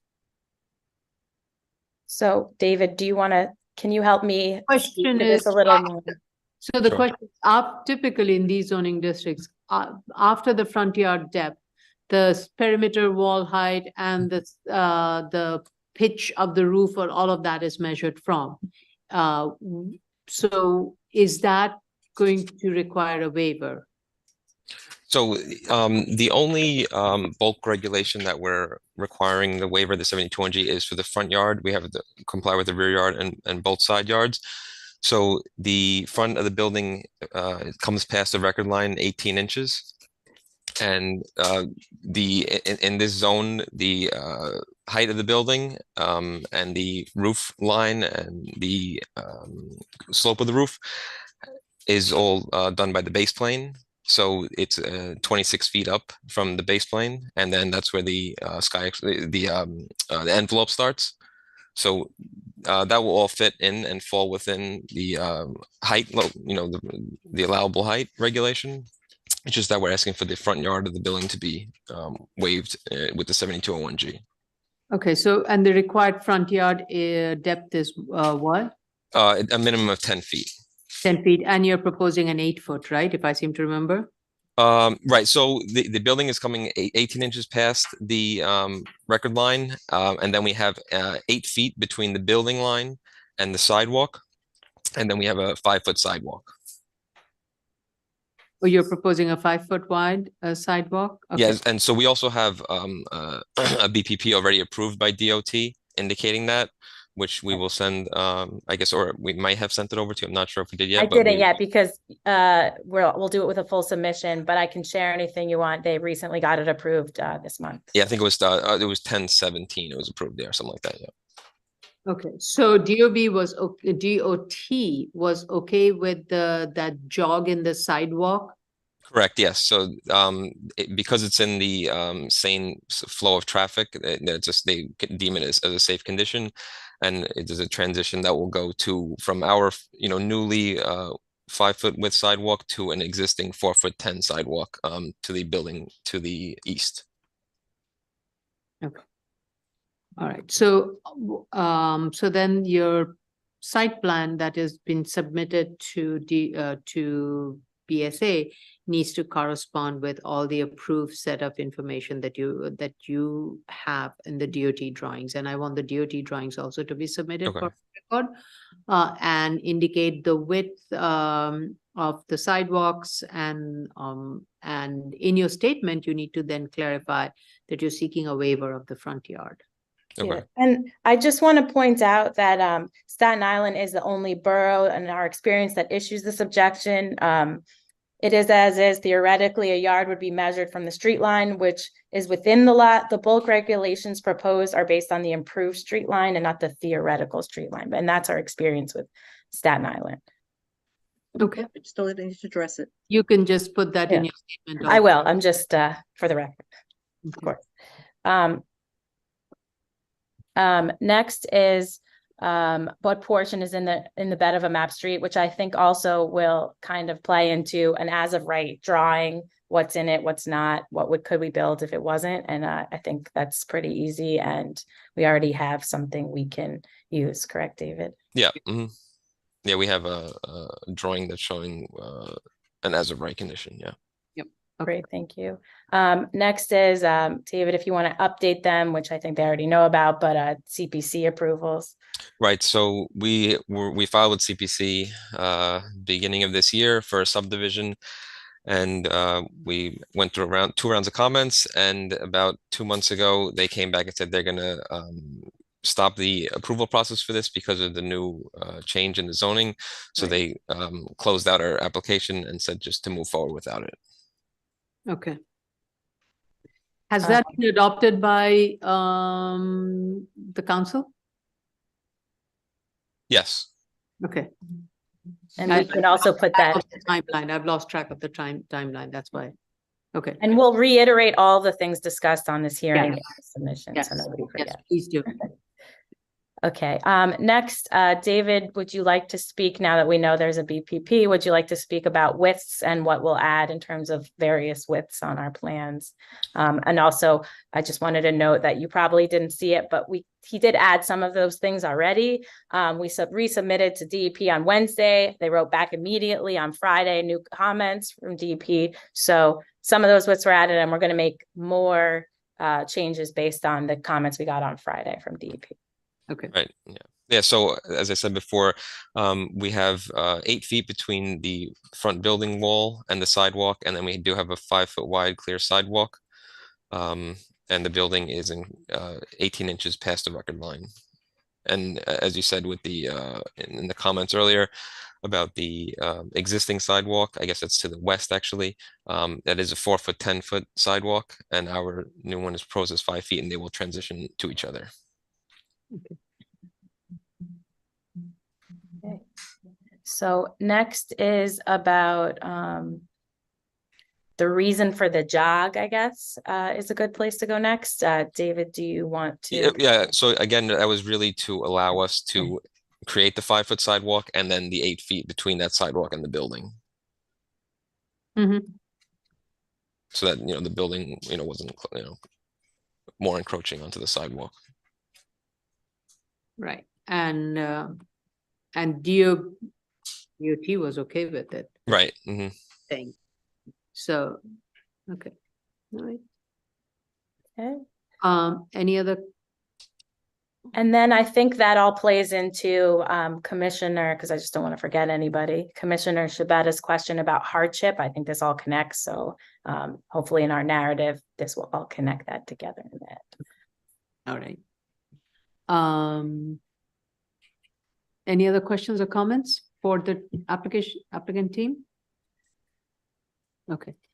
I see Chief Daly. Yes. Thank you, Madam Chair. The fire department would like to, I believe, I see the fire hydrants adjacent to the mailbox. Is that correct, Morenz? There is one there, yes.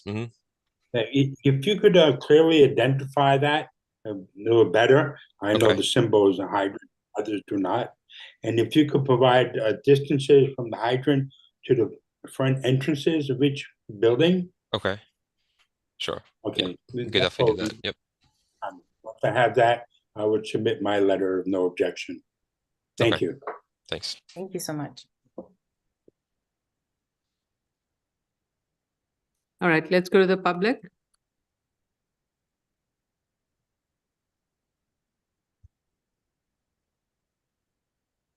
Okay, the case we're currently discussing is 2023-32A, 2023-33A, and 2023-34A, 1523 29 Radigan Avenue, Staten Island. Should you wish to discuss, dial 646-558-8656 or a toll-free number, which is 888-475-4499. At the prompt, you will enter the webinar ID number 832-8618-7564 and press the pound sign. At the next prompt, you will press the pound sign only. When you put it in, you'll press *9 to raise your hand, *6 to unmute to be able to speak if you're calling in on the phone. And if you're in the Zoom room already and wish to participate, please raise your Zoom hand, which is the little hand at the bottom of your computer screen. Once you are recognized, you will have 3 minutes in which to discuss. I have a question. Sure. For us. If this is a front yard waiver, do we need any kind of front yard study? No, because the context is not in question here. Yeah. Yeah. Yeah, it's not a character. So 7201G 7201G basically doesn't require any set of findings associated with neighborhood context. It says to waive bulk regulations affected by unimproved streets where a development, enlargement, or alteration consists in part of construction within such streets and where such development, enlargement, or alteration would be non-complying, absent such waiver, provided that board has granted a permit pursuant to section 35 of the general 35 law and its prescribed conditions which require a portion of the development or enlargement shall be located with the unimproved street to be compliant and conforming with the provisions of this. Can I read it a bit faster? It just gets very low and quiet as you. Oh, really? Yeah, but it's fine. I'm reading it myself. Okay, so Madam Chair, though the text said would be compliant absent the objection, you said non-compliant, or did I understand? Should that? be streets to be compliant and conforming to the provisions of this resolution. Okay, because you said non-compliant, so that's why I thought it was. Oops, sorry. Nope, that's not. Okay. Thank you for So okay, time ran out. I see no hands. Right. Okay, great. Yeah. No hands. No hands raised.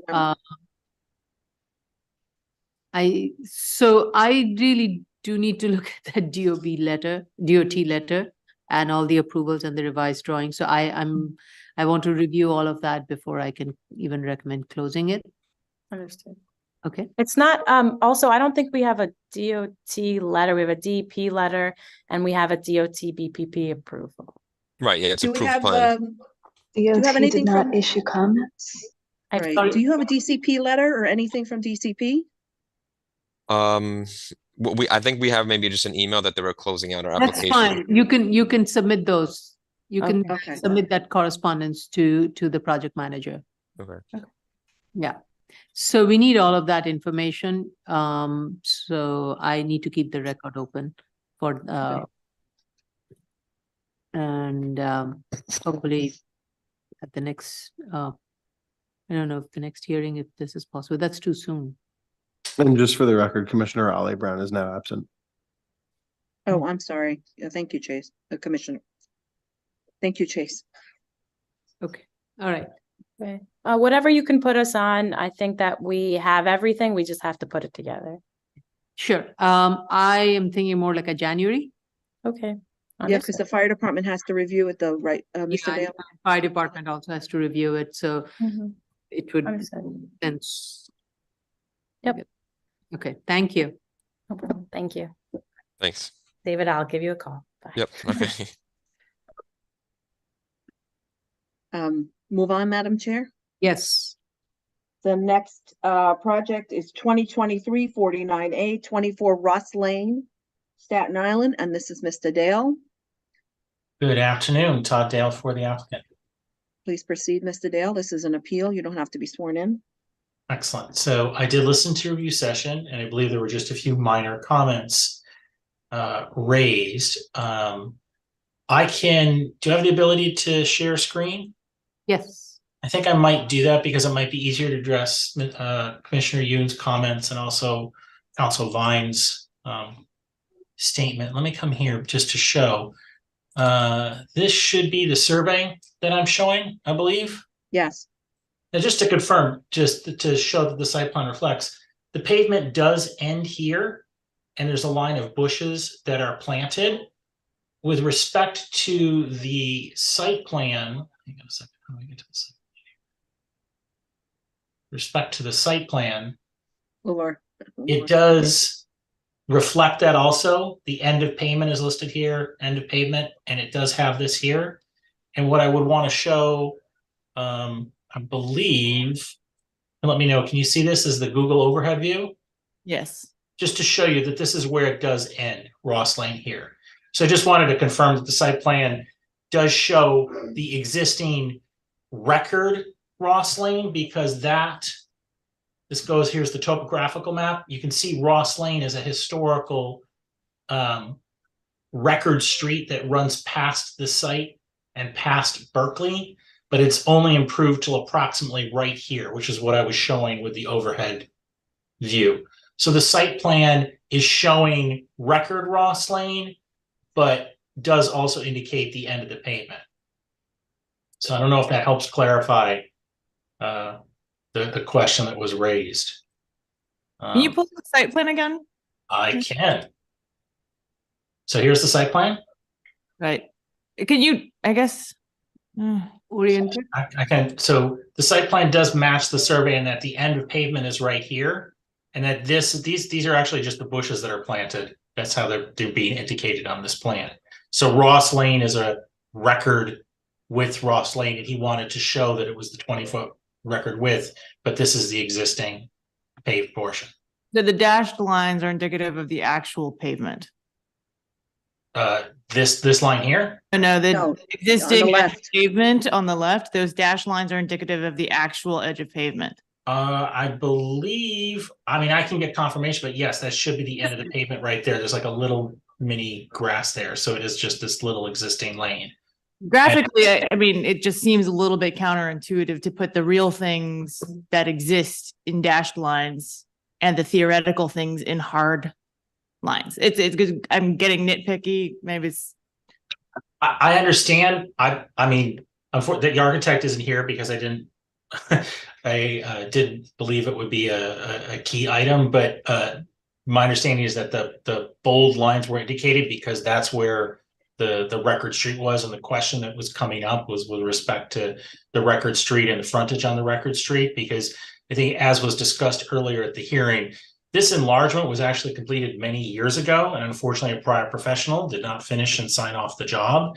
And this property owner actually was seeking to retire, and in order to sell this home, realized needed a certificate of occupancy and couldn't get the certificate of occupancy because the prior professional did not properly finish the job. So no actual new construction is proposed or bulk changes to the building, and it's not allowed to sign off on this alteration until the GCL 36 approval has been obtained, which is why we filed this application.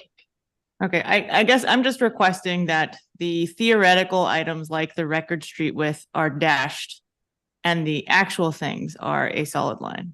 And that way, and that it's clearly, I mean, I guess it is clearly labeled as such, but you see how it might appear confusing that Ross Lane appears to connect to Berkeley Street.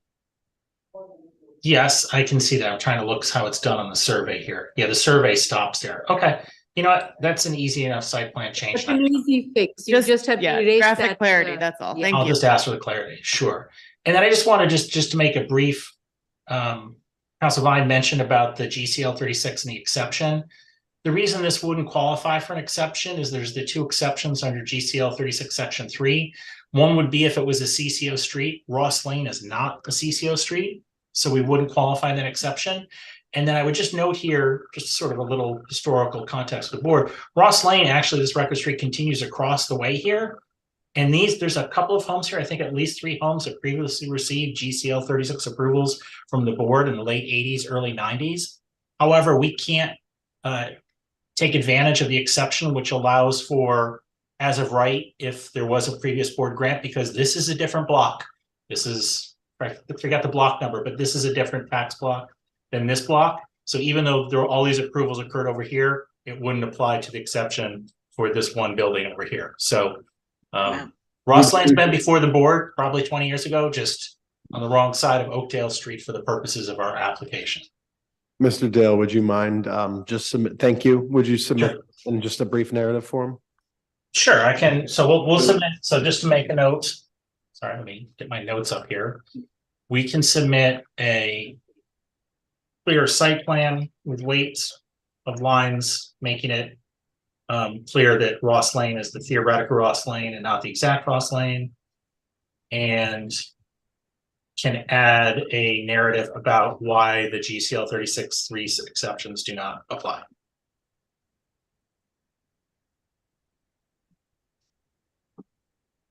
All we had left was FDNY. And get into a hardship statement, yes. Yeah. I thought we had a hardship statement, but if not, I will definitely have It supplement your hardship statement. it. Okay. Okay. Definitely. Do we want to fire department or to call for Yeah. public first? No, let's hear from fire department. John, you want to mute, Chief Daly, sorry. Chief It's Daly. okay. Hey, thank you, Tony. Thank you, Madam Chair. I've just had an opportunity to look at this plan right now. I am on Google and I see we do have a fire hydrant directly across from the property, so which is a good thing, which if they could clearly identify that on their plan. But I am nervous in that the width of this roadway is 20 feet. I see their adjacent property, Mr. Dale. Is there a way? I see the adjacent property owner, they have a very wide sidewalk. And then there is that property has a wooden fence.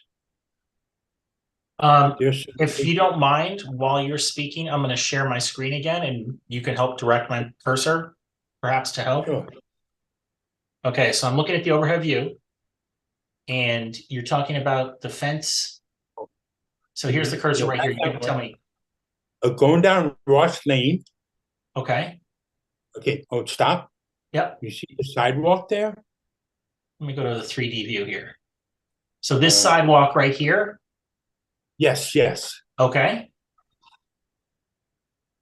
Now, that 20 feet is from the edge of that sidewalk to the fence directly across, correct?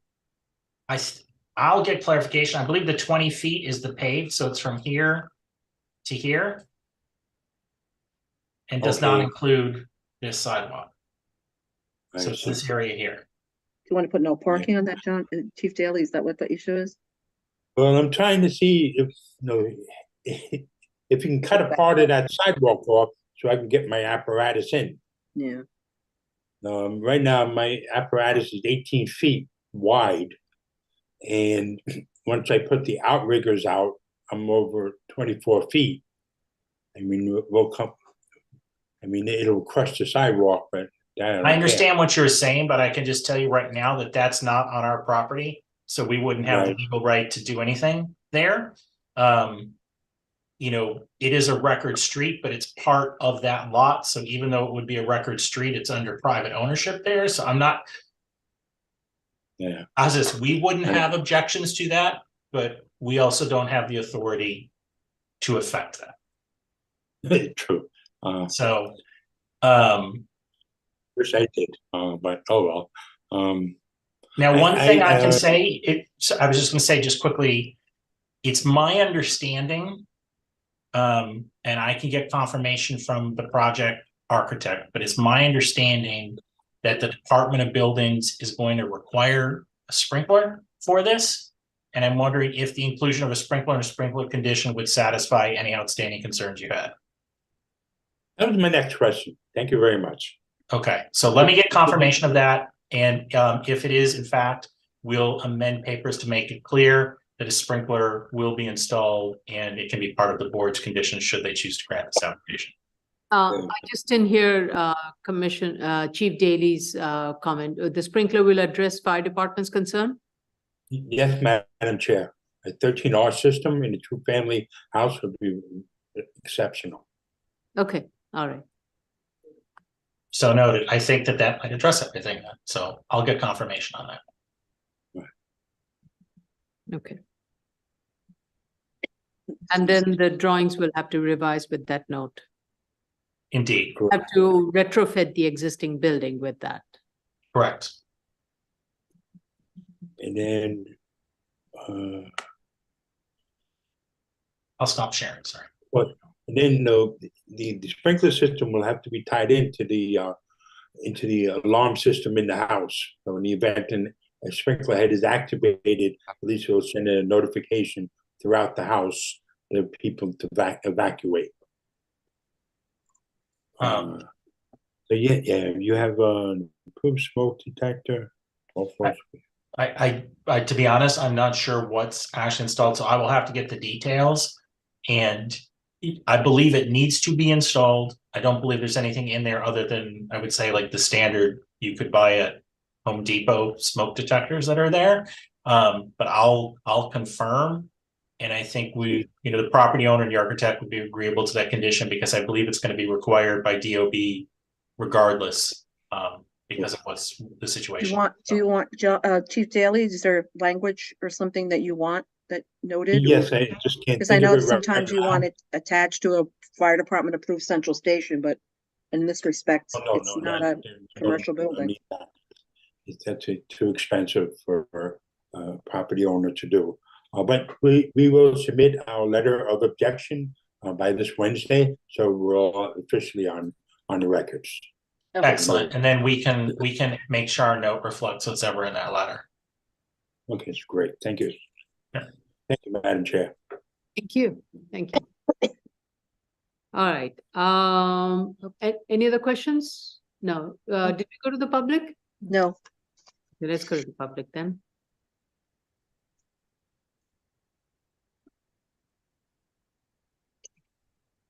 The case that we're currently discussing is 2023-49A, 24 Ross Lane, Staten Island. If you wish to discuss, dial 646-558-8656 or our toll-free number, which is 888-475-4499. At the prompt, you will enter the webinar ID number 832-8618-7564 and press the pound sign. At the next prompt, you will press the pound sign only. Once you're permitted in, you'll press *9 to raise your hand, *6 to unmute to be able to speak if you're calling in on the phone. And if you're in the Zoom room already and wish to participate, please raise your Zoom hand, which is the little hand at the bottom of your computer screen. Once you are recognized, you'll have 3 minutes in which to discuss.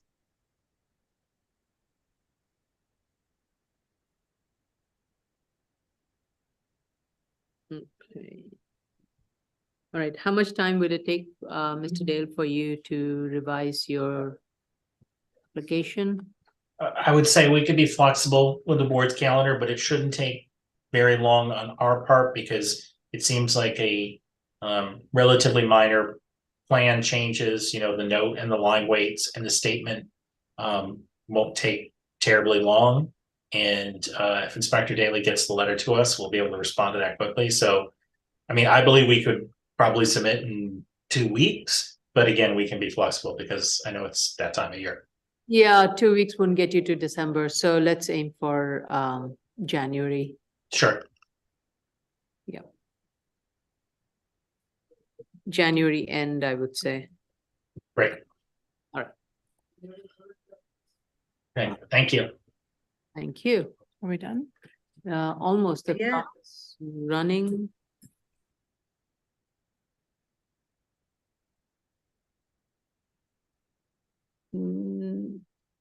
Okay, I guess I heard a very faint buzz. Did you? Very right here by the microphone. That's weird. Okay. Oh, that was, sorry, that was Chase's phone, not your buzz.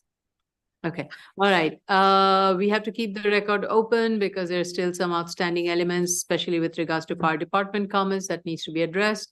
So that hopefully by Jan end, the application will be ready for next continued hearing. That ends today's hearing from my end. Okay, no more questions or anything? Okay, good.